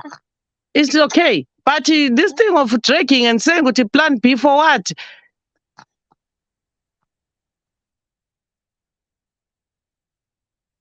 Dewa, Yeah, I'm here. I really think kuti vamwe vanyora ava kana vachinge vazoita dzazopurulunuka nyaya dzacho dzazopera ka zvinotibatsira kuti vambodzoka mumboshayawo zvavanoti zvakazoitika kuti tigopota tichidzidza, because tikaramba tichingoudzana zvatinofunga isusu tisingazozivi kuti pane vatakaudza vakazochuza kuita sei, vapedza kuita zvavaita zvakazofamba sei. We will never learn to look at the world differently. Elder, nyaya yandangada kutaura ndeyekuti aigara ndiyo 100% kuti kana if this guy uyu kana mukadzi uyu asina kupindura zvinhu zvakanga zviri in line with zvakanga zvitaurwa nemuzukuru, I am telling you there is nothing chiri kuzoitika between the lady and his husband unless kana ane a sign yaakaratidza kuti ane interest nemuzukuru, it becomes a problem. Let me explain myself. Pamwe inini nyaya iyi iri kundirukirira nenyaya yemusikana akauya just a few weeks ago achiti ndakaita mwana nababa mukuru, ndikabva ndakaita mwana nababa mukuru because sisi vangu vanga vachitadza kuzvara. I have a living memory in my body of all the men vanga vari panapa vachitaura kuti vakomana, ndikafunga kuti munhu akagwangurwa, ndikafunga kuti akazenga achibata papi, ndikafunga kuti ininika. That's where I'm seeing this going here, regardless of whether she's done anything wrong or not. This guy is going to start running through in his head kuti saka vanhu ava vakatobviserana mabhurugwa, saka kai vakangani pa 3 years zvakazenge zvichidii, saka inini ndinomunakira kufura muzukuru, saka what not ndopandiri kuona nai vazanzi kuna vakadzi vakatogwa mubhawa ambobhadharisana mari motozobvunza wait machata muchitoseka, saka $10 awaindibhadharisa mazuva ano uchadondibhadharisa. Variko vanhu vakadai. Muna vana venyu imi 5 mouya mogara neni ndichitengera vana venyu maswitsi, ini kana pamwe ndinovanguvo vakainda naex wangu vendisiri kutotengera switsi. Izvi zvinhu zvinowanikwa kana ukada kugara uchifunga kuti mukadzi wendinaye wakambojurudzwa nanhingi, ndo petinoita mastress anozouraya vanhu iwawo. And ipapo mukoma gwangu makazvitaura, you said the same thing, but ndakabvunza ndikati what's the difference? Musiwo ndakabvunza Dewa ndikati Dewa iwewe what's the difference between this person, nekuti plus vanhu vakaita maex kudhara mukati the difference is ari mumhuri. And for me, this is no different. Muzukuru ari mumhuri, and not ava vasi kuonekana pa Christmas nepa New Year nepa Easter sababa mukuru nanhingiri namai guru vaya vari kuonana every day kubasa. So I think pane difference. Difference iripo atete ndeyekuti tiri kutaura kuti zvinhu izvi zvakaitika prior to marriage handiti, then there is a 6-year period yakazoitika pakatoita vana vaviri vakazvarwa and mukadzi was faithful to his husband. Uyo anga akazvara mwana ane 20 years and he was now 28. And murume, actually it was the guy, I'm wrong, it was the guy who came achiti musikana wangu akazvara mwana nababa mukuru azondiudza iko zvinezvi kuti hanzi ndakazvara mwana. This was 8 years later. Exactly, guy that's the was saying problem that I can't yekuchengeta easily get zvinhu around ka. it. Aiwa, iproblem yekuchengeta zvinhu, but nyaya iri kuitika ndeyekuti we are saying apa pakutoitwa damage control because it's a late arrival, late load. Load yanonoka kusvika pamutengi, but instead yekuti load isadhirivharwa handitika right, zviri nani tiattract macharges, but macharges acho achiita kuti mutengi atore load yake. Saka isiri kuti panapa the guy muzukuru akuuya nema-issues of the past. Umbowo huripo, mapicture ekare, of course, yes, it's there, but hapana kuzvarwa mwana unofamba. It was a relationship apa yakatofeirawo nezvakaifailisa. Saka for him kuti azoti ndorambira mukadzi a relationship of the past chero ingava iriyo muzukuru, that is not going to hold water. Nekuda kwokuti we have had kids vaviri vanotofamba and we are both in our 40s. Saka what is it that I'm saying ndiri kurambira mukadzi? Saka inini kana ndandiri ndotorova muzukuru, tora shamu ndorova muzukuru ndomudzinga.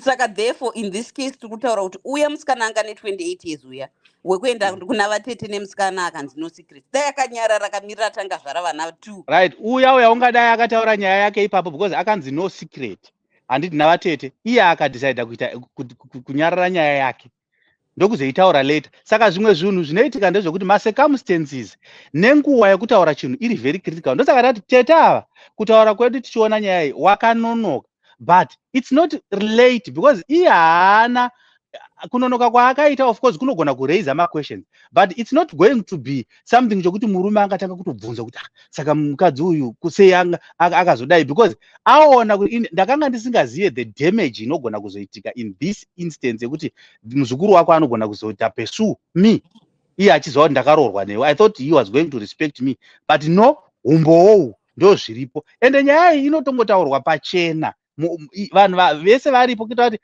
aone reaction yemuzukuru, agoona kunyara kune kuchiita muzukuru achitarisa kupa, achitarisa kumadziro, otanga ndo paanotanga kuona kuti saka ndine benzi remuzukuru panapa, handina munhu. Izvozvo zviri crystal clear, zviri pachena, because the reaction yemuzukuru is going to say it all, because unenge arohwa chimukutira, haasi kutomboziva aba kuti pane nyaya iri kuda kutaurwa. Ongokaruka koyo muzukuru koyaipi futi yavakuita, ndisekuru vari kuziva zvavanoita. Zvokuzoti vanozofunga kuti muzukuru wakazodai, vanozozvifunga asi vambopedzera ano muzukuru vaona reaction yemuzukuru vombotsamwa zvavo 2-3 days, asi vodzoka vobva vati but waifanira kunge wakataura kudhara. Zvatopera, imba iyi haifi, iyi ndo imba inorarama, because mukadzi akurumidza kuonera makasi kuti no, ndatova kuti munhu wandakuda kusenza naye panapa haasi right. Asi akaramba akanyarara, uye kana ane maresponses aakaisa ane mainterest kumuzukuru, inogona kuita nyaya, because unenge akapindura neimwe nzira inoratidza kuti akanga achitooneka interest. Saka iye aifanira kungoti right from the word obva angoita shut down kuti anosha, it was in the past and we have moved on. You moved on, so we are good. I have got my life, I have got my family. Zvatopera. Munhu hakuna munhu asina pasi. Mukava gwangu atoa zvinhu zviri very simple. Munhu unoroorwa aine vana 5, panobuda ana 5 panenge pashandwa basa guru kwazvo, asi unongoiswa mumba munhu uyu. Zvinhu zvakaitika prior to them meeting up. 6 years hadzizi kutamba nadzo kavanhu vari mumarriage nevana vatokura. You can't lose that. The guy is just going to fall out, yes, but unoita come back to his senses.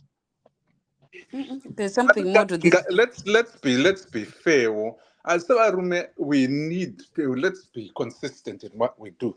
The feelings dzatinoitaka, hasha dzatinowana kana tichiziva kuti umwe wedu akagwangurwa neshamwari chayo yepadhuze, be it a year or 2-3 years ago, iwewe unongozvifungira wogaya kuti yei apa kapa, you know, but you can work through that. Ipapo panenge pane nyaya, we can always work through that, but let's be consistent in saying this.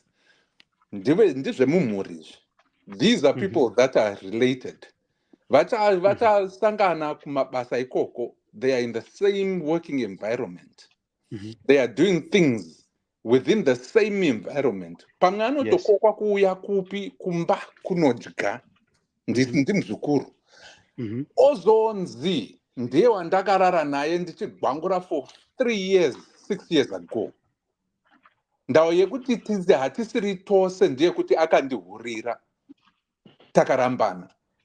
That on its own ka murume anoti gaye kuti what the heck has been going on. Chi chakakuregedzai kuti mutaure neni pekutanga. That's the fault yataona tose commonly all of us are actually agreeing kuti this person should have kadzi nemzukuru should have Right. essentially agreed kutaura izvozvo. Can I answer that, Mkom? Ndiri kuti ipapo ndiri kuti inini nomuzukuru, right? Inini as semukadzi, firstly one, it's not going to be a one-man blame. It can also go to muzukuru as well. If sekuru is that independent and open-minded. Because vanobva vanoti saka sei makanyarara. Handiti this is the question inobvunzwa vanhu vari vatatu vari muroom imwe chete. Sei makanyarara. Then madam obva vataura kuti ano inini I thought kuti zvakapera. Saka that is why I moved on. Mira, hold on 1 second. 1 second. Mukoma gwangu. Ngoma gwangu vapo. Moendepiko de wagara pasi. Aiwa, iwe shona ndrechuti makusenda 7 ngani. Basa basa. Aiwa. 15, please. 15. Takutopedza. Alright, 15 minutes.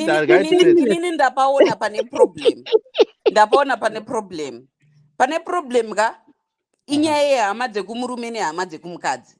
I think the difference for you men between this story and the story yemunhu akauya achanzi mwana akaitira mwana kuna baba mukuru, because it was the same. Ndakabvunza Dewa ndikati Dewa makati imimi kana ningirikini kana mukadzi wangu kana indatadza kusvasa mukadzi wangu kana tichinidza kuti tiite surrogate anokwirwa nebrother yangu, it's fine. Ndikati so why is it a problem kuti uyu akakwirwa nababa mukuru? It's the same yekuti uyu akakwirwa nemuzukuru, it's not as much of a problem. I think the biggest problem is baba mukuru vanga vari hama yemukadzi, and kana ikaitwa nehama yemurume it's not as much of an issue. Aiwa tete inini handibvunzi kuti muri unatsonzwa point yangu. Inini point yangu iri kuti right, haisi nyaya yekuti ihama yani in this instance. Tiri kutaura nyaya yekuti the relationship yeuyo yakava results ayakava nayo ndeye mwana achizondoroorwa nomunhu usina mwana. Saka in this instance ndeyekuti mukadzi uyu randiti achibuda into this relationship haana chaakabuda nacho other than loss yekurambwa. Handitika akatonoita move on nelife yake zvakafanana nokudai akaroorwa kwaBhushu. Handiti ungadai achitongogarawo ikoko asingatombozivi kuti zvii zviri kuitika. And we could have been talking a different story, iri different. Vana vakawanda tiri kuchengetwa tiri vana vehama mumisha. Handitika mumisha matinobarwa. Nditori mwana wababa munini, mwana wamuzukuru, pamwe zvichitozikanwa pamwe zvisingazikanwi. In this instance aramba ari consistent panapa ndimukoma gwangu vanogara vachingotaura kuti hapana munhu asina past, but imimi as men I've seen you switch back and forth kunyanya handisi kumboswitcha back and forth. Munhu asina past hapana, that's a reality. Friday Munhu asina past zveshuwa hapana, but tiri kuda kungozama kuonesana kuti issue iyi inoresolvwa nekurega kuramba ichidregwa going forward, because the more it goes forward inenge ichiramba ichiva nema-implications. Saka ngaichigurwa ipere, kana relationship ichifa ngaife, asi chokwadi chataurwa full stop. Apa kuti chokwadi chinofanira kutaurwa apa tisi kuitirana naro, that's true, we all agree. I think for me it was more of the timing, because inini given the reaction yamakaita panana baba pane nyaya yababa mukuru, inini ndakatofunga kuti because uyu akatobva atotaura kuti handichatorwa. Inini handidumbokunyeperai vatete. Nyaya inoitika ndeyekuti people have got to be open-minded pane zvimwe zvinhu. Pane zvinhu zvakawanda zvokuti we have got to be open-minded zvokuti handifaniri kutora pfungwa about it for zvinhu zvakaitika prior to. In this instance kana zvinhu zvisina ma-negative effects pamarriage yako, why do you have to worry about it? Nokuti past is there for everybody. But panhau yababa mukuru takanga tichirambira nyaya yekuti iye chaakanyararira at 22 anga ari musikana aigona kutodecide kuti handidi kuita izvozvo, but akabvuma. Saka in this relationship uyu akapinda murelationship nemuzukuru uyu asingazive kuti muzukuru, but achitongofungidzirwa kuti is having a relationship inogona kutoda. Pamwe musi ngadai akatoroorwa nouyu, had he not kumitisa umwe munhu. Pamwe musi havana kana kutombopinda pai mugwangu, sezvo akazokumitisa umwe munhu wairamba negwangu, ndozvaakarambirwa. All these zvinhu zvese izvi tinenge tisina information yazvo, iye ndiye anazoziva. Of course kubhichi munemboda kuenda, but azive kuti gwangu unenge uchidya. Unogona kuinyimwa uchiendeswa kubhichi uchitakurwa pamakumbo. Zvinoperera ikoko, kuno kwazingasviki kuno umwe munhu. Yes baba. 3 years usati gwangu. 3 years shamwari Hazvinowanikwa. vasikana ava vanozviita shamwari Derek. zvakanakisisa zviri smart. Hamunida zvekutamba kai. Aizve. Iyo inogona kuti dare iri yechikonzero chakatoita kuti amitise because akaona kuti uyu munhu uyu haitu vanhu vane maprinciples euda zvasiyana kudhara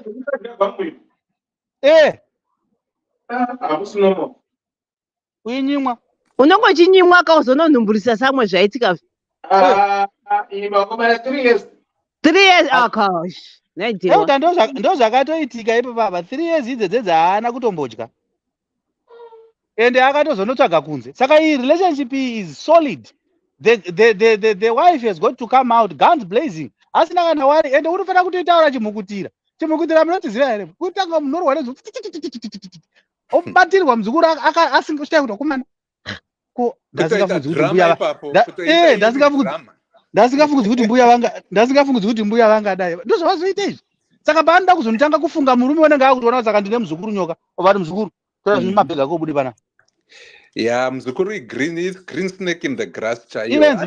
Ibenzi hakuna munhu akadaro. Because hakuna munhu akadaro. You cannot come in a relationship that has been there for 6 years. Waakuda kutanga iyoyo kuita bring up the past.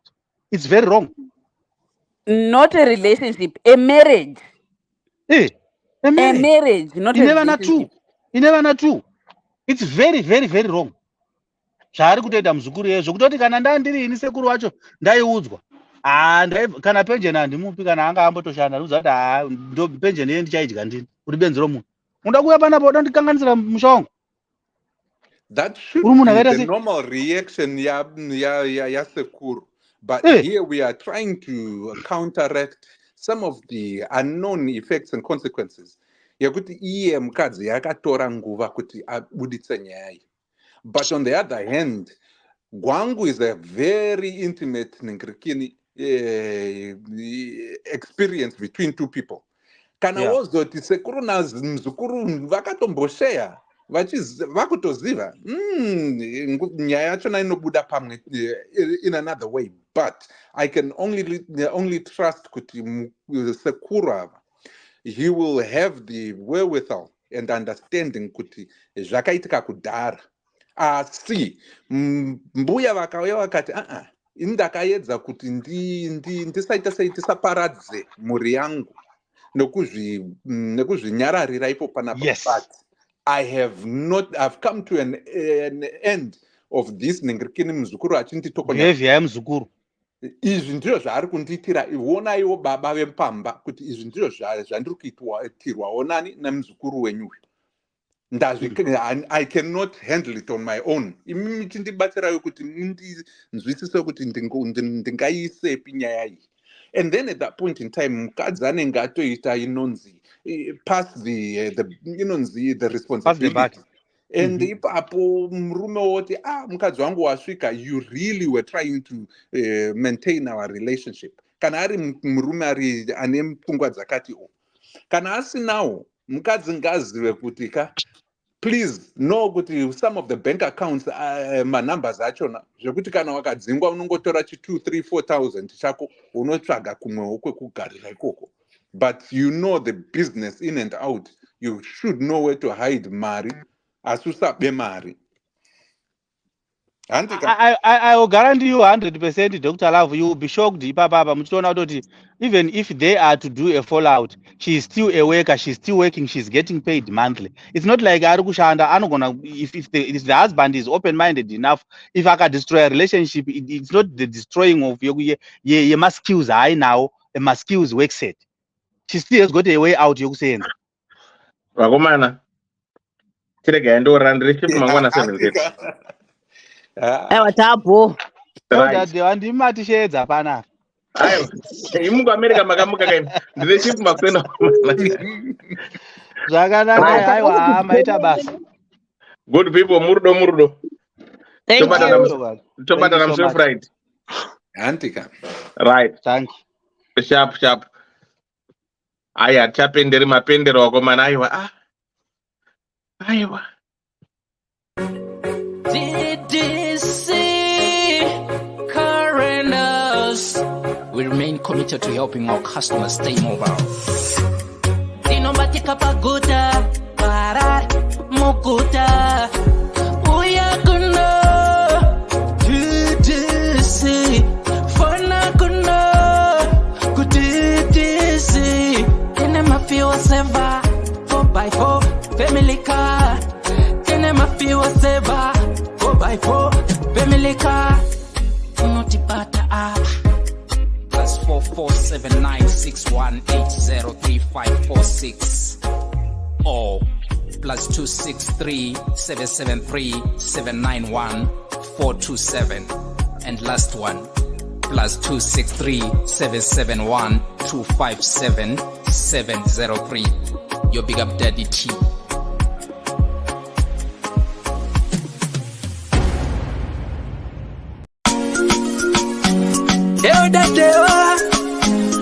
Ddc Skool of Thoughts, yeah. Kubatsirana, techisisana, techiyambutsana, fila, kuonesana, techisimudzirana, ya.